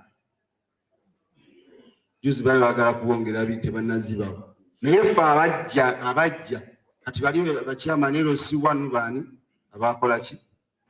Kati we need to mind, if you are saying mind change, the government should change to cater for their leaders. If not that, enguzi n'obwavu tebijja kugwa kwa agenda submit the message of development. You also wanted to be assisted. Ekidira ekisembayo toyina kettima moderator, toyina kettima tutandika ebintu bwe tumala bitandika ne tubisuula. Mubiri gumu president yayita bachairpersons b'LCs n'abagaba batandikewo SACCOs. In Mubende, we have now 3 SACCOs. Bavu Bageza SACCO and the Kasambia SACCO and the Employees SACCO. We did a team at the Toinako. When Myoga came, SACCO, this was the only center about to pay to send a need. Katitwazimaza to get this. But this is an administration that President aired out and he planned that we should have SACCOs. These SACCOs need support. Had you sent the Myoga's funds to these SACCOs, people would develop. I was saying about what you goes. But they don't have structures. Had we sent the money to these SACCOs into Bagamba because they have structures? The Tujawa Magoba Manene, that Islamic funding way but this is the fund you are supposed to. Taking at that good. Singasen is in Nyinji. Twasaba nti these SACCOs bafuneyo fund ya billion million bitano zibustinge the liquidity. the portfolio, non-portfolio, tebaziwa. Kakati golowooza ogenda kuyamba otya nga watandika kakati ate gwe okoze eki ekisembayo okusomesa. Who controls the budget? Kiri kankireke banamulalo nakyogera. Who controls our budget? Nze we nali muto nga nakatandika okulemeza 2006 nga babasoma budget buli muntu abeera ku kikuledi. Naye olwali basoma budget bagenda gisoma. Amafuta gali ku 5. Bana basoma nga bali mu nyumba basoma. Amafuta gagenda ku 6. Sukali nga naye akola ki? Who is the controller of the budget? Twetaaga banange okuza ekintu kino emabega gye kyakola ki? Gye kyali tukikontrolinge. Nti bw'oba tokontrolinze budget buli sente z'oweereza eno wansi ziba nfu. Ffenna ffenna oba okoze eki? Oba otuse. Webale nnyo ebalire ddala ssebo. Ensigaza sloti ziri 3 oba 4. Ezimu abakulembeze nja basaba basobole n'okutuyambako okuddamu ebyo bye bababuuzizza. Kati ndabanga deputy Kao, meya ajja kuddamu bibuuzo, tajja kubuuza kibuuzo. Tujja kugenderawo bwekityo. But please go ahead. Okay, thank you, moderator, and everyone in the house. The debate has been a heated one, and as the theme says, leave no one behind. The biggest challenge. My name is Biorogaba Bosco. I work with the community, and our organization is Arise Kataraka Foundation. We work with children and the vulnerable communities. We are in Wende South Division. I will not come here because most of us are lamenting. Me, I am going to say, can we go back and document all what we've taken from here, and probably go to the house, to the kitchen, and we look at what are the priorities for the country so that we are able to achieve these SDGs. Because in a situation where we don't have a priority, we shall try this and this, we shall have this force at back, but we shall not do what? We shall not achieve them.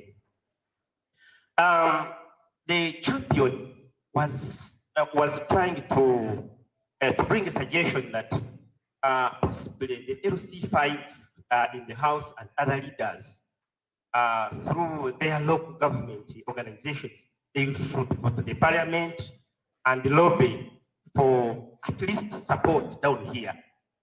And the lobby for budget, he called it a budget. Someone was calling it a budget injustice.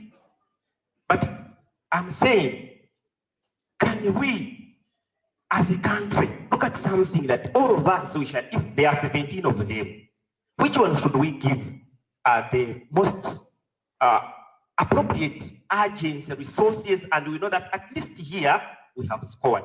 Because I was looking at the statistics, the global index, the last global index was indicating some areas where we have achieved, and some areas specifically on goal 1 where we have lost track, and this was around 2019. So can we say that, should we give education priority? Because without education, we shall be wasting time. An educated society will be able to spur us to these other 17, to these other 16 of them that we have put here. Then lastly, we are talking about mindset change. To me, I find that word vague. Whose change? I mean, whose mindset are we to work on? The elites or our common man? One of the members said here that his mother and this lower, what we are called the ordinary and the common man, that they know what to do. Our class, the highlighted some of us were putting on ties, sitting in ACs, planning. Can we change our mindset? We remove these coats and ties, we move down there on the ground, and then we help this man. Okay. Our mayor talked about guidance. I have run out of time, and you seem to be referring to many people. So I think you have made your point. Thank you. Yes. Yeah. You have made your point. So now I have run out of time completely. What we are going to do is we are going to get responses. There's somebody from the education sector here who needs to respond to some issues that have been raised. So I'm not going to take any more people who are giving input, but these are responses. So I'm going to take the education colleague here to just respond to those critical issues on education. If you have a response, you have a response. If you have a response, then yes, then we will ask you to respond. But we have only about 10 minutes because I had promised that by 2:30 we start the closing session. But I'll take him for the response and then I'll come that side. Of course, Assistant Carol, you have a number of issues to respond to, so I'll give you a chance also. Thank you very much, our moderator. I'm Abirizi Mohammed, Inspector of Schools at the district, Mubende District Local Government. A number of issues have been raised concerning education. One is about dropout rate. In fact, the dropout rate is so high, as you have said, but it is due to lack of a mechanism that can track learners. Because today, we enroll a child at maybe St. Mary's Primary School. Tomorrow, when the maize rise in price, the parent is boosted to take the child at Kasumba, because now the pocket is a bit happy. From there, once the season also changes and the pocket goes back to where we were in the first term, then the child goes back to another school. So the mechanism to track a child who studied P1 at St. Mary's, whether he or she completed the P7 at the end of 7 years, is not there. So we need to ask the government to put in place such a mechanism. They have now introduced a system which would help to track our learners. It is called the EDIS, Education Information System Management.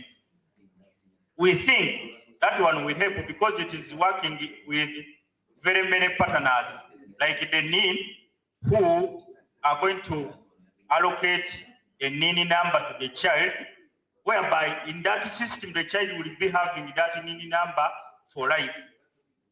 When changes school, goes with that NIN number, such that it can be followed where he or she is. On SNE, special needs education, there is a colleague who has said that in Mubende we don't have any school that handles special needs education.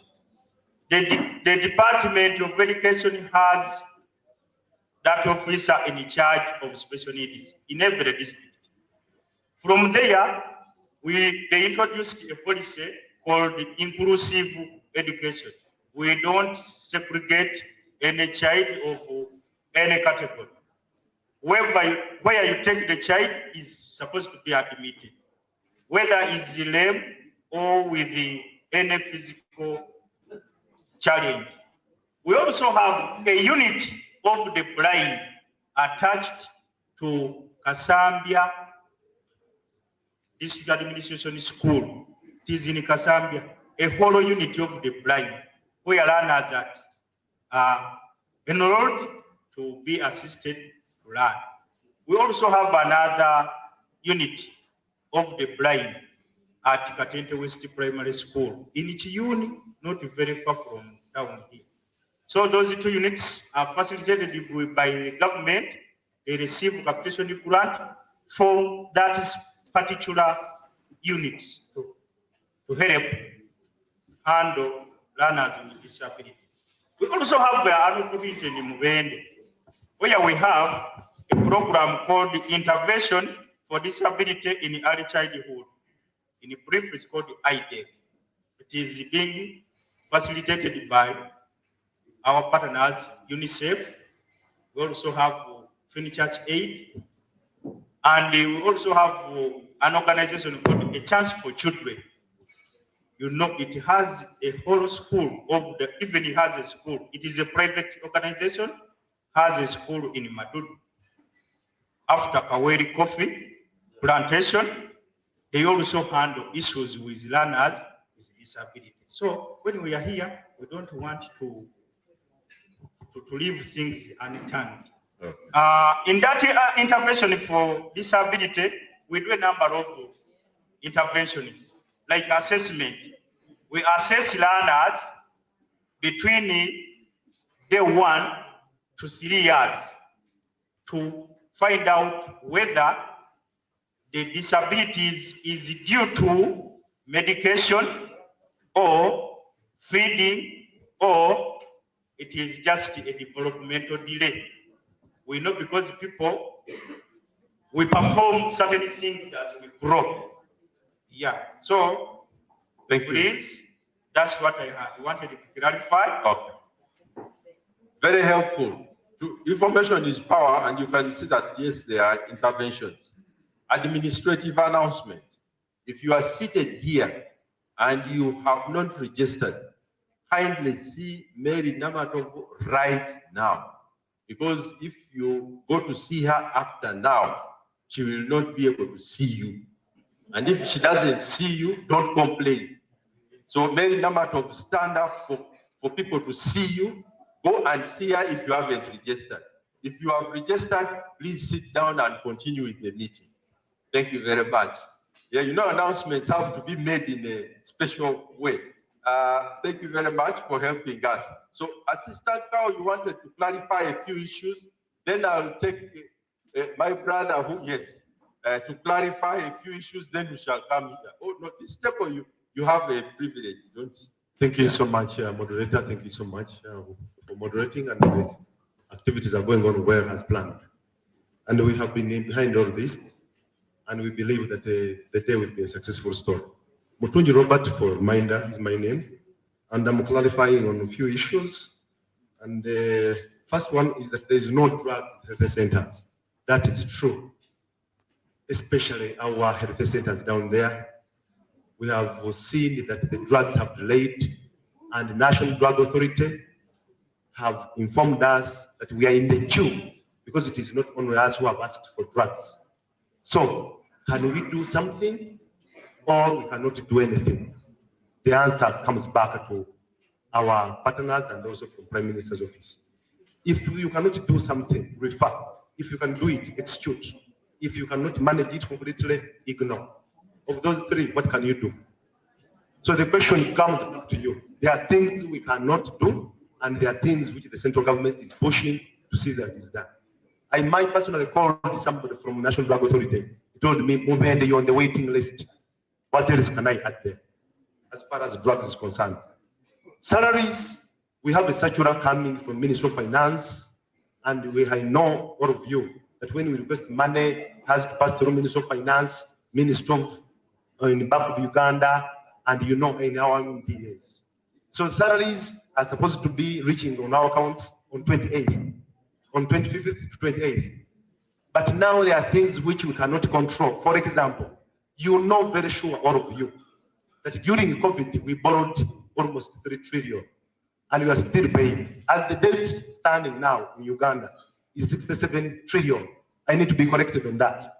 So we are looking at somebody who is walking, who is lame, who has one eye blind, and who has no teeth, but has one eye. So what are you talking about? We are talking about a developing country like Uganda.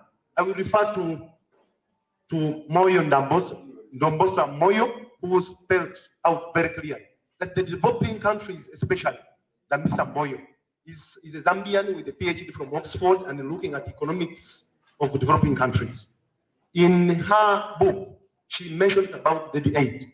All of us, we know that we are depending on aid, but is it sustainable? The question goes back to you. So we don't have money.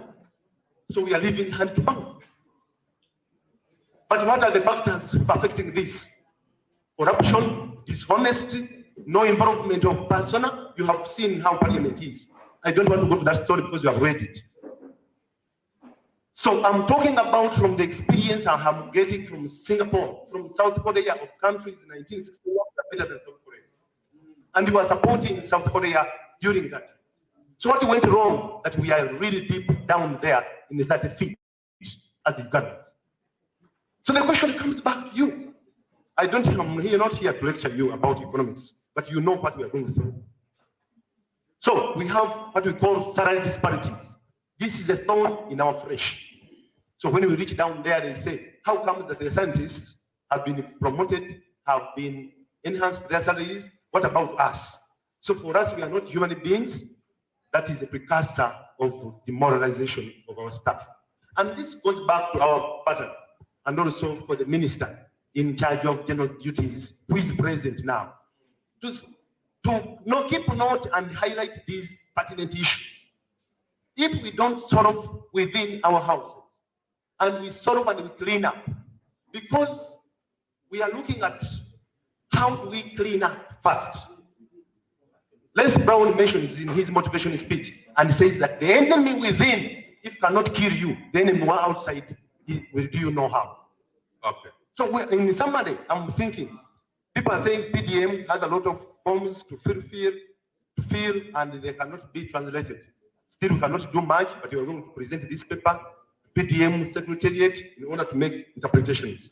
We have got also leaders not catered for as far as PDM and also these activities are concerned. That is true, that most of the funds that are sent to local governments, our leaders are not catered for. A case in point that is very, very vivid is a parish chief who is holding 28 million, 30 million, 40 million to give to groups, and yet he has no transport back home. Draw a picture and paint that, and you tell me the answer tomorrow. What am I saying? That we need a level ground to see that according to qualifications, we reward people according to meritocracy. Okay. In summary, presenter, I'm saying there are some important issues I want to present to our minister. Yes. Number one, we need capacity building. I was on the radio yesterday at FM, and I was recording very clearly, very clear, that the responses people are giving us, there is no capacity building down there. And the minister in position of this, in this capacity building grant was scrapped off. And we don't have these small monies to go and teach down there. So people are saying, we don't know. And it is true. This is a song that has been repeated. Poor implementation policies. In 2014, Uganda was granted by IMF and World Bank, Mr. Moderator, as one of the best countries in the whole world to clearly initiate, activate, and try to work out on new policies. But poverty what? Implementation. So what went wrong? Those are the issues that I want to say. Change of plan and plan of how suppos are living. This is my suggestion.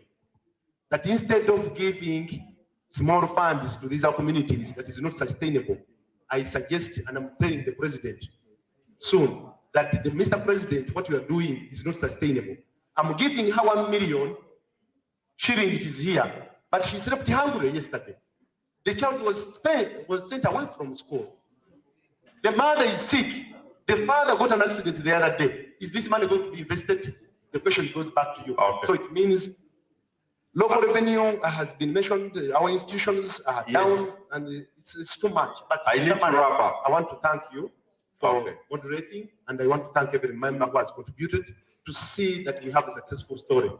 The world was not moved by many food, but you started with one food, as it says. Okay, thank you very much. I'll take the hands at the back, and then I come here at the high table, and we go into the closing ceremony. Please go ahead. Thank you, moderator, for giving me this chance. Kanjogera Oluganda, abantu Bulungi. Erinnya Bantu Richard, I'm the district speaker. Njagala kutandikira ku nsonga Deputy Kawu gy'ayogedde. Kubanga gano amawulire omugogera wano gatuuka eri abantu. Era njagala kutegeeza bannamubende eddagala lyazze mwegiri. So Deputy Kawu, be informed. Eddagala lyajja mu masitowa mwegiri, NMS yatuwa eddagala era amalwaliro gafuna eddagala. Naye kyenjagala njagala okwogera kibadde kimu. Tuli ku goals. The goal, bw'oba oyagala kufuna goal, oteeba ng'oli mu kisaawe. Mu ggwanga muno mulimu abazannyi basatu. Tulina defense, tulina midfielders, eba strikers. Defense yaffe, those are taxpayers. Abantu batuwa ssente abawa omusolo ne basasula omusolo omuntu. N'abonaabona n'alima kasooli, n'akola business n'asasula omusolo. Kati ssente ne zituuka mu midfield, that is the cabinet and parliament. We are having a selfish midfield. We are having a selfish midfield where we are having a cabinet and a member of parliament. Whereby we are having the strikers, those are the local leaders. Kati bano abakulu b'ogamba baddemu ebibuuzo. Tebalina kyakola bambi nabo byabasobera dda. I'm telling you, they don't sit on the budget desk of the parliament. We are having a Raina who is called corrupt leaders. This forum is facilitated by the Prime Minister's office. What will go to number 16? Peace, justice, and strong institutions. Bana Mugambe Koti Zedeko. If ministers can take our iron sheets, or once at home now, then justice is over a core of Muntoyo. At Musobram Perocorridas, they will go. They are the cabinet ministers, they are the one budgeting for this country. People in Karamoja are dying and they are poor. They took their iron sheets, and there is no justice given to those people, by the way. So, but I'm a go to Cafe Mugwanga. Chensembyayo kiri kimu. Bwana moderator tulina ekizibu kimu wano. Nabos, the director of works, yagambye there is a 70% of school dropouts. Omanye ekireeta ekyo. FORUM-MUBENDE, in 1 year, they have evicted 1 million people from their land. I'm telling you. An army general comes from Kampala with a recommendation from the house telling the RDC, please take away these people, may want to take the land. No sango muntu myako by'abantu 10 atutema ino pili ezetta. Katoloza abantu abagenda wa. Abadde masomero, abana bagenze, bazadde babutwana kyakulya. So those are the reasons why our people are dying of hunger. That's why our people are dying of poverty. They don't have land where to invest their money. Omuntu n'omu miliyoni emu ya parish modo n'alima emmwanyi aba yakagirima bamukwata ku nkono n'alekawo emmwanyi eyo. Ate gavumenti n'emugamba addemu asasule ssente. If you have evicted me, where do you expect me to get that money? So the only solution to this, if it is land, land commission. But landlords, but today, abantu bafubasigale ku mataka gabo, bali memwanyi bave mu bwavu abana basome. But that is my submission. Thank you. Thank you very much for your submission. So, ladies and gentlemen, I'm coming to the RDC has a slot. He's going to speak right now. Yeah? On the closing, he has a slot.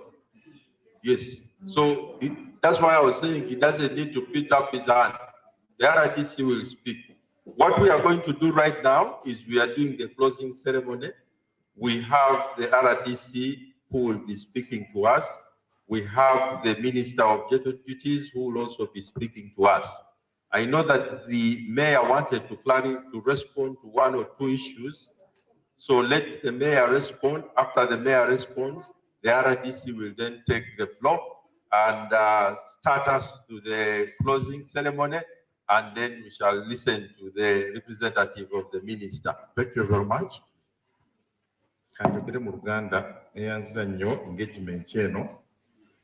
Twogedde ensonga nnyingi naye tusaba civil societies zino bwe ziba zikola emirimu gyaffe zibeere audited by the district. Nabo boogera ebintu bingi naye ate nabo si beerufu. Obalaba wano batuuse wano ne boogera akaka naye webagamba teeka ebintu by'okola ku mmeeza ne bagamba naye ebintu byaffe bino bikeberebwa waggulu.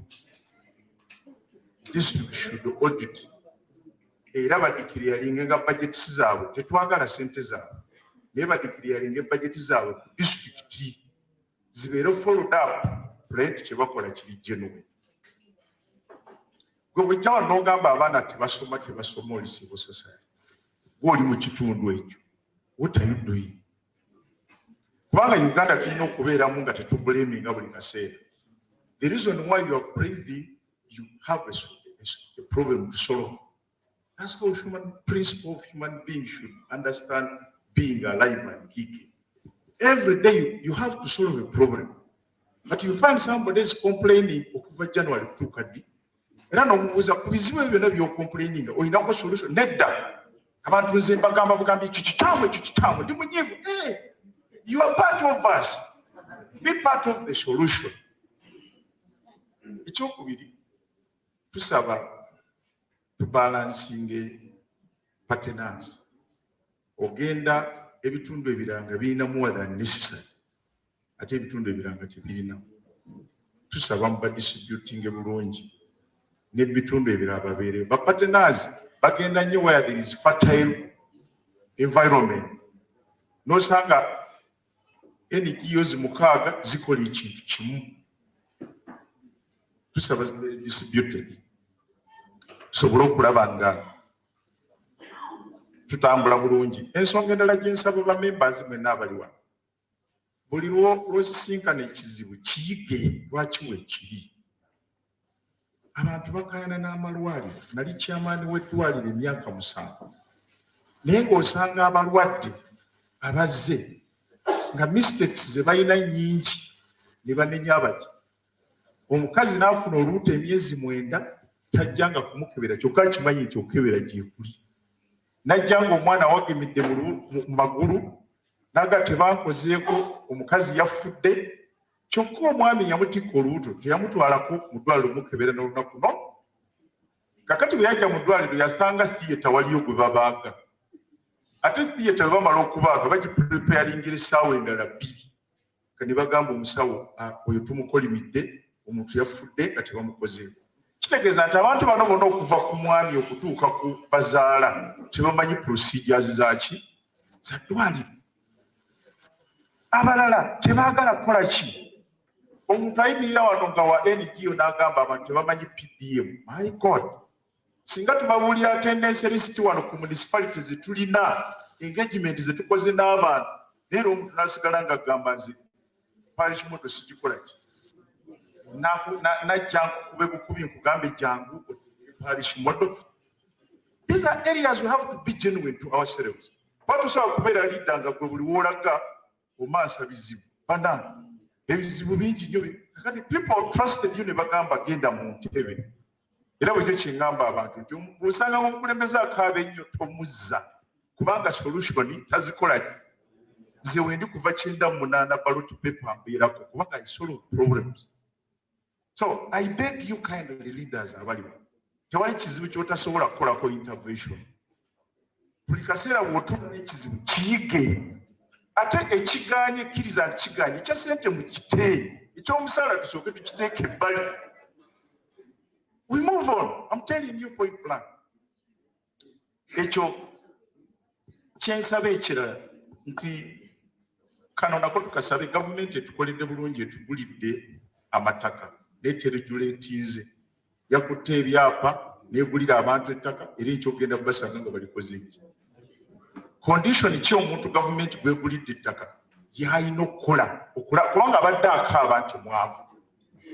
Nze nnina ebyalo ng'ogendako n'osanga nga tebagobangako muntu no. naye era nga oluyimba lwosangayo bagamba batugoba ku ttaka naye nga bukyanga batandika kugoba ku ttaka tebagobangako ku kyalo ku muntu no. Kati my point of argument, nabano be bagulidde ebyapa nabo ekyogenda basanga nga bakoze ki babitunze. Tuleke eggula buguzi kubawa nga tewali conditions. Oba gavumenti etuuse ku extent okugulira nga abalala bagula buguzi, wabeerewo conditions ezeetagisa okulaba nga kyebatunda baconcentratinge bakole. Oba gavumenti owuninga ettaka eryo oli alimanyi nti public land kyokka ate tateekwa disaba, oba bw'aba alisaba addemu awe gavumenti sente alifune buki bulungi. Ensonga esemberayo ddala, Uganda abantu abagirimu tebagimanyi. Ekyo kikulu nnyo. Abantu abali mu Uganda 9/10 tebamanyi Uganda nsi nnungi nnyo, osobola okubeerawo ne oba nga tusitwagolinze nnyo. Basinziira ku bye bawulira ku social media ne bafuula Uganda ensi enzibu okubeeramu. Kakati otunuulira bano ba civil societies ekyo nakyo tebakisomesa nti Uganda yeggwanga lyogenda nga yonna yonna erina fresh waters.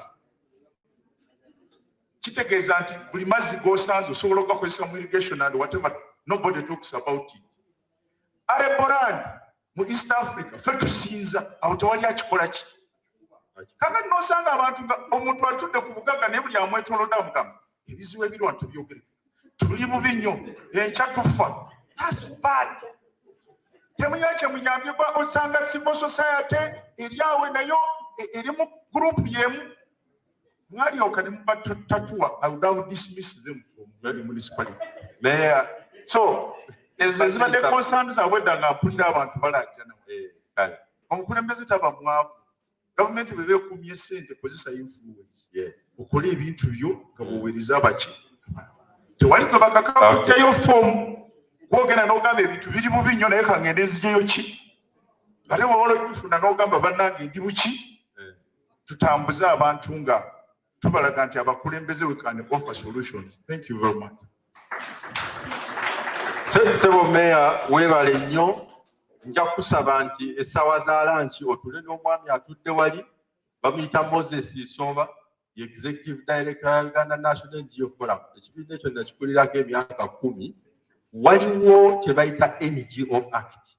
Mu tteeka eryo mulimu kye bayita District NGO Monitoring Committee. Erina okubeera mu buli disitulikiti. Nandisabye muziteekewo kubanga awo monitoring weeva. Ako njagadde mangu kajjawo kubanga bwe muba temulina NGO Monitoring Committee wano temukaayana nnyo. Kakati ebyo byonna biwedde. Thank you very much, ladies and gentlemen. A big clap for all of you. We are not clapping because we are removing all the problems, but the clarity that you have given to the convening, the issues you have raised, all these cameras are live streaming. So our leaders are watching. So it is not that we are just taking recordings. This is live stream. If you can see the facilities we brought there. What that means is that the people at the office, in their offices, can be able to say, okay, what is happening in Mubende? Because we want to make sure that these are truly consultative processes.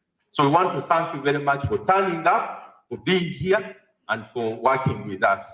I will now move on with the rest of the program and invite our RDC to speak to us. He has been listening to many of the issues, and he has something to say. One RDC knows that you will have to come to the center here where the cameras can see you very well, and then you give us your perspectives. Thank you, sir. Thank you so much. I'm sorry I came a bit late, and I found when you had already done your introduction, so I may not know who is who. But first of all,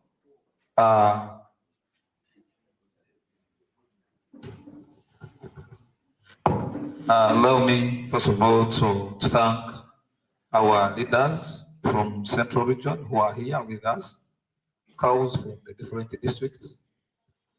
other leaders who are here, both men and women.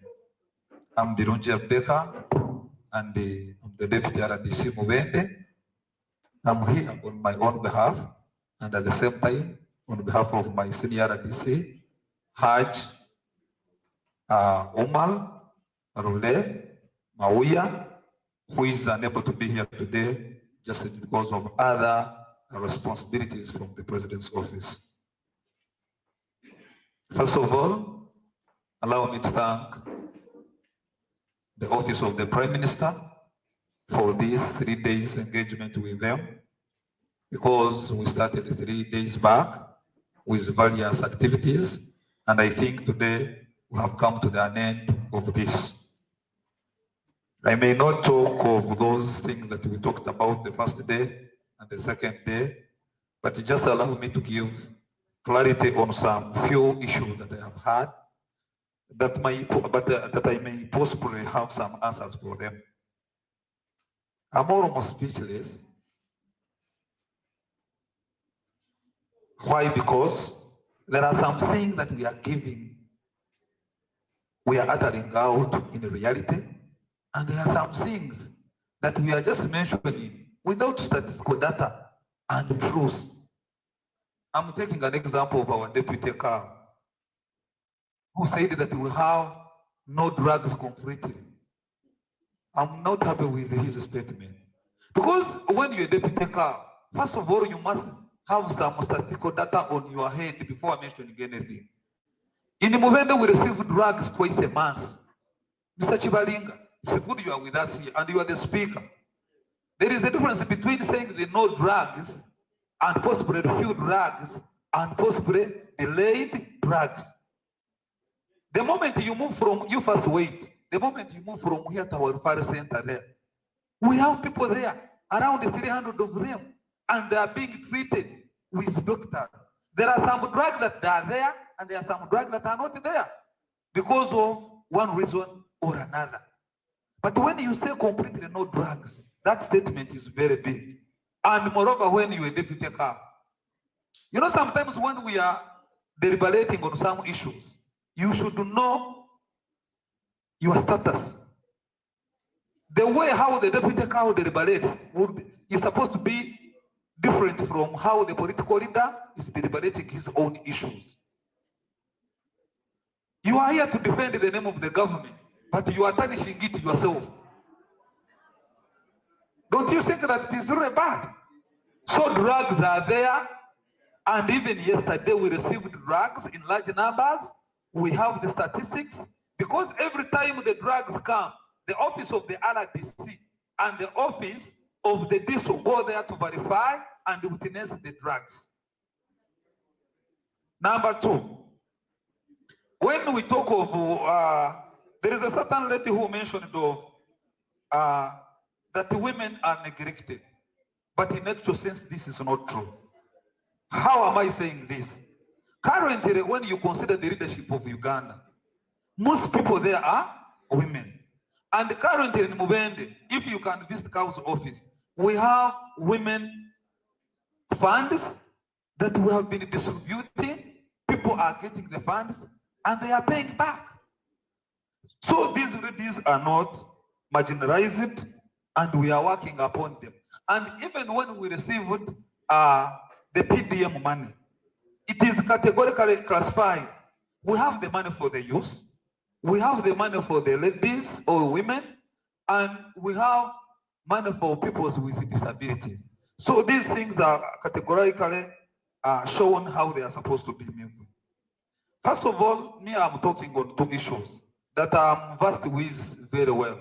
One of them is the Myoga, and another one is the PDM. I'm beginning with the Myoga. One of the speakers said that currently you cannot join a Moga, but a Moga is a circle.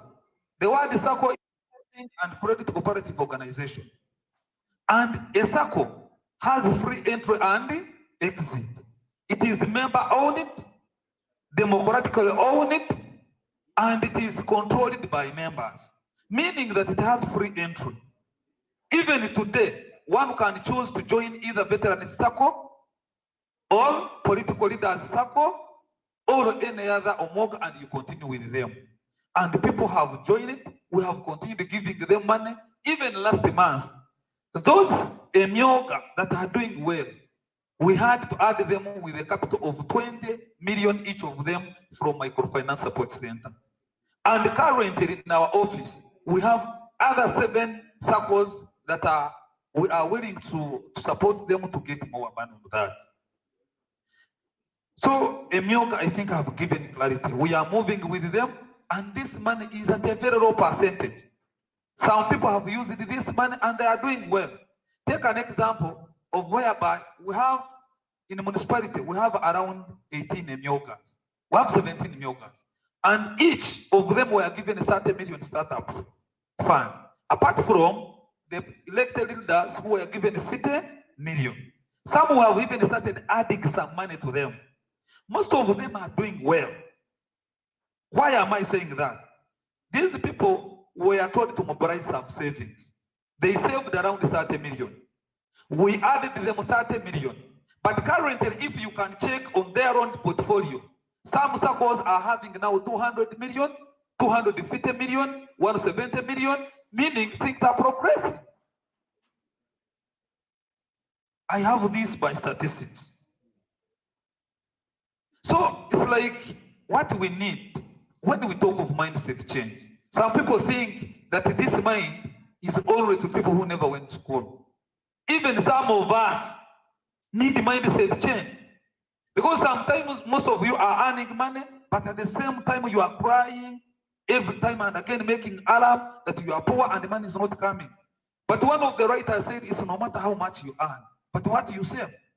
Somebody may be earning 4 million, but the other one who is earning 800,000 is even richer than the other one who's earning 4 million, depending on how you use the money and how you invest it. What am I saying on this? Let me go back on sustainable development goals. We are talking of poverty, no poverty. The president, I'm sorry, I'm talking this because I'm an RDC. But even before being an RDC, I could mention this. They are saying no poverty. But somebody should sit down and focus and look back. How many initiatives, how many projects has the government come with intending to develop Ugandans? We had the Ntandikwa. Some people got the money and they swindled the money and they don't want to develop. We had wealth creation, NADs, whereby every person who was willing to do agriculture, we are given some seedlings. Even in Mubende here, we have around 50 farmers who are doing well, who can harvest even 50 million every year as a result of planting coffee from NADs and from wealth creation. So what next? We need only one thing. We are here to change others. We show them what to do. Because some people there don't even, nowadays, they don't even listen to the radio. They say, RDC, go to the radio. But because people are growing rich, people are no longer even listening to the radio. Because they have bought TVs, and most times they are on TV. When you are on the radio speaking, they are not listening to you. Why? Because people are rich.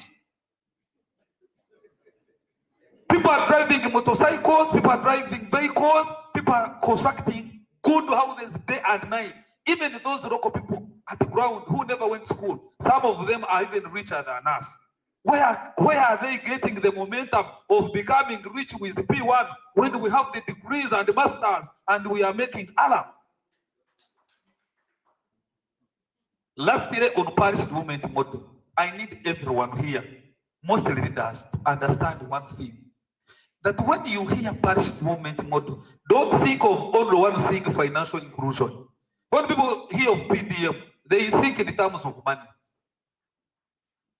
I'm sorry, let me take the opportunity to welcome my boss, my senior RDC. I had thought he had other engagements, but he's here.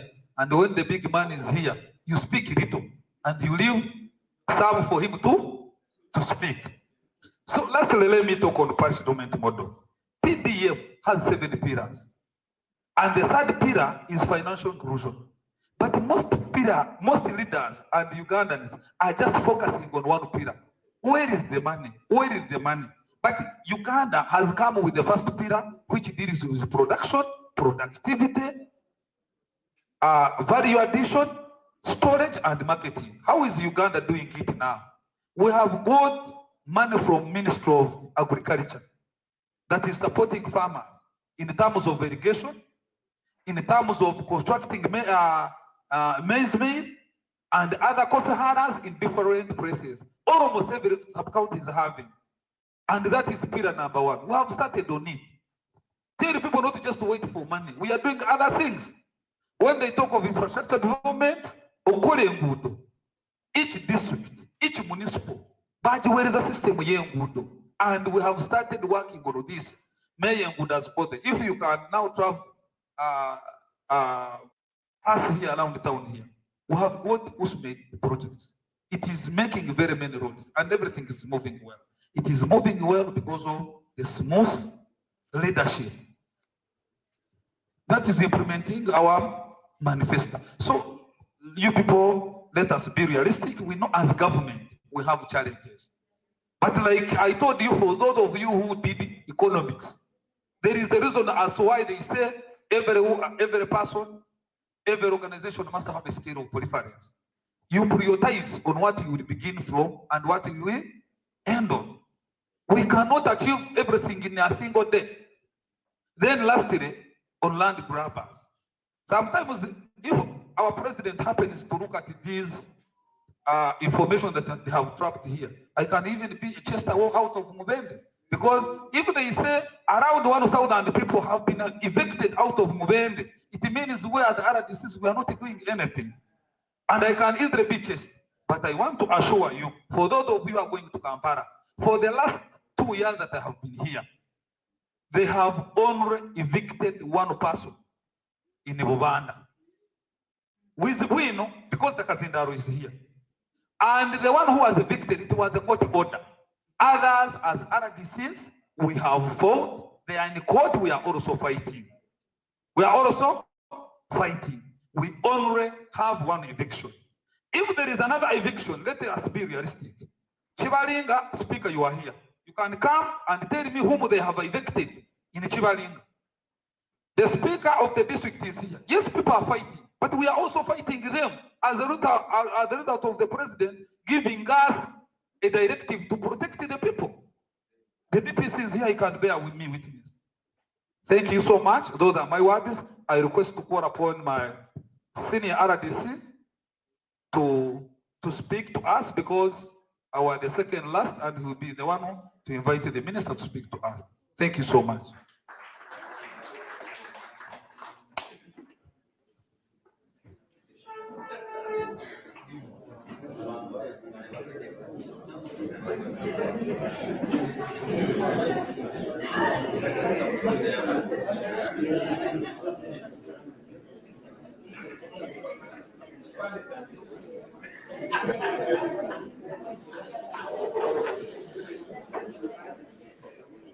Mumpadde akaseera akazibu naye mukkirize. Allow me welcome our guests from the region. Here you can see my chair, the chairperson of Kalungu district. That is my mother district, Mr. Nyombi Muchiri. You are particularly most welcome, Mr. Nyombi. And all our guests from the chairperson of the 15 districts making up this region. Allow me as well welcome all the cows from these 15 districts. Also welcome the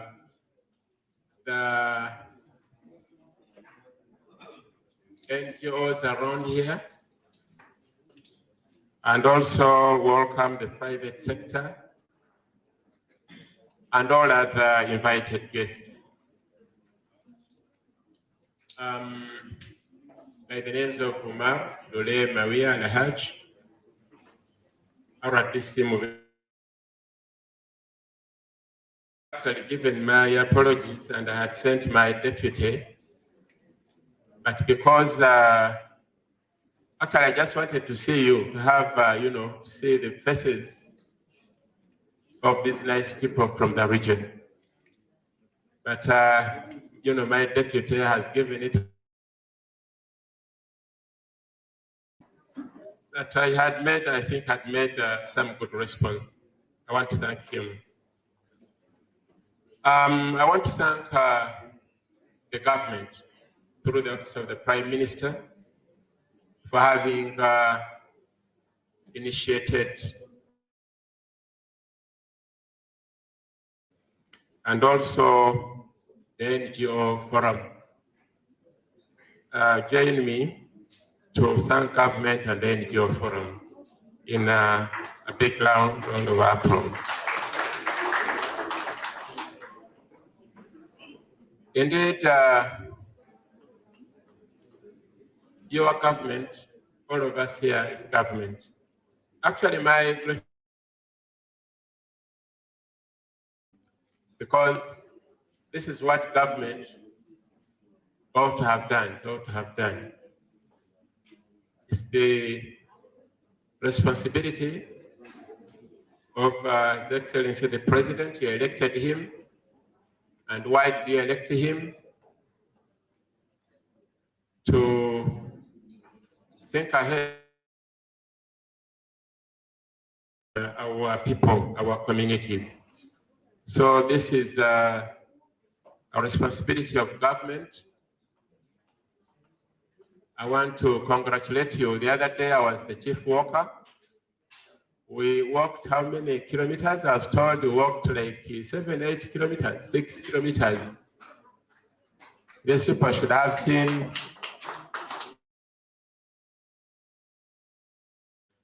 I want to thank you, the chairman, the mayor, the political class, the vice chairperson is here. I know our apologies were given. Our chairman sustained some injuries arising from an accident last Friday, last Friday. But he's improving. He's improving, and sooner or later he will join us. I want to thank you, your leaders, for being there for our people. You know, this is a government of the people. So tolerant, so accommodative. You know, my chairman here is bw'alabye ndowooza akayero kali tekamunyumidde, nze ne nga nti kanzige nefaanaanyiriza sayidi ye, oba oli awo anaafunamu akaseko, era ndabye nga bwe ntuusa akaseko kazze.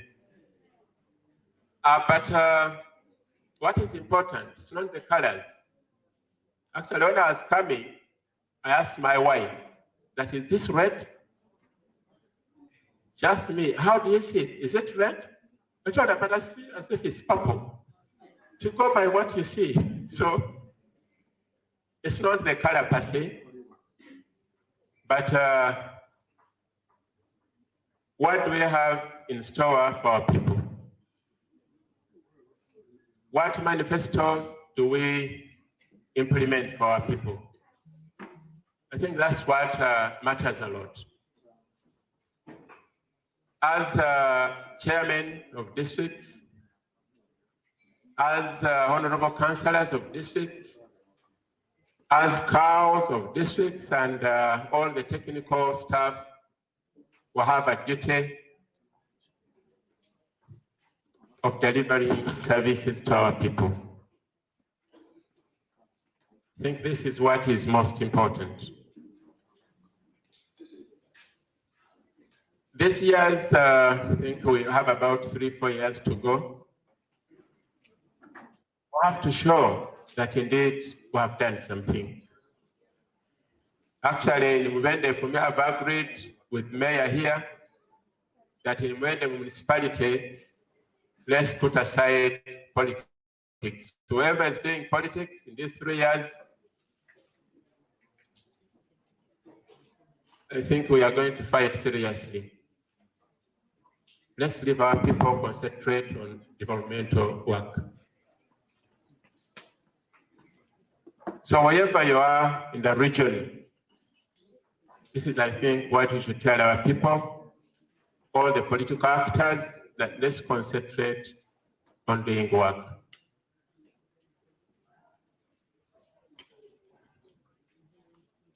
I want to thank you because I've been in many of these districts, but you can see that really there is a government. So all the actors, whether you NRM, whether you NOP, whether you DP, whether you CP, whatever, let's all of us work for a common objective, and that is development for our people. I know quite a number of projects and government programs have been talked about. I don't want to go back to that. The challenges, all the positives and negatives have been discussed. I'm sure yesterday we had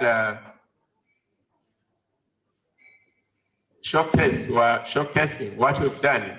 I know how the TC and all other actors, you did what was expected of you.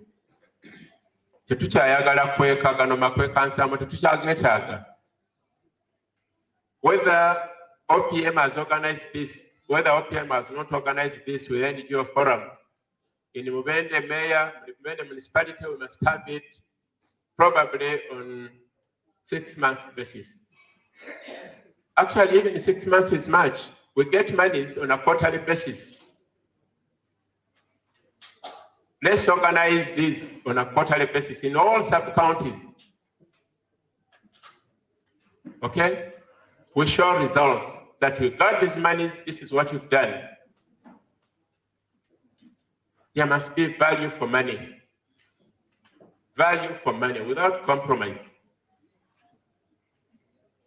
Bakama bange, mbadde ngamba nti wadde nga office ya Prime Minister ne NGO Forum etaddewo enkola eno buli mwaka oba buli kyegende rotatinga naye tejja kumala ffe nnyini abakozesa ensimbi zino tugambe nti buli myezi 3 ensimbi ezituweereddwa zino zituuseewa zino zituuseewa ku magombolola gaffe. So ekyo tugenda okukola mu Mubende ne mu region bakama bange. Ntera okubeera e Kalungu eno naye mwami Mukiibi ono nankubadde wakala eri mwannyinaze gy'ayambadde naye awagira nnyo enkola ya gavumenti zonna. Awagira nnyo enkola za gavumenti zonna. Kubanga at the end of the 5 years kiki kyogenda okulaga abantu nti nze nasimba kuwoli buli gavumenti kye yaleetanga. Ate nakino abakozi ba gavumenti mukimanye kino oba bamuwulire mu ndabire ddala nga nkyogera. We are apolitical. Mukiyitaani? Ffe tetulina side. Tuyimiridde ani yakugamba? Kawo bakawo bakama bange baganda bange bannyinaze. You are serving government in power. What's the government in power? NRM is in power for 5 years, like it or not. And you are implementers of the manifesto of NRM. So in a view for us, we are political, we are whatever.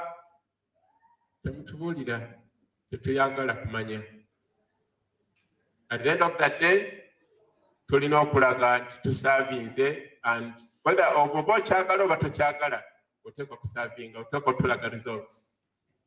So ekyo njagadde nkibabuulire, ebyokuddaawo ne mugamba nti ffe tetuli bannabyabufuzi, tetulina gye tugwa, mulina gye mugwa okuva ne leero.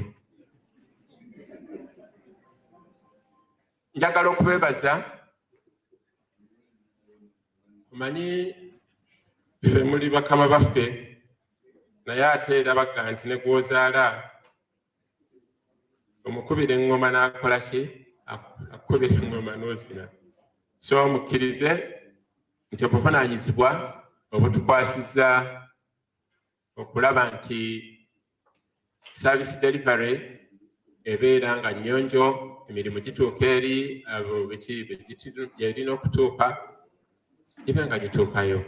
Kyekikulu ekiri wano, muleme okuteeka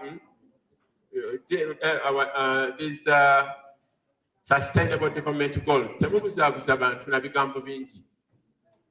Mubabuulire kye kitegeeza nti tunayimirizaawo tutya emirimu egikoleddwa, ebituukiddwako. Leero nawulira ebyo byakubuzaabuza bantu, mubagambe bulungi nnyo muli Buganda, mubagambe mu Luganda oluteekeddwa okuwulirwa abantu be musaavingamu.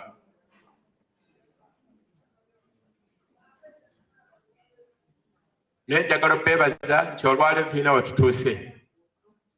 The other day, mukama wange abadde ayita mu regions zino, luli yali Masaka, luli yali ava Ngulu mu north, naye ng'ekimutwala kulaba mirimo, ensimbi eziweerezeddwa zikozeseddwa zitya.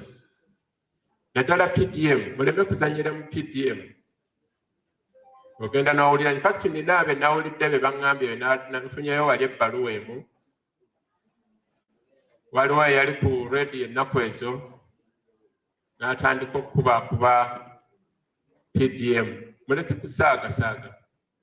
In fact, omuntu wa radio wenna, all media houses, don't entertain such. Ku radio yo bw'onoobanga omuntu gw'olesa agenda kuvuma projects za government, awo situjja kukaanya. Mbasaba nti tostinge abantu abagenda okugatta ettaffaali ku Uganda, ku Mubende ne ku region yaffe eno gye tuvaamu. Tetujja kuhesitatinga okukola ekyo kye tutaalikoze nga tukuwulidde ng'ovuma program ya gavumenti, ng'ovvoola ekikoleddwa.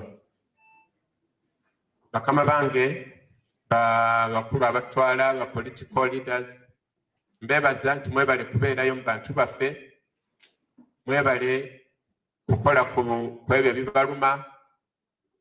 Ennaku zino mbadde mu Mubende nga ntambula ne muto wange, nsanza nnyonnyola ensonga y'ettaka. Twawadde ekiragiro mu Mubende, teri kuddayo mu public oba mu community kukuba ttaka nga situkuwadde lukusa. Whether ebbaluwa ogijje mu ministry ya lands oba ogijje luddawa, we must approve of that letter. Kubanga that's where the cause esinga weevudde. Ogenda okuwulira nti gundi ali mu ttaka akuba. So and so is opening boundaries. So and so is surveying. Ekivaamu nga bakwatagana, babayita nga bamaze kuttiŋŋana, bamaze kutemagana. We've discussed this in our District Security Committee, and I think we've agreed on this. So tugenda kubabuulira ku radio nti ekyo twakimaze, teri kuddayo. Era kino mukitwale bannamawulire nti teri kuddayo mu Mubende kuba ttaka nga ofisi ya president tekuwadde lukusa kugenda mu ttaka. Nkiddamu nti oba ebbaluwa evudde mu ministry ya lands oba evudde luddawa, tulina okuwa olukusa okugenda okukuba ettaka. Tugezaako okulaba nti tumalawo okugobaganya abantu ku ttaka. Yonna mu region, bakolegi baffe yonna gye bali ba RDCs, ekyo kiragiro gye bali. Ekyo kiragiro gye bali, ate nkimanyi nti ne ba chairman bonna ne ba honorable councillors, ekyo kye kigendererwa kyabwe. So tusaba tukolagane wamu okulaba nti abantu baffe tebagobaganyizibwa ku ttaka. Naye ekyo tekijjaawo kuteesaganya. Ekisinga obukulu twencouraginga abantu baffe okuteesaganya ne ba landlords okulaba nti babeera n'enkolagana ennungamu. Mbabuulidde nti ebisinga babyogedde, nsanze mwabyogedde. Ebyange okusinga nabyogera luli etwatambula, mukkirize nziremu okubayozaayoza okubeera nti mutuuse ku nkulaakulana gye mutuuseeko, naye nga kyemmanyi nti ffenna bwe tuli nankubadde yadde naye nga si we twagala okubeera. Kitegeeza nti tulina okwongeramu amaanyi okulaba nti tutuuka we twalisaanidde okubeera. Munsonyiwe, nkedde mu field gye nayise mu mabbali eyo, naali badde obaolyawo nange ntuuse nga bukyali, ate ddala nga nange mbafaananyi mu masuuti amalungi ago. Njagala okuddamu okubeebaza abateesiteesi ba meeting eno na byonna ebikoleddwamu n'abaana baffe twatambula nabo.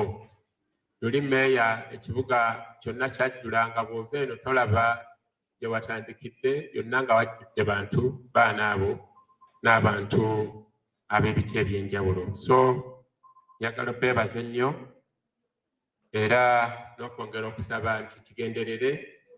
Leero bwe tuba tuli Mubende, oluddako batuyite e Kalungu, ate nayo twogere ebyayo tulabe ebyayo. President tumwebaza, yali mu State House, emirimu agikola ennawadda, era olwaleero ali Kyankwanzi eyo ayongera okutegekera eggwanga Uganda okulaba nti tutuuka ku status eya middle income status. N'obugambo obwo mukkirize, Prime Minister nkakasa nti yawadde dda ensonga apologise, naye nga Prime Minister naye ali ku mirimu emitongole egy'eggwanga era ali wamu ne President. Tasobodde kubeera wamu naffe, naye akimanyi nti olwaleero ffenna tuli Mubende era okuva mu region eno mwenna abeebazizza mirimu egy'ettendo gye mukola, era n'abasaba nti twongeremu amaanyi ate tugenda okutuuka ku mikolo eginaddako omwaka ogujja nga tulina kye tulaga ate ekisinga we tubadde. Mukkirize n'obugambo obwo bumale era mbaagalize amakubo amalungi nga muddayo gye twavudde. Omukama Katonda abeere nammwe.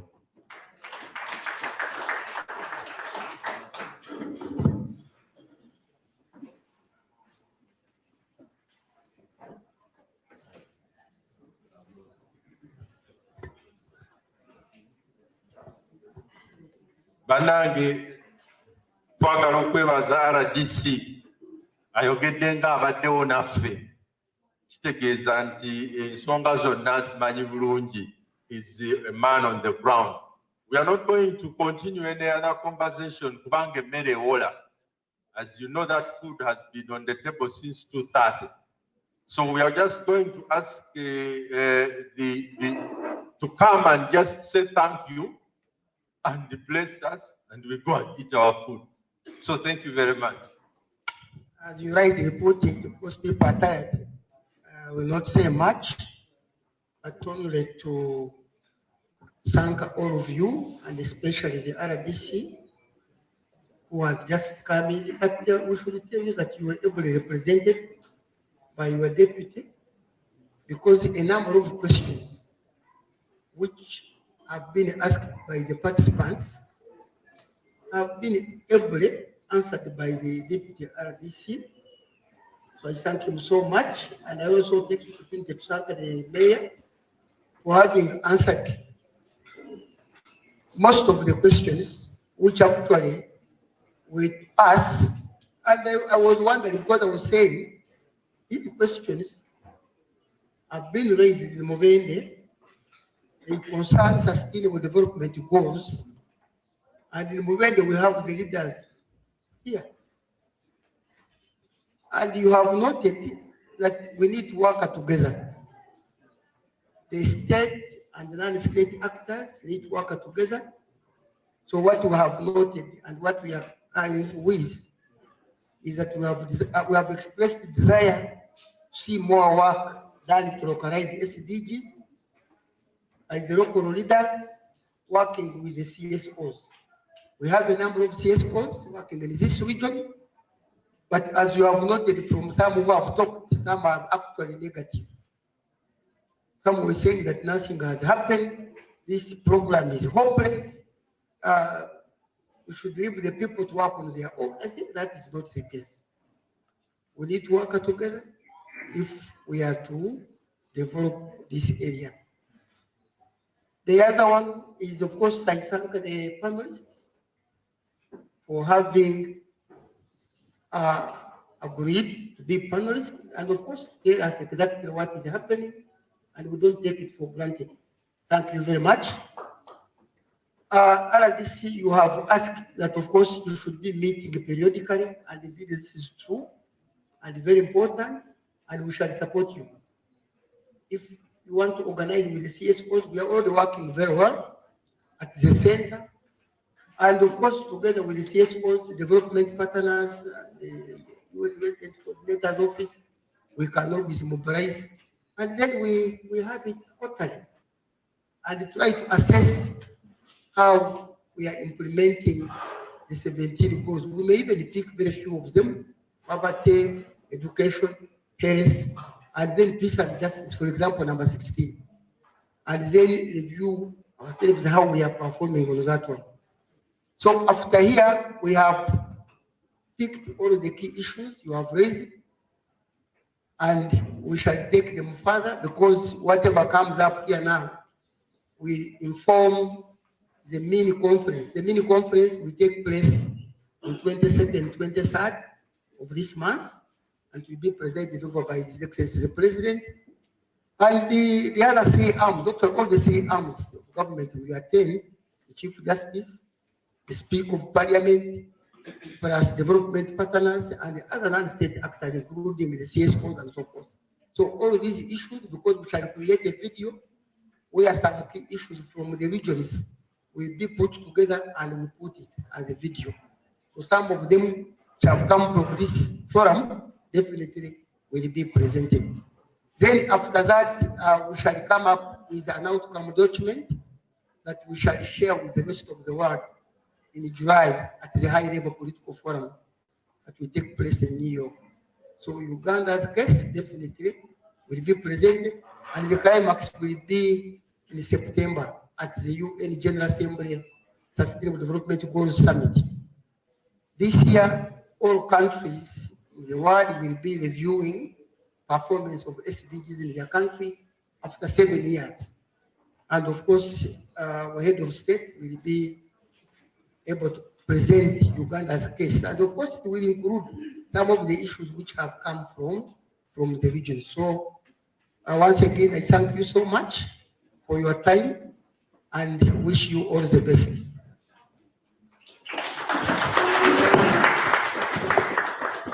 Ladies and gentlemen, you are welcome to lunch. Thank you very much for everything. I don't know if there are administrative announcements or not. Pascal, do you have anything to say? No? Okay. Thank you. I know Richard is making an effort to ensure that SDG 2 is taken care of, but you know, since morning I've been talking about poverty, rule number one. So the administrative announcement is that one, thank you for coming. Two, the invited participants from other districts other than Mubende, you receive per diem for 2 nights, whereas we know you are staying for 1 night or even not, but it's still okay. We don't want to put that to a vote. So you are giving per diem for 2 nights, 140 each night, and transport refund of 100,000.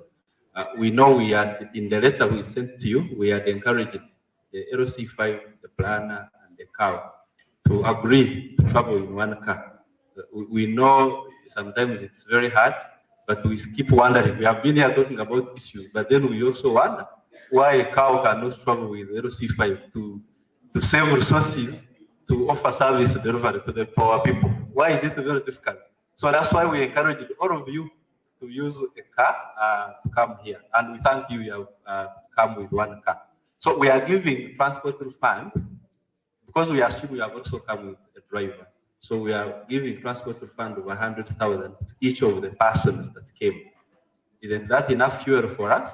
I am assuming yes. Then for the district that is hosting us, we shall give a transport contribution, whereas we know some of you walked here, which is very still okay. That is SDG 3 on, you know, good health and well-being. So we shall just give a modest contribution of 50,000 as transport refund, in addition to the lunch that we are offering to all of us, and that is compulsory. Yes, thank you very much. And it will be mobile money. I know the team you have been seeing, they have been on the system to be mobile money, and we are very sure that you will all receive this money today. Thank you. Bon appetit. That's what